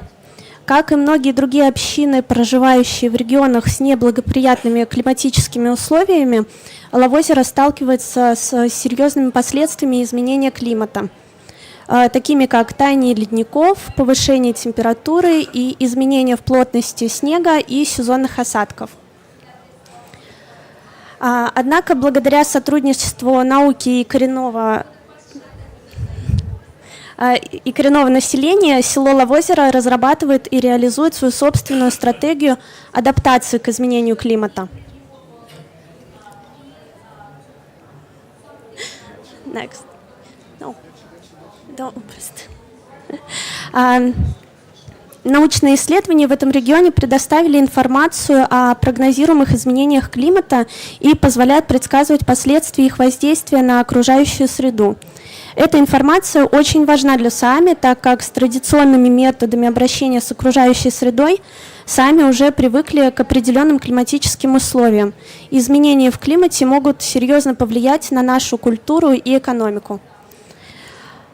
Помимо обмена опытом и информацией, была проведена практическая работа по созданию мер адаптации к климатическим изменениям.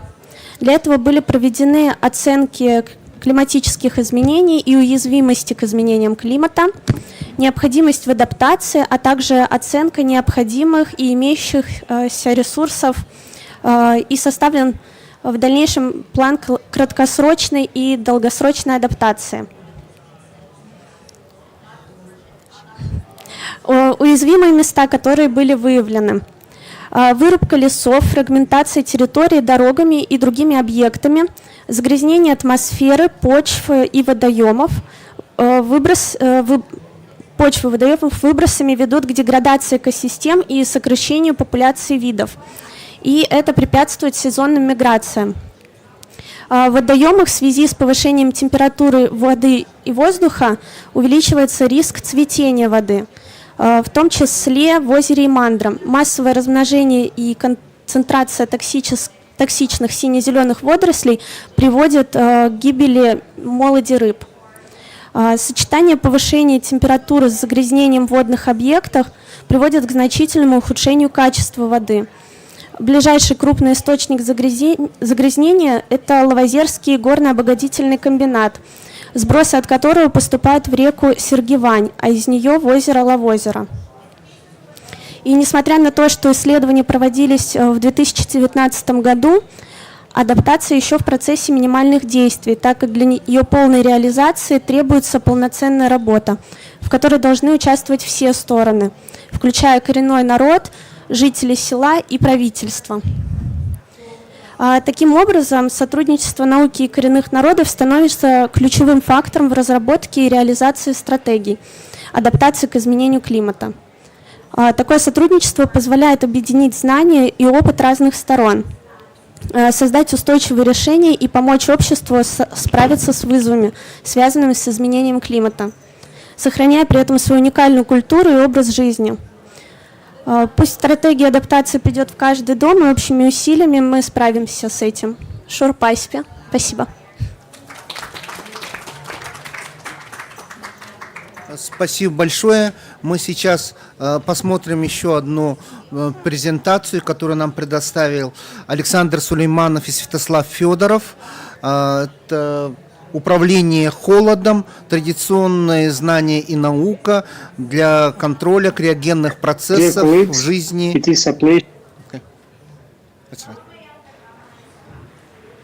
To welcome you to this conference.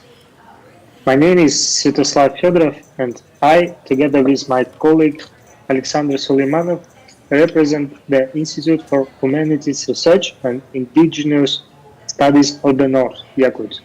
So, let me start with the presentation Managing of the Cold, Traditional and Scientific Knowledge for Controlling of Cryogenic Process on Livelihood of Sahara Public Rural Communities. The most representative example of understanding and managing cryogenic process in their economic activities by Yakutia's largest ethnos is the Yakut Sakha. More than a century ago was the traditional spring fishing. It's a kuyo. Yakut fishermen used the peculiarity of significant small lakes of Yakutia, freezing to the bottom during winter. As a result, by March, the fish covered by the forming ice concentrate within small areas of the water body that remain unfrozen. The fishing process was often preceded by extensive preparatory work, including measures iron. Depending on the situation, either at maximizing the freezing of the water body by clearing the surface ice of snow and breaking hole to cool it, or at creating a place where ice formation would be slower. The latter was accomplished by using harvested conifers to help hold snow. Due to the formation of a denser and deeper snow cover serving as a heat insulator, the freezing of the water body underneath it proceeded at a slower rate, and it was here that fish concentrated. The Soviet modernization of rural Yakutia introduced significant changes in the practice of targeted cryogenic management. The labor-intensive practices described above practically went out of use during the Soviet period of Yakutia history. At the same time, a number of ones appeared. For example, large farms that appeared in the Soviet period in rural areas began to build dams quite actively. In some cases, local residents achieved freezing of the riverbed by daily ice chipping during the coldest winter days. In the In other cases, the dam was created by strengthening the ice on the river using the effects of ice, water inflow on the already formed ice cap. This effect was achieved by using tarpaulins stretched on some kind of frame.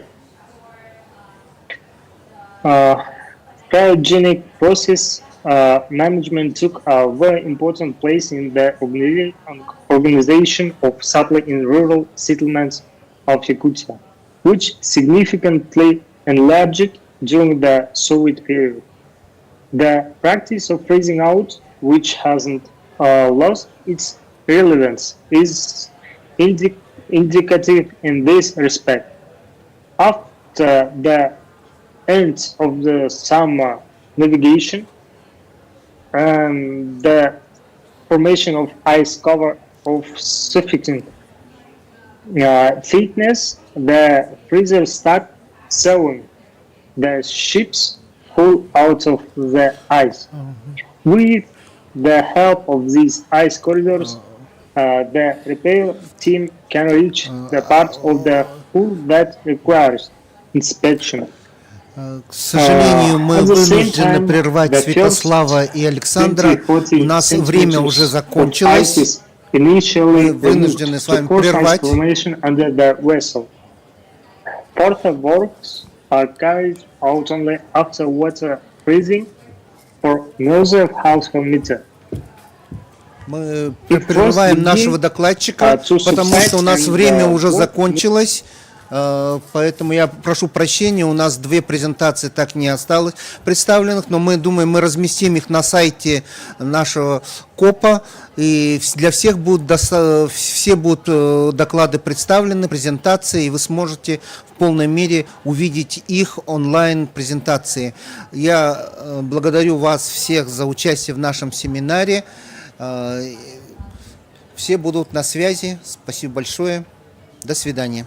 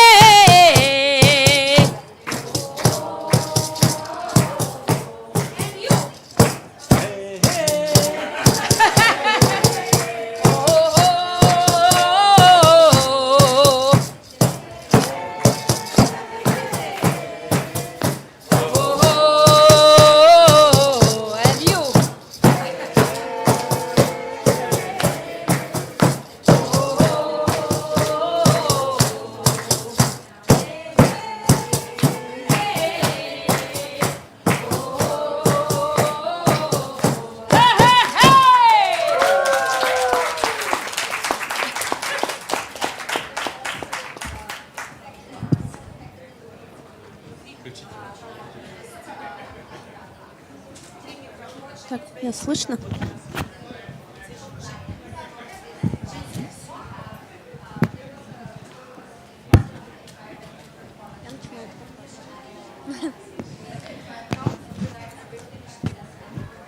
Добрый день. Разрешите открыть наше сегодняшнее мероприятие, посвященное климатической справедливости и правам коренных народов. Что значит климатическая справедливость? Кто определяет справедливость и какой она должна быть в идеале? Попробуем разобраться в этом сегодня. Наши сегодняшние участники – представители коренных малочисленных народов, проживающих в регионах, максимально подверженных изменению климата, или же в регионах, которые вносят в изменение климата максимально большой процент загрязнения, влияющего на изменение климата. И разрешите мне представить первого участника сегодняшнего мероприятия Марию Чебадаеву. Мария – представитель хакасского народа, руководитель общественной экологической организации «Ирбис». И Мария расскажет о своей земле и общественной работе, которую ведут люди за сохранение своей земли. Мария, у вас будет 8 минут. Мария Чебадаева. Я представительница коренного народа Республики Хакасия.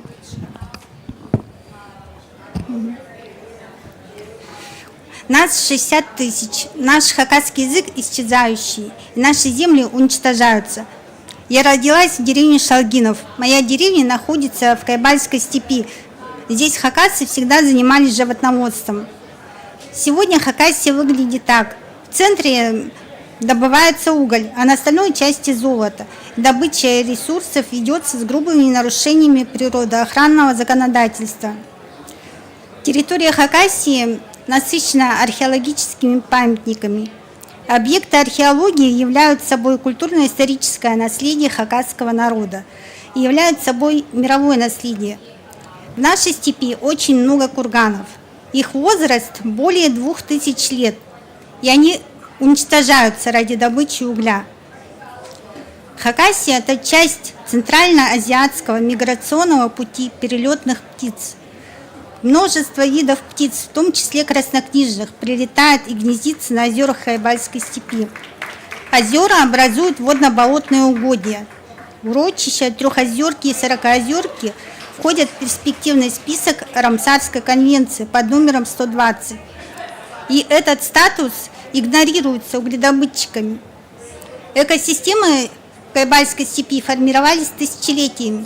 Сейчас они варварски уничтожаются следующими компаниями: Коул-Стар, Русский уголь, Суэк, Аршановский, Майрыкский разрезы.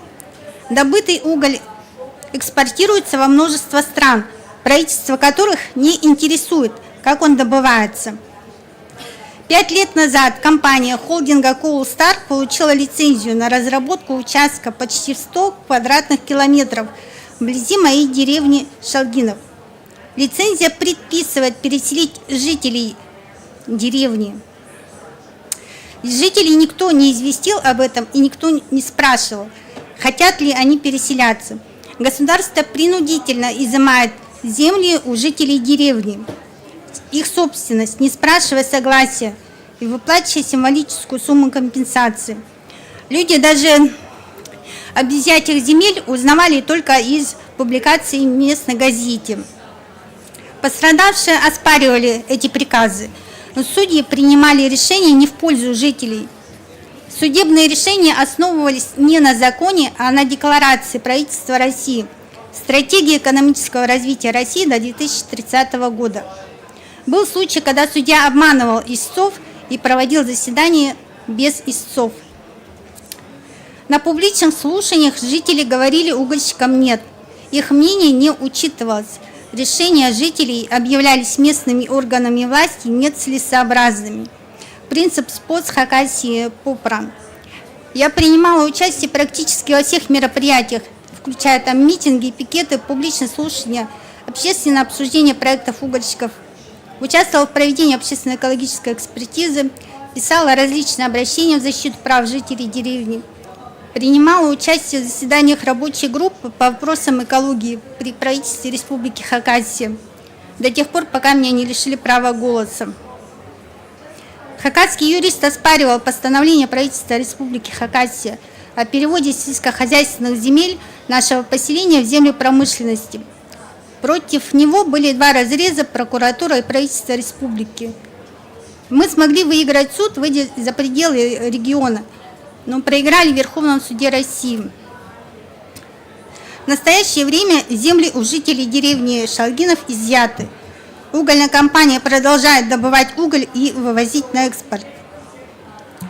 Мы, коренные жители, испробовали различные способы и варианты борьбы с угольными компаниями в правовом поле, которое полностью под их контролем. Мы не смогли справиться с угольным лобби, которое можно сравнить только с угольной мафией. Государственная система у нас работает в интересах сырьевых компаний. Вся судебная система работает на сырьевые компании. Номинально существуют инструменты для защиты права на благоприятную окружающую среду. Но исходя из нашего опыта в современных условиях, они неэффективны. Мы лишены работающих механизмов для защиты своих земель от посягательств недропользователей. У нас есть положительный момент, это когда мы не допустили открытия Аскизского разреза. Там за полгода до этих событий я видела, что у Роснедра в планах открытия нового месторождения.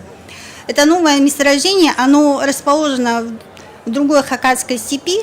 У нас коренное население сосредоточено в центре Хакасии. И получается так, что наша сторона уже разрабатывается, попала под разработку месторождений. Я отслеживала вот эту информацию, и когда я увидела, что Роснедра выставили на торги это месторождение, я опубликовала эту новость.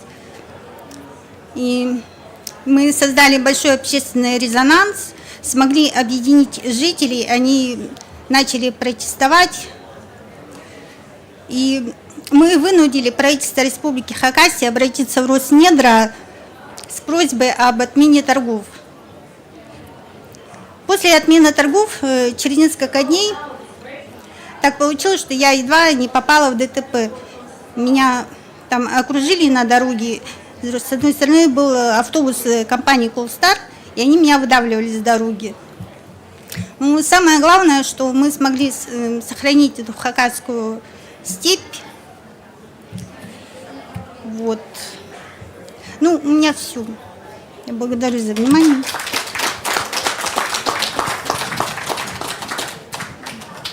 Разрешите мне представить нашего следующего участника, представителя коренных малочисленных народов Арктики, эвенков. Андрей работает в газете коренных малочисленных народов «Илкен» и ведет проекты с общинами Якутии по мониторингу окружающей среды. Об этом он расскажет сегодня. Андрей, у вас 8 минут.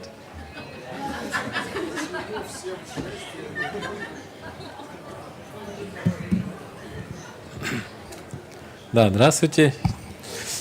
Меня зовут Андрей Исаков, я ивенк из Якутии, являюсь главным редактором газеты коренных малочисленных народов Севера Республики Саха-Якутия «Илкен». Наша газета была создана в 1999 году, но история этой газеты интересна тем, что она намного старее, чем она была создана в качестве нашей республиканской газеты, потому что первоначально она выпускалась интеллигенцией, работниками Ассоциации коренных народов Севера, Ленёкского и Венкийского района. Он еще тогда не был венкийским.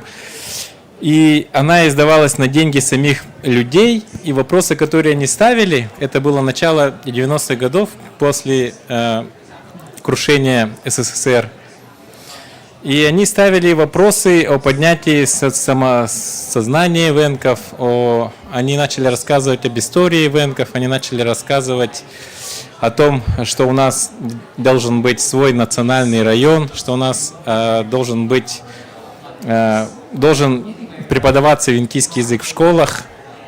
И буквально в первом выпуске этой газеты статья на первой странице называлась ускорим создание национальных советов в национальных селах. Будем создавать национальные села. И вот они поднимали этот вопрос, обсуждали его. И вот буквально в 2005 году Оленёкский район получил статус Ивенкийского национального. То есть это была вот именно такая настоящая газета ивенкийской интеллигенции Оленёкского района, которая придала вот весь импульс старту ивенкийского самосознания. И вот в 1997 году первый редактор этой газеты, он на съезде ассоциации ивенков выступил с тем, чтобы вот газета стала не только газетой ивенков одного района, но была для всей республики, для всех народов севера республики. Вот в 1999 году мы зарегистрировали эту газету уже для всех народов, а не только для ивенков.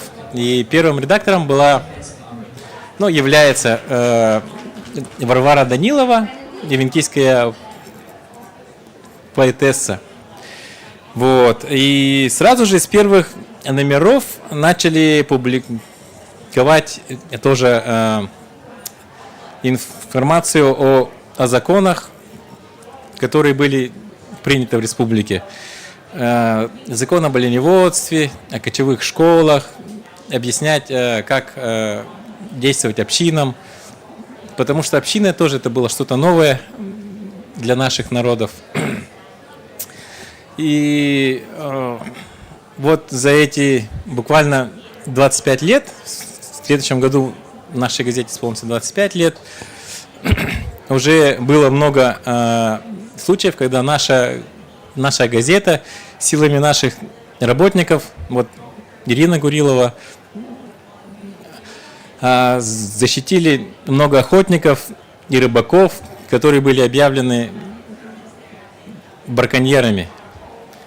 К сожалению, такое еще случается у нас, но мы стараемся исправить, как-то и помочь нашим охотникам, и рыбакам, и оленеводам в данном вопросе. Мы вот, как уже было сказано, поднимаем общественный резонанс. И общественный резонанс помогает прекратить то или иное дело в отношении наших активистов. Поэтому вот очень важно, чтобы наши активисты, наши общественники пользовались социальными сетями, вели блоги, обращались к журналистам, чтобы вот не было такого, что они сами тихо, мирно что-то делают, и их могут в чем-то это обвинить, и поодиночке тихо, молча как-то на них завести дело. Вот. Наша газета вот объединяет, как я уже говорил, все коренные народы Якутии. Это чукчи, эвенки, эвены, долганы и юкагиры. Также у нас есть такой вот субэтнос русского народа, называется русские арктические старожилы. Они тоже местным региональным законом выделены как в состав наших малочисленных народов. Вот. Потому что они ведут точно такой же образ жизни, как и мы. Они охотятся, они разводили раньше доездовых собак. Раньше тоже они и оленей использовали. Они охотятся и рыбачат, как мы. Вот. У нас в нашей газете вот 2 года назад произошел очень такой хороший, как сказать, сдвиг. Мы открыли свой новостной сайт, да, называется Ilken. Ну вот он по адресу ilken.ru. по-английски там ilken.ru, RU, да, и на этом новостном портале у нас новости вот на всех языках, вот, и венкийском, и венском, и чукотском, долганском, и юкагирском языке. Вот если вам это интересно, вы можете открыть и увидеть. Мы набрали дополнительный состав, нашу редакцию, которые вот работают с этим нашим порталом. И считаем, что мы вносим вклад в сохранение нашего языка и культуры тем, что вот наши языки выходят уже в интернет, как бы это новая сфера для наших языков, потому что наши языки в основном представлены в оленеводстве, охоте, рыбалке, в традиционных видах деятельности наших народов. А теперь они есть уже и в интернете. Ну вот, вкратце в нашей газете так.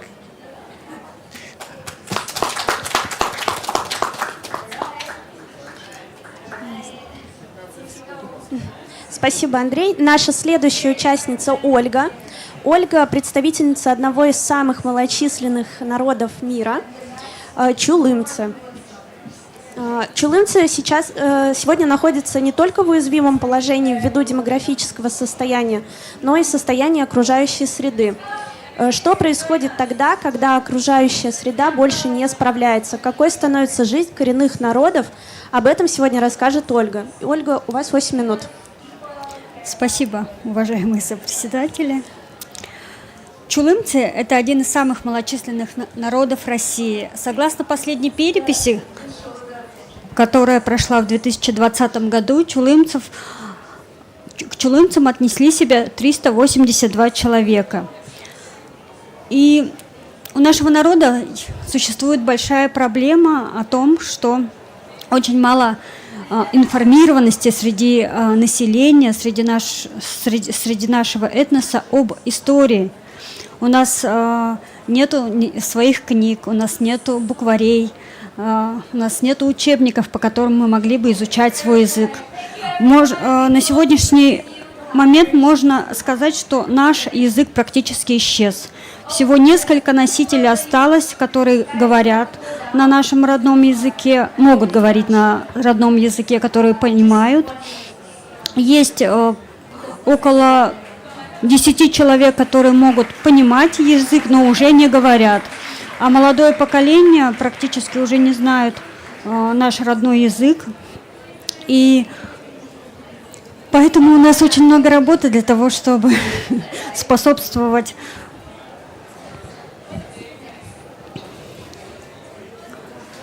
для продвижения, для сохранения и ревитализации наших языков. Но не зная своего прошлого, нет настоящего и тем более будущего для нашего народа. Поэтому мы немножко поговорим о том, как же жили чулымцы около 100 лет назад. Около 100 лет назад это была гибкая, хорошо адаптирована к местным природным условиям тайга, река и большая пойма, комплексная система, экологически безупречная. Чулымцы имели разработанную и действенную систему природоохранных мер, направленную на сохранение и разумную регуляцию растительных и животных ресурсов. Основу хозяйственной деятельности чулымцев составляли, как и для многих коренных малочисленных народов России, охота, рыболовство, сбор дикорастущих съедобных растений, грибов, ягод, кедровых орехов. Практически все добытое продавалось для обеспечения своих семей всем необходимым. Леса и реки очень много значат для жизни коренных народов нашей страны. Но в настоящее время основой экономики Тюгульдетского района, место традиционного расселения, составляет лесная и деревообрабатывающая промышленность. Сейчас лес воспринимается только как ресурс и совершенно игнорируется как экосистема. Если посмотреть с Google карт на нашу местность, то будет хорошо видно из космоса вырубки, которые идут в нашем районе. Представьте себе шахматную доску. И вот черные квадратики будут вырубленные участки. Один участок имеет примерно 50 гектар. И это примерно около 200 рядом находящихся участков. Примерно площадь вырубленных участков уже составляет около 200 квадратных километров. Такие беспощадные вырубки приводят к уничтожению всей экосистемы. Исчезает кормовая база для многих видов животных, для птиц. Это заставляет покидать наши места. Чулымцы, которые еще промышляют охотой, им приходится забывать про этот вид традиционной деятельности. Конечно же, страдают и другие виды, это рыболовство и собирательство. По прогнозам ученых, через 10 лет лесозаготовительный сектор также прекратит свое существование, так как делового леса просто не останется. Поэтому следует уделять особое внимание к сохранению, восстановлению лесных массивов. Ранее мои предки селились вдоль рек основной пищей, потому что для моего народа была рыба. Ее варили, и коптили, и толкли. Поэтому наши реки имеют большое значение в жизни наших предков. От речных водоемов, от озер зависит сохранение традиционной хозяйственной деятельности нашего народа, традиционное питание. Для сохранения нашего здоровья нам необходимо регулярно употреблять речную рыбу. Нам необходимо получать определенное количество питательных веществ. И некоторые важные микроэлементы можно получить только от редких видов рыб. Тут мы сталкиваемся с несколькими проблемами. Во-первых, это загрязнение рек и потепление воды в реках вследствие изменения климата. Это все негативно влияет на количество ценного вида рыбы в наших реках – стерляди. Во-вторых, уже из-за ограниченного количества данной рыбы в реке этот вид рыб является квотируемой. Согласно нашему федеральному законодательству, коренные народы имеют приоритетное право при распределении квот на рыболовство. Но в этом году на нашем локальном уровне в Томской области нас лишили данного права, и все квоты отдали рыбопромышленным организациям. Мы обращались во все органы местной власти, в прокуратуру, в Федеральное министерство по рыболовству, но мы получаем один и тот же ответ. Право устанавливать лимиты и квоты добычи водно-биологических ресурсов закреплено за органами исполнительной власти субъектов Российской Федерации. И согласование предусмотрено только с уполномоченными федеральным органом исполнительной власти, то есть с Федеральным агентством по рыболовству. Таким образом, коренные народы нередко оказываются в центре ресурсных конфликтов. Условия жизни меняются, и вести традиционный образ жизни становится невозможно. Молодежь не видит перспектив, поэтому покидает свои родовые места, уезжает в города, вследствие чего теряется тесная связь поколений, теряется естественная передача традиционных знаний. Следует предпринимать активные действия для помощи молодежи адаптироваться в городах, организовывать культурные центры, места локации для молодежи и также мигрировавших ранее людей. Следует обратить пристальное внимание к теме сохранения лесов. Я призываю сократить территорию рубок лесов. Обязательно лесопромышленная организация полностью восстанавливает ранее вырубленные участки. Способствовать созданию соответствующих условий для помощи адаптации молодежи. Еще раз повторюсь, потому что это очень важно. Организовывать этноцентры, в которых бы молодежь могла изучать, сохранять свои родные языки, культуру, обмениваться знаниями, практиками, способствующих адаптации к изменению климата. Спасибо.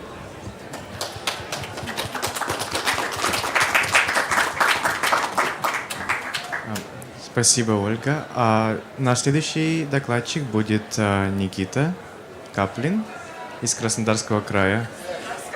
Извиняюсь, из Красноярского края. Красноярский край известен тем, что там ежегодно происходят лесные пожары. И, собственно, это то, чем он известен. И Никита расскажет нам, как защитить права коренных народов в истребительных природных явлениях, что можно и нужно предпринимать, чтобы спасти традиционные виды деятельности. Спасибо. Моргу бое геркил, мини гербин Никина Каплин, юдекилви ибдерил, Эвенкил. Хотел бы, я вас поприветствовал на своем родном языке. Хотел рассказать о том, что я являюсь больше уже 10-15 лет являюсь руководителем исполнительной дирекции Союза общин коренных малочисленных народов Севера Эвенкии. Мы создали эту организацию спустя почти больше 15 лет, когда в Эвенкии аборигенам государство попыталось вернуть землю на основании государственных актов. Это те земли, наши родовые угодья, которые еще на карте исачной переписи населения от 1895 года были указаны. И мы фактически вернули в изначальное состояние те отношения, которые были сложены на нашей территории в исконной среде обитания к 1930 году, когда было насильственным путем наших предков согнали с территории в населенные пункты искусственные созданные и лишили права на самоуправление. Мы благодаря своей работе, сначала нашей общины было в Эвенкии порядка 120, но так как в 90-х годах инфляция и отсутствие государственной поддержки полностью разорилась больше половины, и к началу 2000-х годов осталось около 20 общин. Те, которые сохранили свою социальную структуру и свои земли. И вот мы начали фактически с голого листа, без поддержки всякой органов власти и органов местного самоуправления. И самое главное, что мы первое, что сделали, оформили наши земли. Но, к сожалению, так произошло, что в начале 2000-х годов параллельно на нашей территории начали заходить компании нефтяные или созаготовительные. И фактически тот задел, который мы осуществили, обустроили наши охотугодия, обустроили наши оленеводческие пастбища, фактически попали под уничтожение. И еще этот процесс был утяжелен тем, что ни с того ни с сего каждый год у нас начали гореть леса именно в тех местах, где начиналось промышленное освоение. К сегодняшнему дню в Эвенкии фактически сгорела и уничтожена треть лесного фонда. Многие общины у нас оказались, на бумаге у нас есть земля, а фактически нет, потому что она вся сгорела. Там ничего теперь не растет, ничего нет, и это пройдет еще больше, порядка 20-30 лет, хотя первые там деревья начнут опять заново расти. И вот мы стали перед вопросом самостоятельно себя защитить. И мы начали проводить исследования научные, мы пригласили из Москвы специалистов соответствующих, чтобы сделали оценку наших лесов, нашей территории исконной среды обитания совместно с учеными. Мы произвели опять заново охотустройство, согласно долгосрочных лицензий, выполнили обязательства, но самое главное для себя рассчитали ресурсную базу. Затем также оформили, уже разделили наши территории, которые остались нашим общинам. У нас в союз общин еще входят не только эвенкийские, но самого тоже малочисленного народа кито, которых осталось порядка 3000 на белом свете, так же как и народ, от которых представляет Оля. Я хотел еще обратить внимание на то, что мы в нашей общины еще также входят представители русского народа, которые имеют смешанные браки с нашими женщинами эвенкийского народа. И вот таким нашим общими усилиями мы создали систему, когда мы друг другу помогаем. И благодаря вот этой совместной работе с научными учреждениями мы заново полностью оформили земли, и когда уже лесозаготовительные компании вновь опять начали осуществлять свою хозяйственную деятельность, мы жестко с ними встали. Первое, для того, чтобы начать работу с нами, необходимо согласовать, так как мы также осуществляем хозяйственную деятельность. Хотел бы обратить внимание, что наши общины осуществляют свою традиционную деятельность, а это основные оленеводство, охота и рыболовство и сбор дикоросов. Мы платим 62-64% в месяц или по общему годовому бюджету в год. А вот эти нефтяные или лесозаготовительные компании, у них упрощенная система налогообложения 6 или 8. Можете себе представить? При этом у нас изымается ресурс, который нам необходим для осуществления традиционного образа жизни, а они только наращивают объемы. И благодаря, так как мы несколько раз выходили на митинги, правительство Красноярского края утвердило методику расчета убытков, это было также необходимо нефтяным компаниям. Вот, и мы фактически перешли уже в гражданскую систему отношений. И мы за последний год выиграли порядка 15 судов с различными компаниями, которые осуществляют хозяйственную деятельность.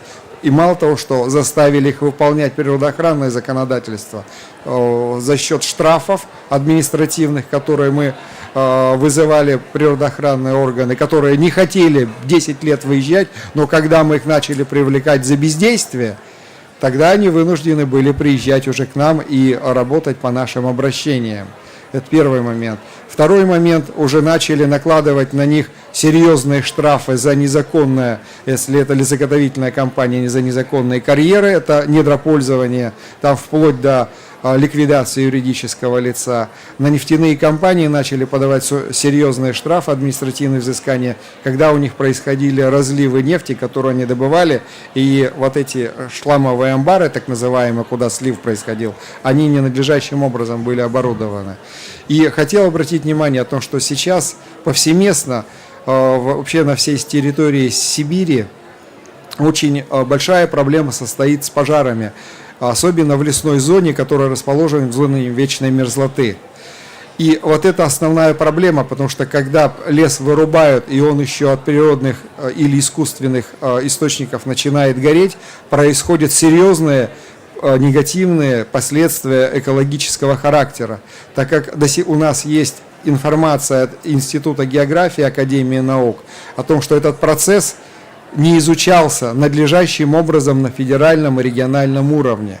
И какие будут последствия лесозаготовки и после того, когда произошли лесные пожары, никто не знает. Вечная мерзлота будет первая таять. Вначале будут реки наводнены вот этой мутной, оттаившей водой, а потом, сейчас вот мы последние 3 года ощущаем, что вода уходит. Можно уже наши реки большие, как Подкаменная и Нижняя Тунгуску, вброд перейти. И самое главное, что уходят источники рыбы. Первое, они не могут дойти до мест нерестов. И также еще и основные породы, которые мы используем для питания круглый год, мы их не можем добывать.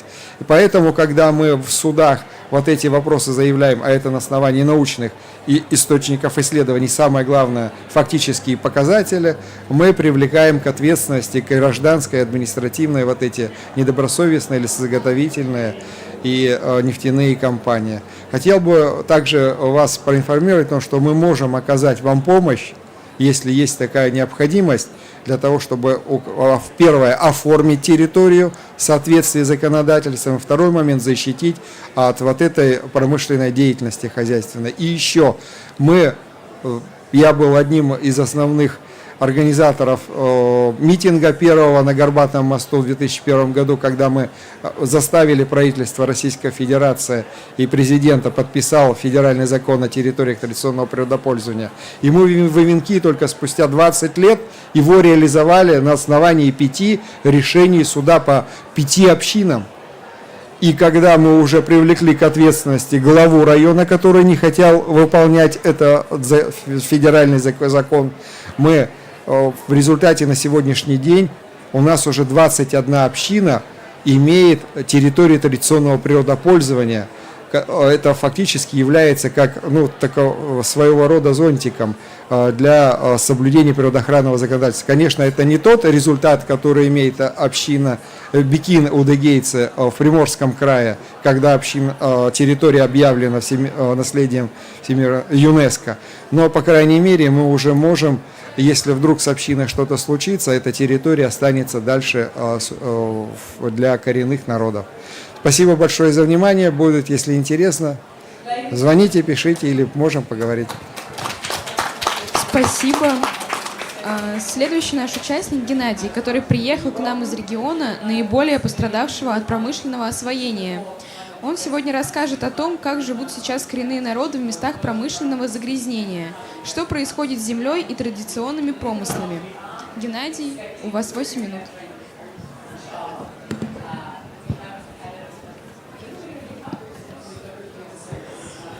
Здравствуйте, я из Таймыра по национальности долганин. Меня зовут Геннадий. Я представляю более 150 общин коренных народов Таймыра и 4 союза коренных народов, которые создал в течение нескольких лет. Вот. Борьба у нас идет жесткая, судебные тяжбы тоже идут. Власти не успокаиваются, против меня возбуждались уголовные дела. Одна из знаменитых уголовных дел – это незаконная охота в 2014 году. Нам запрещали охотиться, говорили, что мы должны были покупать лимиты, лицензии, и только после этого вести охоту. А если вы коренные, вы должны еще и печать поставить на охотничьем билете, и только после этого можете добывать себе что-нибудь на питание. В 2014 году было возбуждено уголовное дело. Мы довели его в течение 5 лет до Конституционного суда. Мы его выиграли, используя силу федеральных законов и Конституционного суда, и тем более возможность защитить наше право на охоту. Мы это сделали. И более того, Конституционный суд четко написал, что решение суда не оспаривается. Но на местах охотные инспектора, полиция, Росгвардия постоянно приезжают с проверками именно местных жителей. Именно их проверяют, составляют протоколы, напугивают. Недавно, несколько лет назад, целая бригада охотных инспекторов ОМОНовцев приехали в наш поселок Устьяван, начали заходить в дома с автоматами, искали мясо, рыбу, изымали, делали допросы. И там прямым текстом сказали, что если будете общаться с Геннадием Кирилловичем, то у вас будут проблемы. А также предупреждали водителей, что если будут возить грузы нашей общины, то у водителей найдут проблемы, и у них машины могут быть изъяты.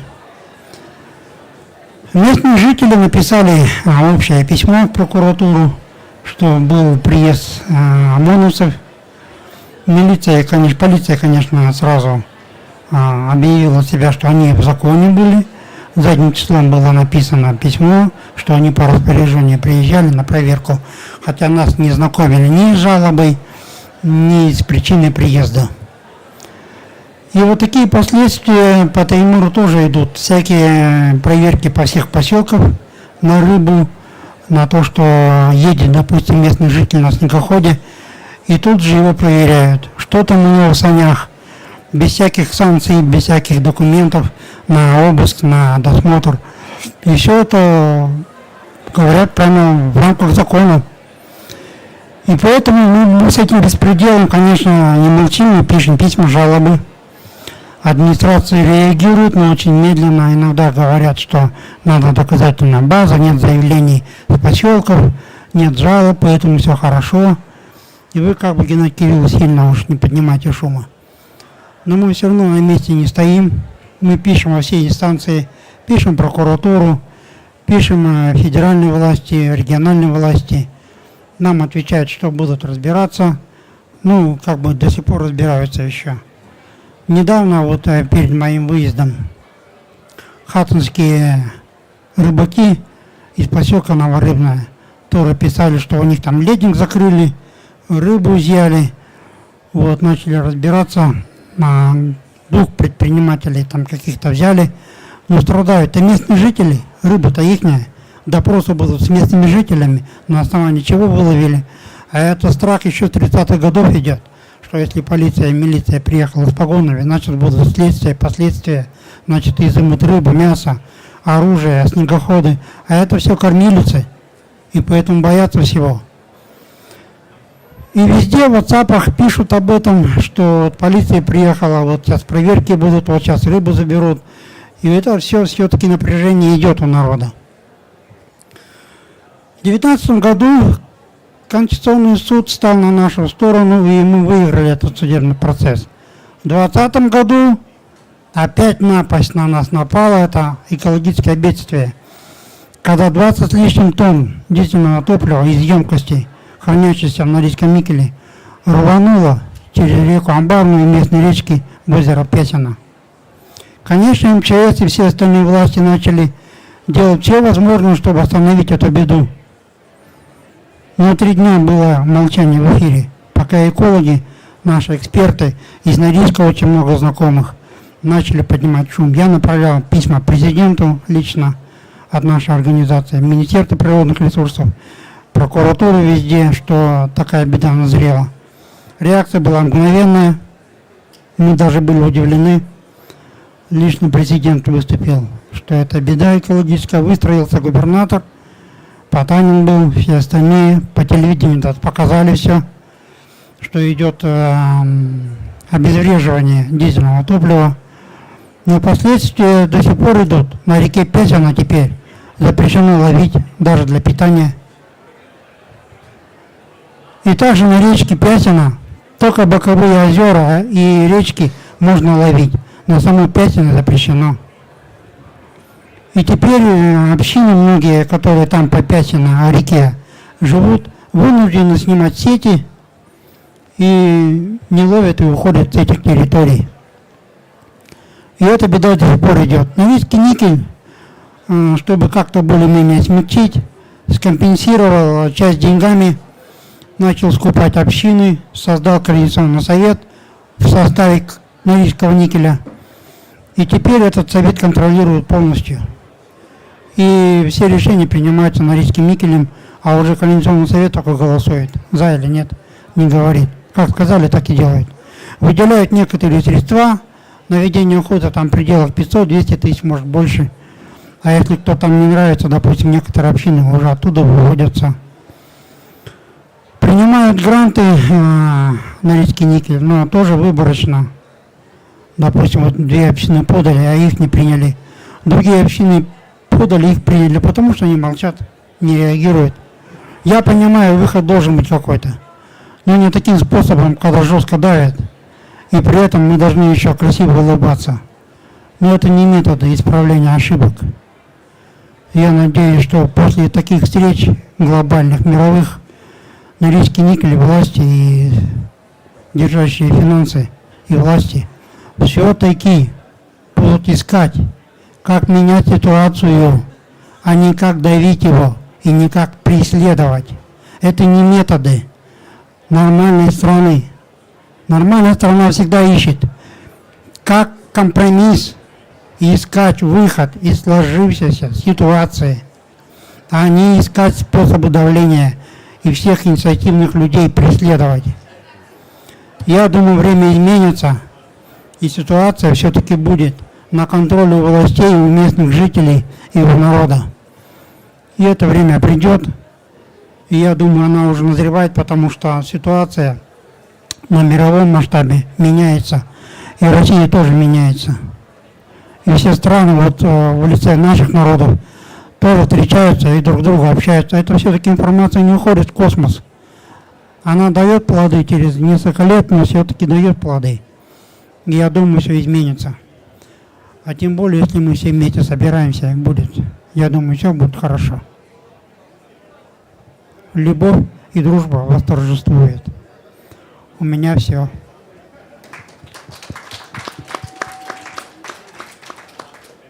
Спасибо, Геннадий. И разрешите мне представить нашего последнего спикера в списке участников. Алексей занимается экологическим активизмом и защищает свои земли от промышленного освоения. Его цель — сохранить родные земли и сохранить народ, который не может существовать вне своей земли. Алексей, у вас 8 минут.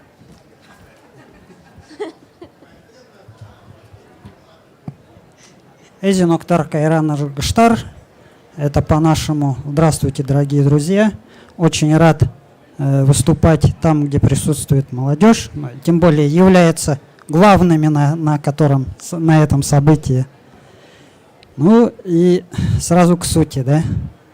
Наши предки, я представитель народа Шорцы, нас чуть более 10 тысяч человек, живем на территории Кемеровской области, самом, наверное, урбанизированном таком регионе.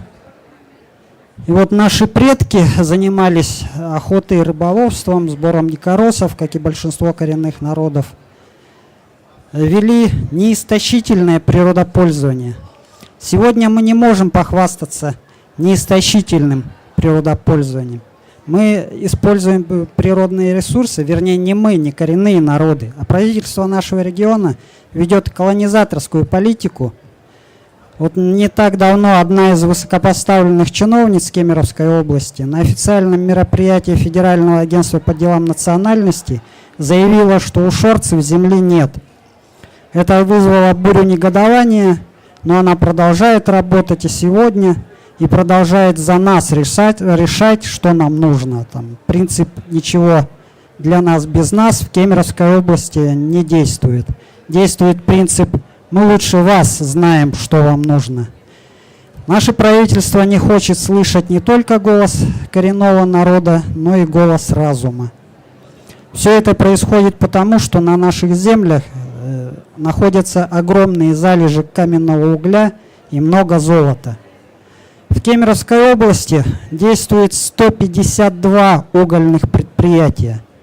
По официальным данным, на 1 сентября 2023 года действует 295 лицензий на добычу угля. И все это на территории чуть больше 95 тысяч квадратных километров. Всем, кто озабочен вопросами изменения климата, понимают, что сжигание угля вносит огромнейший вклад в выбросы парниковых газов. Но я хотел бы обратить ваше внимание и на сам процесс добычи угля. Угольщики уничтожают на своем пути абсолютно все живое, оставляя после себя огромные территории безжизненных лунных ландшафтов. Наши реки текут черные от угля, наша тайга уничтожается, зверь уходит от постоянных взрывов на угольных разрезах. Снег в городах нашей области очень часто бывает черного цвета от угольной пыли. Власти часто вводят так называемый режим черного неба. Это когда воздух загрязнен настолько, что это создает угрозу для здоровья людей. Но несмотря на все перечисленное, в нашем регионе добывается 200 миллионов тонн угля в год и идет постоянное наращивание добычи. Добывается больше 200 миллионов тонн угля в год. Власти изо всех сил отстаивают интересы недропользователей. В интересах угольщиков и золотодобытчиков уничтожаются шорские поселки. Вот ровно 10 лет назад начались поджоги домов жителей поселка Казас, которые отказались продавать дома угольной компании. До сегодняшнего дня пострадавшие не получили никакого возмещения ущерба, хотя российские власти с трибуны Организации Объединенных Наций заявляли о том, что вопрос с Казасом решен. Это ложь. С пострадавшими жителями я живу рядом, я общаюсь. Многие из них уже старятся, и, возможно, скоро некому будет возмещать ущерб. Таким же способом уничтожаются и другие поселки. Поселок Тайлеп, поселок Ильинка там прекратил свое существование из-за золотодобытчиков. Это все вот боль для нашего народа. Огромные богатства нашей земли для жителей стали проклятием. Для пиара угольщики и власти Кемеровской области используют организации Гонго, которые везде их восхваляют. В том числе и в Организации Объединенных Наций звучала информация, что в Кемеровской области реализуется принцип свободного предварительного осознанного согласия по всем вопросам, касающимся шорского народа. Мне неизвестно ни одного такого случая. Также с трибуны ООН звучала информация, что угольные компании там сотрудничают с шорским народом, приносят много благ, там строят спортивные объекты, этнокультурные центры. вот такое вранье с трибуны Организации Объединенных Наций до глубины души возмутило моих сородичей. Вот, то есть эти так называемые лидеры организации Гонга за спортивные объекты выдают деревенские площадки, там, ну, просто полянки какие-то огороженные деревянными какими-то заборчиками. А за этнокультурные центры выдают такие старые древние строения, которые, ну, являются музейными экспонатами, в принципе, под открытым небом. Такая цена добычи угля. Еще хотел бы обратить внимание, что когда говорят о вреде угля, обычно имеют в виду выбросы парниковых газов от сжигания топлива. Но мне кажется, что совершенно не учитывают выброса метана при вскрытии месторождений на угольных разрезах, которые добывают открытым способом. Насколько я знаю, вот в шахтах это еще объемы выброса этого метана еще как-то можно отследить. На угольных разрезах это все происходит неконтролируемо, и объемы площади вскрытых земель и объемы выбросов метана, ну, просто огромны.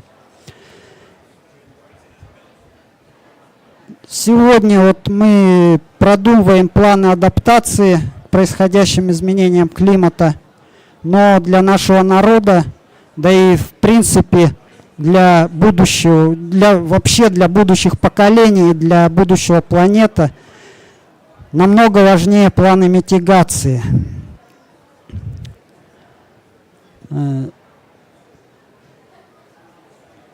Потому что, ну, вот, скорость уничтожения наших территорий, все, что я здесь на протяжении нескольких дней слышу, меня ужасает. Я вижу, что у меня время заканчивается, конечно, извиняюсь. И, в принципе, я сказал все.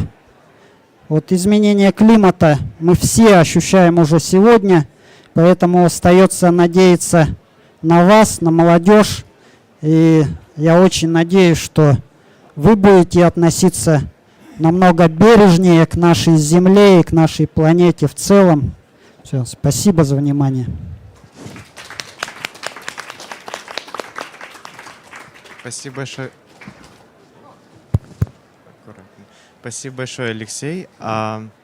Давайте еще раз похлопаем всем участникам и также нашим переводчикам, которые работали все это время для нас.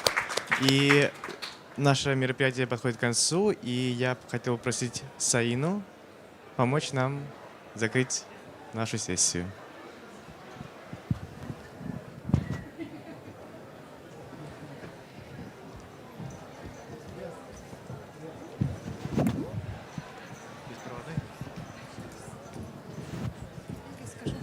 Всем спасибо огромное. Я сегодня послушала доклады, выступления. Да?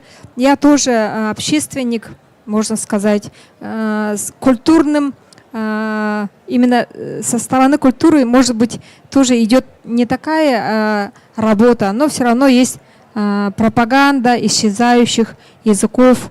Мне кажется, через творчество, духовность это имеет место быть. Давайте сделаем таким образом. Я вот сейчас сыграю на хамусе, да, это якутский и не только якутский, это инструмент международный. Это просто, наверное, звуки природы. Я чувствую вашу боль сейчас, насколько вы, проделав здесь очень много пути, оказаться здесь услышанными, я это сейчас очень сильно прочувствовала, и мне кажется, что надо еще больше объединяться, ну и чтобы услышал весь мир. Все ваши вопросы были решены в положительную сторону. Но мне, наверное, остается звездой стать, чтобы быть совсем вас всех поддерживать. Был лучше бы уже профессиональная стойка была. Да, ты уже чуть-чуть руку вытягиваешь.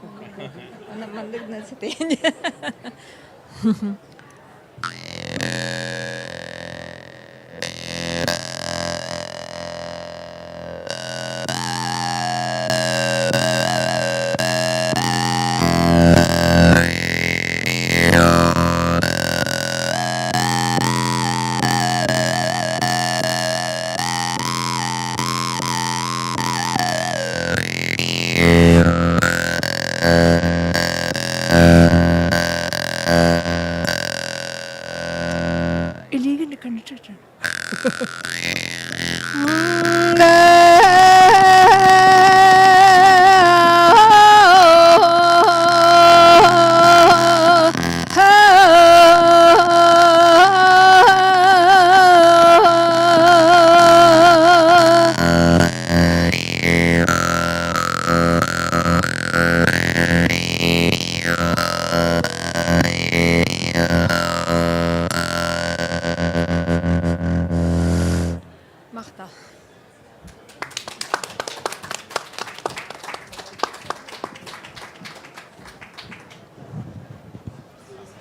Всем спасибо. На этом наша сессия завершена. Спасибо.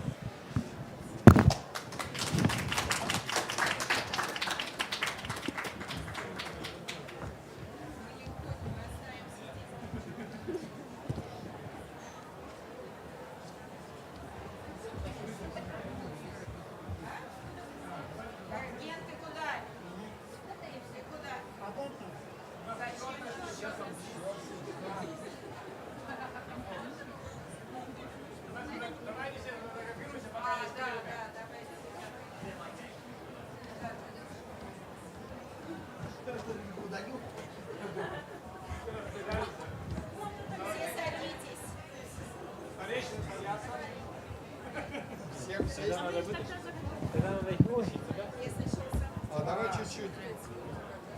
Чтобы сзади они могли сесть. Давай, подождите-ка, Маша. Еще, Игорь.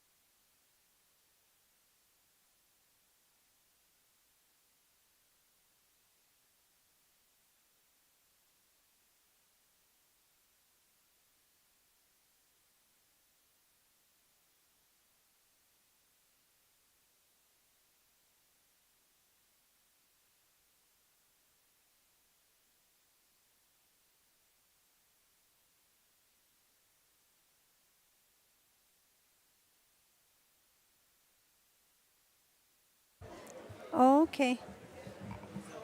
How does it work? Yes. Okay.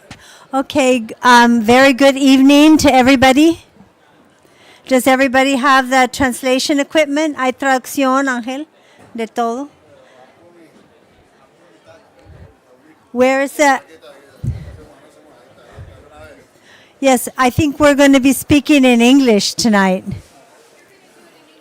Yes. But there may be comments on the floor in Spanish or Russian, so probably I should have a headset too. Very, very good welcome to all of you. I know it's in the evening. I guess we didn't notice when they gave us the time that we were the last ones. So I do appreciate everybody being here. We're going to be talking about an issue that is affecting all of us, whether we know it or not.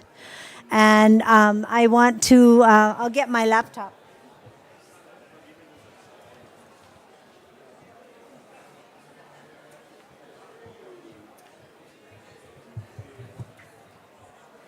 Because I can't see very well from here. Okay, we could have the next slide.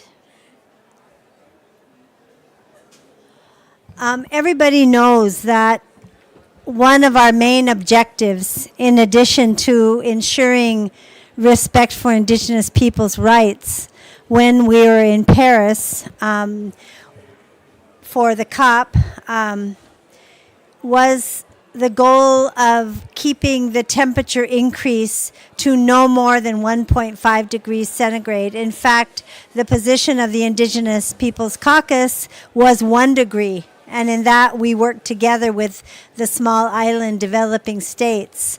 But of course, we didn't get that. We didn't even get a firm red line commitment to 1.5.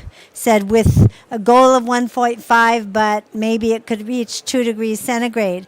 But we know that the scientists have said that even 1.5 degrees posed a serious threat to Indigenous peoples, ecosystems, ways of life, food systems, cultural practices, and even in many cases like small island developing peoples to their very land base and coastal Indigenous peoples as well. But we also know that in this year, for the first time, 2 months in a row, that 1.5 temperature goal globally was exceeded already. And they're just starting right now to talk about just transition. So what does that mean to us? Next slide. What we're seeing is a real failure of the states to focus on the principal cause of global warming, of climate change, which is fossil fuel production. Year before last in Glasgow was the first time that the outcome document even mentioned fossil fuels, even despite their commitment in Paris to the 1.5 degree cap. And at the last moment, the states in the final plenary changed language that was in the outcome document to talk about phasing out just one fossil fuel, one kind, what they say is the dirtiest, which is coal. And they changed the language to phasing down, which we saw as Indigenous peoples as a real failure. Next slide. So what they're talking about now in the discussions on just transition, next is mining for things like what they're calling transition minerals. And I think all of us are affected by that, whether we know it or not.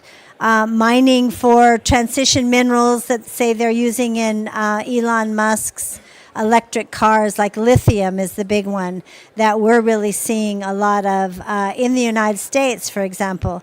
These mines, one is in Sonora, Mexico, very close to our territories in northern Mexico, one of the largest in the world. I think the very largest lithium mine is in Australia. But also targeting, like this one on the right, Indigenous people's sacred areas. And this mine, lithium mine in Nevada, United States, was opposed by the indigenous peoples because it's a sacred place to them. However, it went through anyway.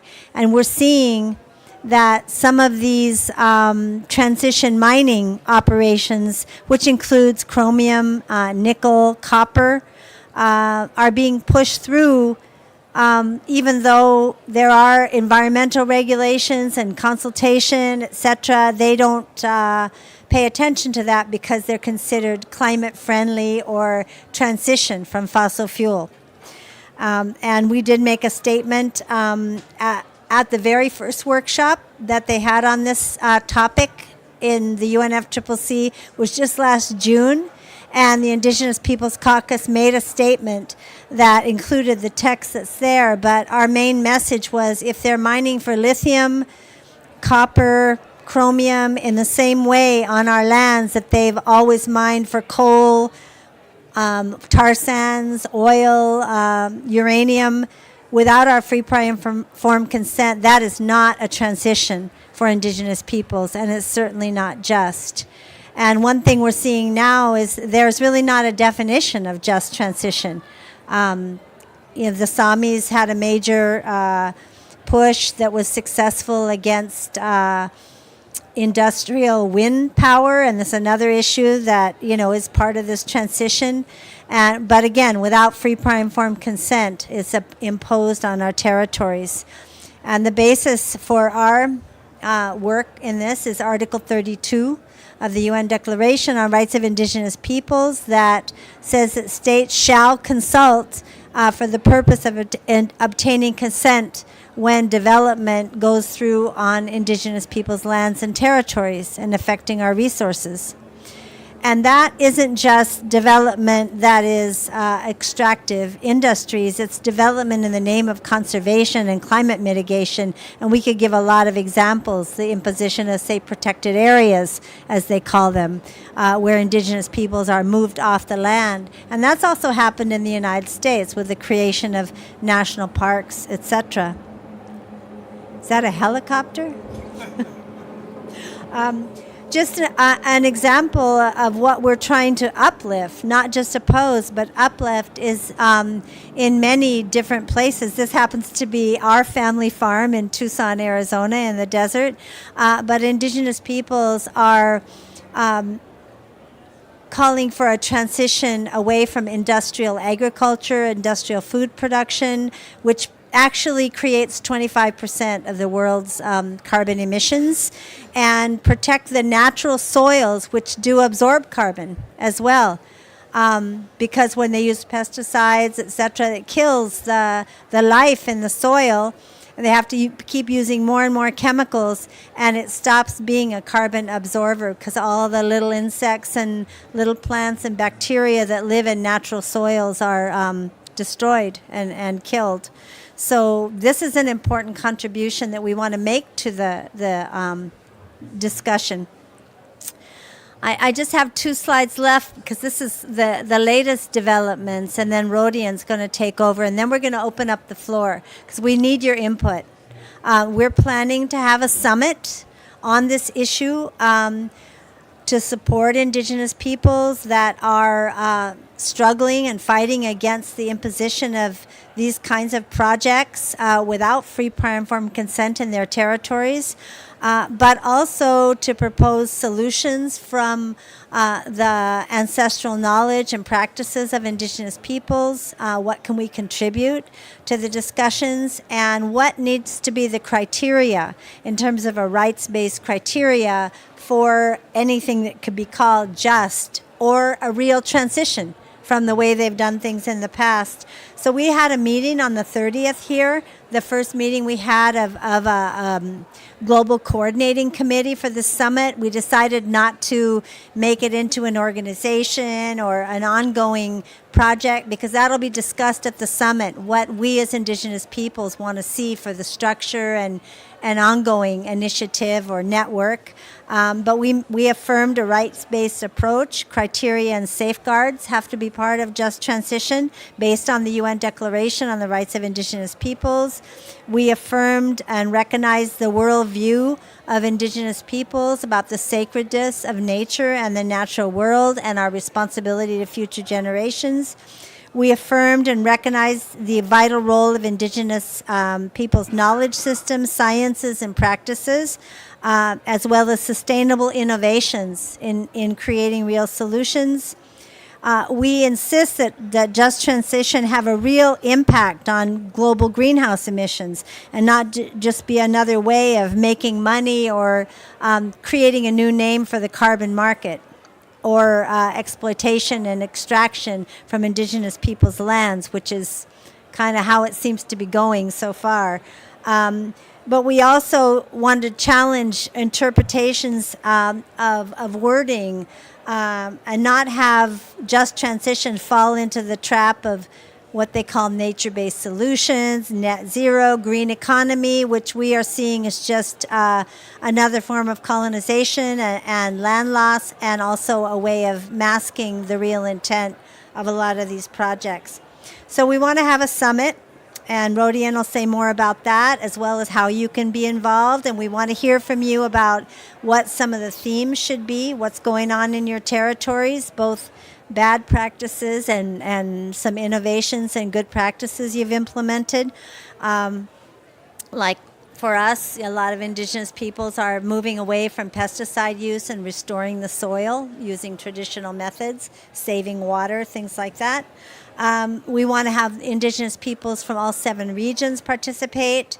We want to see ways that we could create awareness. We want to build capacity about opportunities for participation, because we need to address these issues locally, nationally, regionally, and internationally. And also focus on ways that we can really impact the discussions here at the UNFCCC, which we're participating in those working groups. And actually, I think, they might come out okay. It's hard to tell at this point. The states have their own issues among themselves, but we have been participating and providing input. So here's a picture of the folks, most of them that were at the first meeting of the Indigenous Peoples Global Coordinating Committee for the summit. And that's all we want to do right now is organize the summit. We're looking at maybe October of next year. And Rodian is the principal contact. That's his email if you want to write it down. So, there it is. Okay. And also he'll be talking about the members, some of whom are here in the room, to contact if you want to be involved. And we're still in the very beginning planning phases. So as soon as he presents, we're going to ask for your input, some examples of what's going on, and some ideas of what you think the theme should be for the summit. Thank you very much.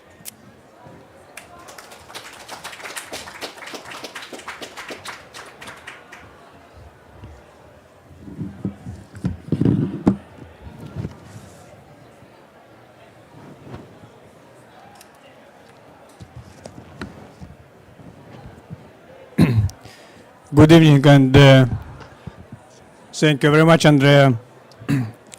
And firstly, let me, on behalf of my organization, Center for Support of Indigenous Peoples of the North, thanks to Indigenous International Indian Treaty Council and Andrea for being co-organizer of this event. And thank you also for your time being with us late evening. It's why it's so critical? Because just transition is everywhere now. And we are facing, not just through the meetings, discussion panel, but we are facing with this at the ground level. So, as Indigenous peoples, we have to recognize that Indigenous people rights is different stage in different parts of the world. But human rights does not exist in a vacuum. They are subjects to a good will of governments, to poorly enforced laws, and the demands, the flow of market forces. And I would like once again to emphasize, laws must go hand in hand with progress. No nation is born is born a democracy, and a journey is as much important as a destination.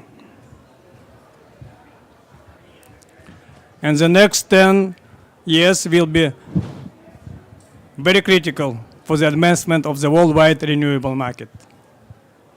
And therefore, the actual question is whether the just transition will support peaceful, sustainable development, which involves concerted actions from civil society, the private sector, and the government, or reinforce weak governance and continue pre-existing patterns of the discrimination against indigenous peoples. So voices of indigenous peoples must be lead the conversation. You cannot continue putting profit before peoples and nature, as well as we cannot afford to be patient. That's why we came to the idea to create global coordinating committee for the first Indigenous People Summit on Just Transition next year. And could you put on screen the next one.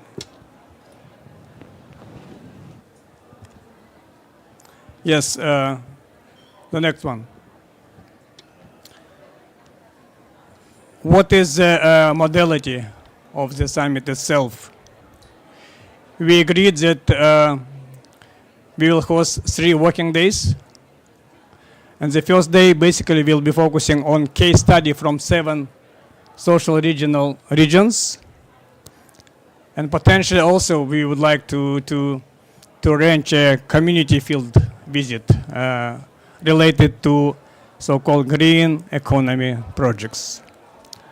Second day will be dedicated to create a dialogue with all stakeholders, including United Nations mechanism, friendly states, expert. We are still discussing private sector. It's still put into brackets. But also the idea is to have a good example of cooperation between private sector, indigenous communities in terms of so-called just transition. And the day 3 will be focusing on the Indigenous Peoples Declaration or Outcome Document development. Because we should create our common position, our common strategy towards just such complicated issue like just transition. The next one.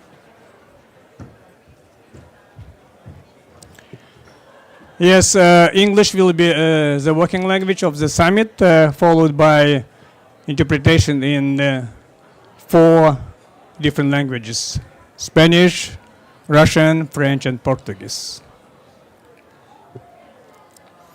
In terms of participation, we agreed to bring from 10 to 15 delegates per each region. We will create an invitees list, including United Nations mechanism, friendly states, some experts and consultants. And also, additionally, facilitation, coordination committee, and some technical team. So totally, participants will be up to 150. Excellent. There is also still a big critical issue in terms of hosting country. We have developed 5 key criteria and requirements. The first one, we should have visa support. Because many of us, we are still facing with the visa issue, particularly through our global international traveling. The second one is, of course, its commitment to human rights and indigenous people rights, and also to green economy shift. So to provide some good model of cooperation, but also domestic legal framework. Of course, we are expecting to have some financial support to cover, if possible, some travel, accommodation, or food. We need, of course, quite qualified and comfortable facility in terms of logistics. And of course, finally, it's a security issue for all delegations. We have created a core group of fundraising because it's one of the biggest challenge we are still facing, but we have around 1 hour or 1 year in front of us to get, I believe, very successful fundraising. And we already have started to negotiate with some potential donors and sponsors. We are developing our fundraising strategy and donor list. We also agreed that any region or regional focal point or institutions also will provide some fundraising efforts to get their own funds, for instance, for travel. And also we are expecting to have, I already mentioned, hosting country contribution. Next one. So in terms of mandate of the IP Global Coordinating Committee, it looks quite simple. We don't want to bureaucratize our process. It's the main mission of the committee is to provide overall coordination in terms of preparation and all kind of action plans to the summit next year from Dubai to October 2024. We will finalize summit modality, and also we will develop information communication strategy toward the summit or during the summit hosting, and also to make fundraising for the summit. So in terms of duration, it will be ad hoc committee with maybe 3 months prolongation after the summit itself to follow up summit recommendation and decisions. In terms of composition, Andrea already mentioned that all 7 social cultural regions are invited. So far, we are having representation from all regions. For instance, from Asia, we are having AIPP, Asian Indigenous People Pact. From Africa, we are having PINGO. From Arctic, we are having both ICC and SAMI Council. From Latin American Caribbean, we are having COICA representation. From North America, we are having ITC and the First People Worldwide. From Pacific, we are having a representative from New Zealand, Maori, and from Australia. From Russian region, we are having a Bergen Forum networking. So that is in terms of composition. So minimum 2 members per each region. So this is just a final slide. We will develop a more supportive document, more information to be circulated through all our networking, including climate change, but also, I believe, including others like biodiversity.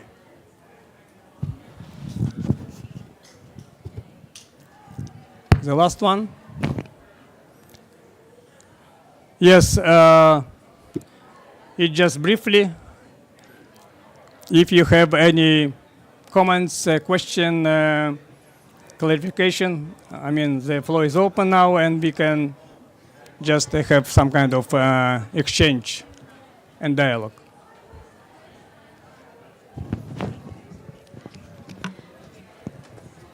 Thank you. And see, this is kind of a working meeting. It's not a side event with panels or any of that. But we do want to open up the floor for any thoughts, maybe situations from your own region or country, possible case studies. We need to figure out how we could support the development of case studies that could be presented at the summit. And we do see this as an ongoing process. It's not just going to need 1 year of attention, but we did really want to wait to decide what structure we want to create. Do we want a network? Do we want an organization? Do we want just an initiative that we can all participate in?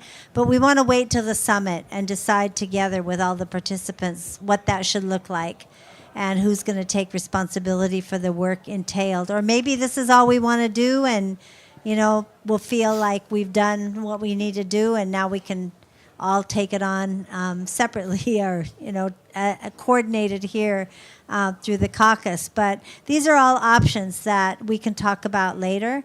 Right now, we just want to hear about what you think, if you'd like to be involved.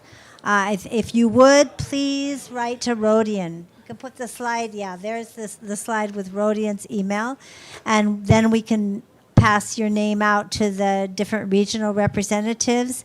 We're still deciding how we're going to choose those 10 to 15 delegates, funded delegates. I hope that we've made a commitment to include youth and women, and we may decide to include youth in the coordinating committee as well, at least one youth representative, but definitely to generate the input of all of you that are interested, and I'm sure there's a lot of other people back home that are interested as well. Come on in if you'd like to hear. We're going to open the floor to, come on in, Pancho. He's wandering around looking for the free food. Our rapporteur on rights of indigenous peoples and the president of the United Nations Permanent Forum. There's 2 seats right in front. Right. We just made the presentation from myself and Rodian about the new initiative for organizing a summit with approximately 150 indigenous participants next year. Probably October. We have about 3 different potential host countries, so we're not going to announce that yet. But we will, within the next couple of months, make that decision, a final decision.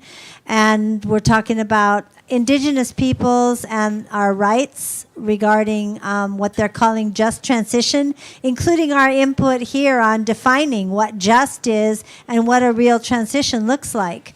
It's not just more mining, but for Musk's electric cars on our territories without our consent. It's got to be something different than that.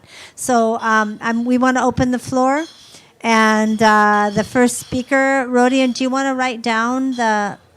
Oh, okay, all right. Taylor's going to help us. The young ones carry the mics around. Hello. And Rodian, will you write down people's responses? Okay, great. And I'll watch and call on people. So first, give the floor to Chief Bill Erasmus, Dene Nation, and then Tonga has his hand raised back there. Some of you I know forever, and some of you I don't know. So just raise your hand, and I'll call on you somehow. Okay, Bill. Okay, thank you very much. There's people out here. I'm just going to encourage them to come in. There's some seats here. Thank you for this presentation. This is really a breath of fresh air. I think people are thinking the same of what you're talking about, but they're not getting organized. And so this initiative is really welcomed. I'd like to include my name, and I will contact Rodian through email. I know that up north, where we're from in northern Canada, including Alaska, where Arctic Athabascan peoples are, we're very interested in this, and we want to be involved. I think the concept of participating and defining the definition is really important. What is just and what is transition? Is it another play of words? Is it another way to get at the resources in our territories to act as if it's not like dirty oil, for example, like the tar sands, which we're downstream from. So I really want to say thank you, and we welcome this. Thank you. Masi. Tonga? Tonga, go ahead. Thank you, and congratulations for the initiatives. Yes, we all agree that we're afraid of all those concepts being climate washing or greenwashing, and it's sort of old wine in new bottle coming to our land and territory. So I think we all agree on that. I think in terms of including case studies, cases, and representation, you might consider bringing cases from diverse ecosystems and regions. For example, in our region, mega hydropower projects has been a big threat in the name of clean energy, so-called clean energy. And our country is like so ambitious to not even double or triple to increase mega hydropower projects. So that really brings a lot of alarm to indigenous people. So in terms of bringing cases and representatives, I think it would be worth considering the diverse cases, ecosystems. And I see that AIPP is included in your coordination list. Likewise, in case you needed any help in really, we need that loud voice in the COP. I realized that during the last days, so maybe Speak louder. we need to echo more. In case you need any coordination help from our region and especially from our country, we'd be more than happy to help you. We have network and chapter across the country and also in other countries. So to make it more representative or more owned by people, even if they are not involved, they are not participated in person in such summit, but they can own the outcome. If we follow the channel and the networks, then we can make it more legitimate and also representative. Thank you.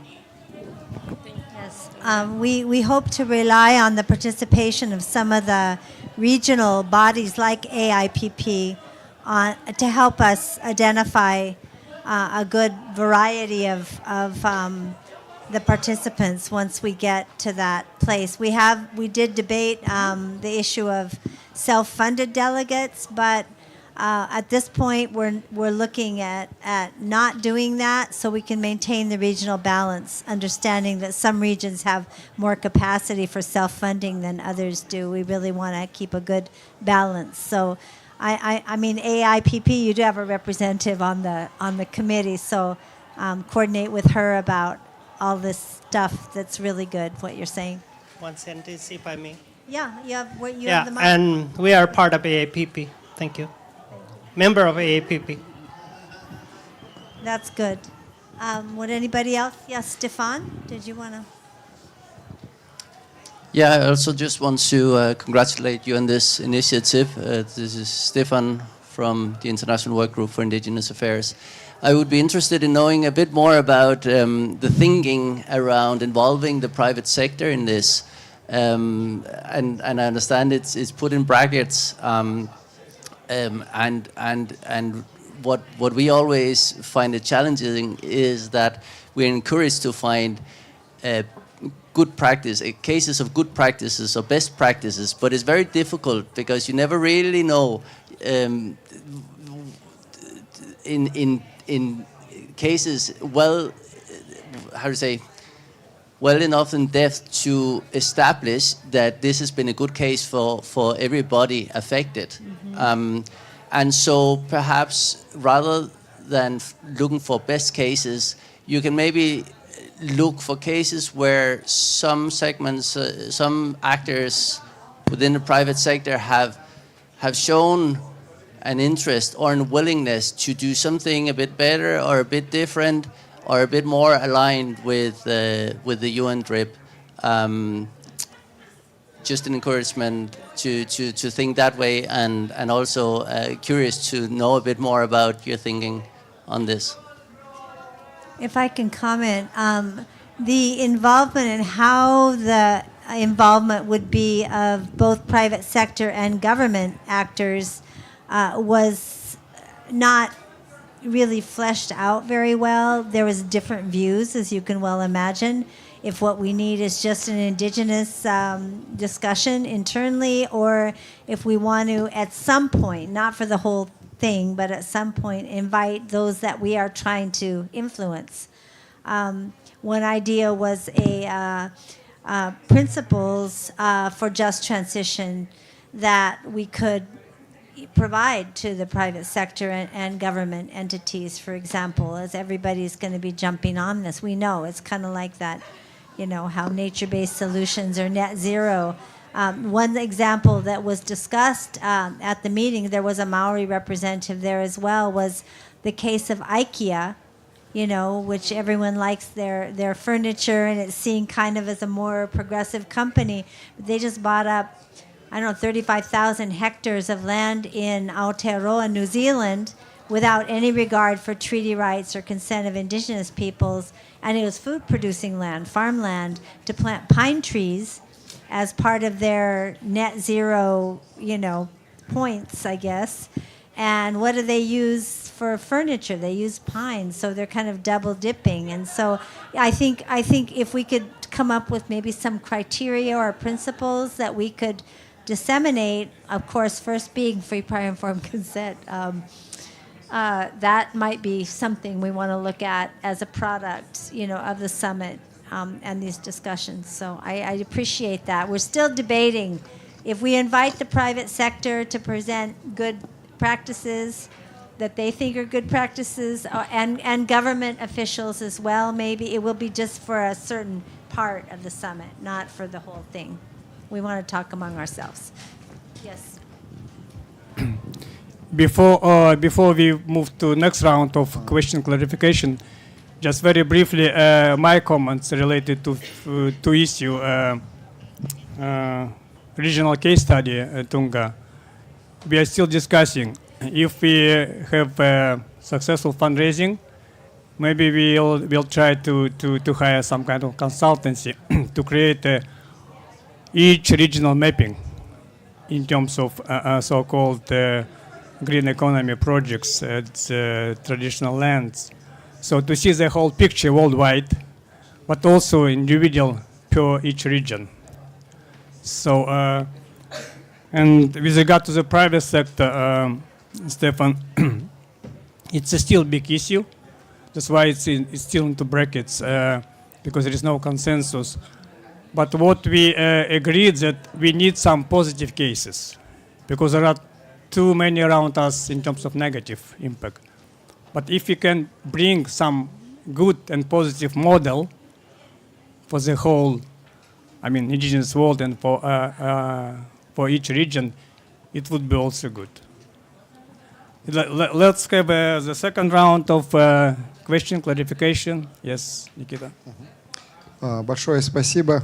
Хотел еще раз от своего отца и от имени коренных малочисленных народов России поддержать инициативу, которая сейчас была озвучена. И в продолжении мысли, которую озвучил Андреа, хотел бы призвать о том, что если мы будем проводить наш саммит коренных народов мира, необходимо все-таки привлекать к совместному участию чистые компании, которые не замараны в тех нехороших отношениях в отношении наших соплеменников, чтобы они не смогли сказать, что все там хорошо.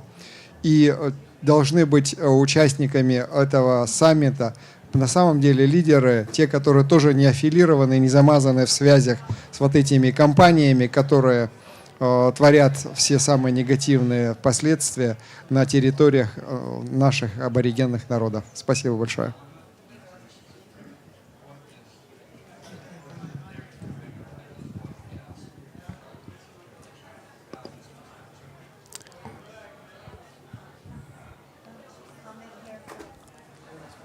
Would like to comment? The Youth Caucus No, they can't. demanding a seat at the table. Sorry for that. Well, yes. No. Well, my name is Onel Mazardule. I represent the International Indigenous Youth Forum of Climate Change. So, first of all, I need to congratulate Andrea and Gideon for giving to us all these kind of information about this summit that is going to be the next year. And one of the points that I also want to give it some kind of inputs is for the youth, because we have different kind of perspective for each region. So that is the reason that we need to provide some kind of access for information about what is the thematic for just transition. Because if we are going to the grassroots, they doesn't know what is the means about just transition. And also the person that is coming for the first time here in the UNFCCC. So that one of the points I want to give it to all the teams is like doing like a trainees about the thematics for just transitions, or using a good how do you say it? What do you say in the past? Good practices for just transitions, and also the bad practice too, for letting know what happened in each region too. So thank you so much. Thank you. And we might consider asking each of the regions to include 2 youth on their delegation. I think we need to make a specific effort to, include youth in a very deliberate and specific way. We also agreed On the committee, we can talk about that. I think so, but the boss here, we'll see what he says. we also agreed to include youth representative, elders, but also representative of communities affected by so-called green economy projects. So. Thank you very much. And this might be something that the Permanent Forum could support with Dario. Un estudio. Sí, hay que conseguir los audífonos. Make sure our president is listening as I give him assignments. Yeah, well, yeah, exactly. Pancho's, they both have studies coming up for 2025. And this issue of just transition and the definition of just and transition and, the struggles of indigenous peoples around this, but also the positive contributions that we can make. I mentioned the transition from industrial agriculture to indigenous agroecology before is an area that indigenous peoples are actually doing and carrying out in a very positive way to restore the soil and its capacity for carbon absorption and many aspects of food production that are also relating to herding, pastoralism, fishing that are not industrial based. So I think that's an area that we need to explore as well. Are there any other comments or questions? Yes, please. The ladies first. I don't know your name. I'm so sorry, but you in the nice copper-colored sweater. Thank you so much. My name is Vera Kuklina, and I have just came from the event we organized together with Mongolian delegation. And I know that it's a little contentious who are included as indigenous peoples, but in Mongolia, I think it's very interesting case when they have this huge copper mine, and now it conflicts with the interests of cattle herders, although they are not officially indigenous, but I think if you want to understand what is this just transition and what it means for pastoralists, maybe it makes sense to include their voices too. Thank you. After. No, but you can go first and then I go move it on the side. Okay, hello everyone. Hello, I'm David Govoni. I'm a geologist from Italy. I represent European Federation of Geologists here, so about the 50,000 geologists from Europe. I had 2 quick points. One is about mining. Geologists are involved in mining. we use some mining code, and I think if we can integrate some of this concept, like in the United Nations framework classification of mineral resources and other mining code, this code integrated in that can have a very good impact. And the other point is engage with professional, as we are. The professional, they all work with some ethical code and some according to some ethical rules. If we can integrate the principle that we are discussing here in this ethical code, this can have a tremendous and very immediate impact because people will work according to that. So I think the suggestion here is also engage in this summit and in the discussion the professionals, so not only the government and the industry, but the professional, because are those that are really making the work and can changing the way people they do the work.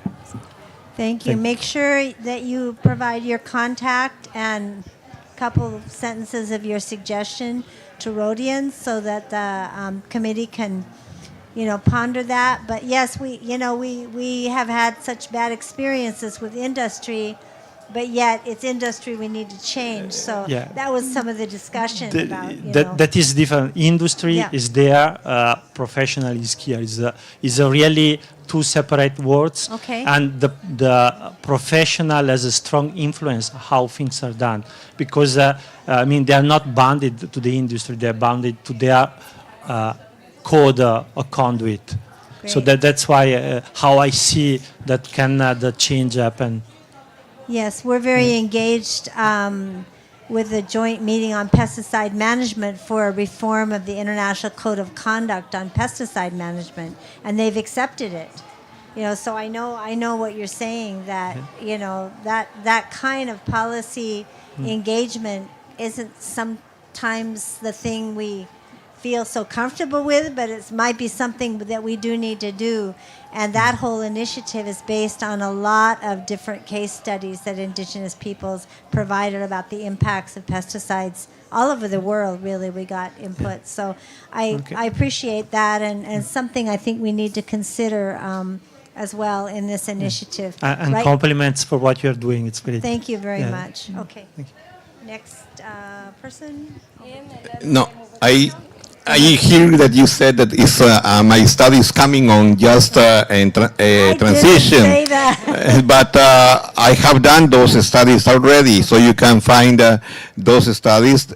One is the on protected areas and indigenous people's right. And this year I presented green finances. So in those two reports, you can find those what indigenous people means for just transition. And of course, in those two studies, I have been asking myself, but putting some questions there on really there is a green mining. There are green mining, so. That is the question that I put in there. And I hear that some indigenous peoples had a very positive experience on green energy projects. And I asked them, really, that is a green energy generation project, where all the elements that you use are coming from? Do you know that it's a certified green production? And when I started to ask them that, they say, "Oh, no, we didn't done that study. So I think that it's a green energy production, but it's not really a green energy production because we don't control the chain of supply chain." So that is the one thing. And the other thing, because I hear our sister here talking about the Mongolian pastoralist. Next year, I will present to the General Assembly my study on indigenous, nomad indigenous peoples, pastoralists, recollectors, and transborder people to the General Assembly. So please take in account this study because I will need your input on that study. And the study that I will present to the Human Rights Council will be the right of indigenous persons with disabilities. So please help me to do a very good report. Thank you. Thank you. And we do count on your participation in the summit. I did. I actually did. And you just said we need I need the dates and the place, and we're working on that. It's end of October is what we're looking for. Because we are already under time pressure, and last comments and question, okay? Yeah. Hello. Yeah. Hal Johar. My name is Anjali. I'm from India. I just want to raise a few points on behalf of some of my friends from India who are also who are like indigenous, and a couple on just transition, and if maybe these can be considered or we can maybe speak more about them. One was the issue of militarization. So in Kashmir, they have found big reserves of lithium. In Bastar, which is like a heavily militarized region in central India, there's like a lot of minerals that they need for batteries. And Northeast India is like a very similar situation with the militarization, but then lots of hydropower, lots of so just transition mining and things like that. And also nuclear with the militarization part. So nuclear being seen as like a just transition thing. The other thing was that regarding protected areas, in India, there's just a new network that is formed called Community Network Against Protected Areas. So maybe if we can bring some people from there, there are some really amazing young leaders who are speaking and fighting. So that would be amazing. And the last thing was just, again, maybe expanding the conversation of indigenous. We have a phrase called Mool Nivasi, which is the original inhabitants, which goes beyond the given term of indigenous that's used, and it also includes the most caste oppressed, so the Dalit communities and the nomadic and fishing communities or Vimukta communities, who themselves consider as indigenous. So that also maybe in terms of expanding, and of course that brings an issue of blue economy as a just transition point. So thank you. Maybe I'll get in touch later and we can, yeah. Thank you. Those are very, very important points. And as you know, part of the definition of the working definition of indigenous peoples at the United Nations includes self-identification, but it also includes common history, culture, ability for self-government, and ties to a pre-colonial land base. So, you know, these names they're throwing around, you know, there are working definitions that it sounds like the peoples you're talking about would fit very well in with that. I think a couple issues, the revitalization of uranium mining, especially I know in the United States, they're talking about revitalizing uranium mining in the Southwest that is still, you know, in the process of recovering from the first wave of uranium mining in the 40s and 50s. And that contamination lasts for 100,000 years. Doesn't go away, you know, even in 50 or 100 years. So that's a big issue. They call it green. They want to call it green energy because it's not a high carbon producer. And the naming, people name that of, you know, there's a proposal right now in the Great Lakes area of the United States for they're calling it a green carbon-friendly nickel mine. You know, I mean, really, all these names they think we're just, oh, great, you know, it sounds so good. But I think that's part of what we really want to do, and we did spend some time talking about that at the committee meeting of all these terminologies and how we need to challenge, you know, how stupid they think we are of naming all this stuff. But that's why we took out the phrase from the name green economy, because it's been so polluted. We could try to redefine it, it's true, but at least just transition is just right now being a discussion here. And so we do have really a chance to impact the definitions and the criteria for that, and we are trying to actively do that here.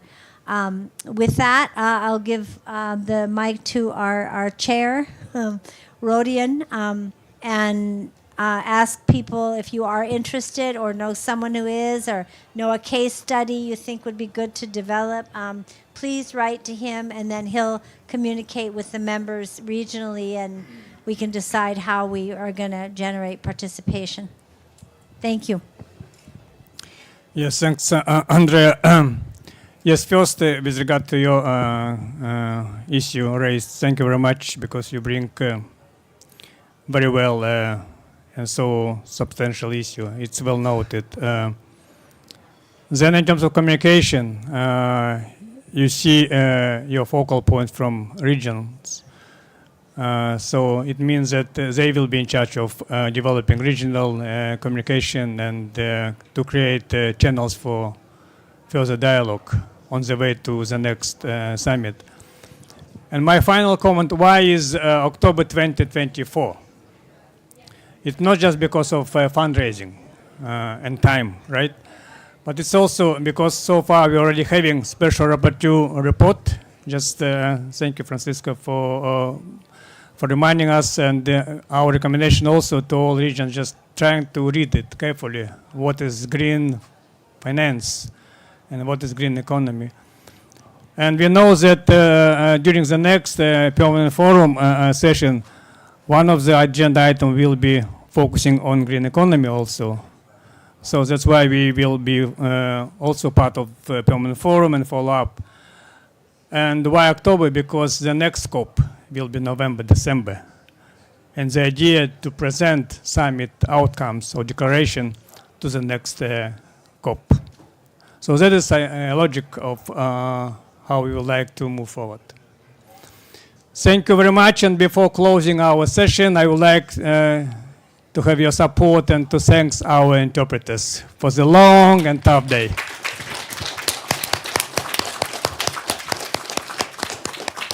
Yes, our meeting is over. Thank you. Can we ask, Have a though, good evening. wait, if anyone can offer a closing prayer or a song, just so we can make our way back into the maze of Dubai to our Betty Buys in a good way. If somebody can provide that, we haven't asked Yes, anybody. thank you very much, Andrea. Today on the Pavilion is Arctic and Russia Day.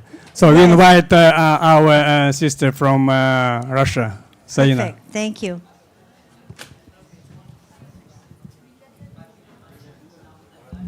Sorry for not asking in advance, but,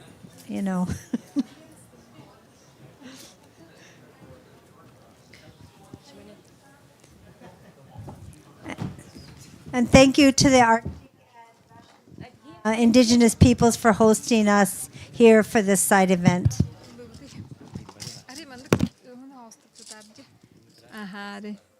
Hey. Okay. Tere. What's this? We will sing together, okay? Hiya hiyanga hiya hiyanga hiya hiyanga hiyanga hiya hiyanga hiyanga oh oh oh oh oh oh oh oh oh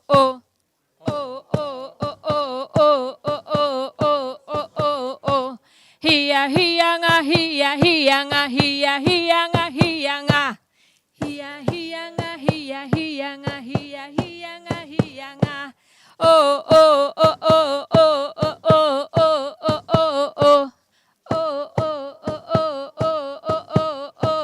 oh oh head hot head hot head hot head hot hiya hiyanga hiya hiyanga hiya hiyanga hiyanga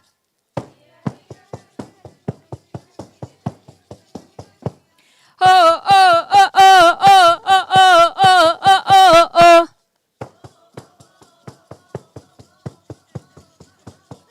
hiya hiyanga hiya hiyanga hiya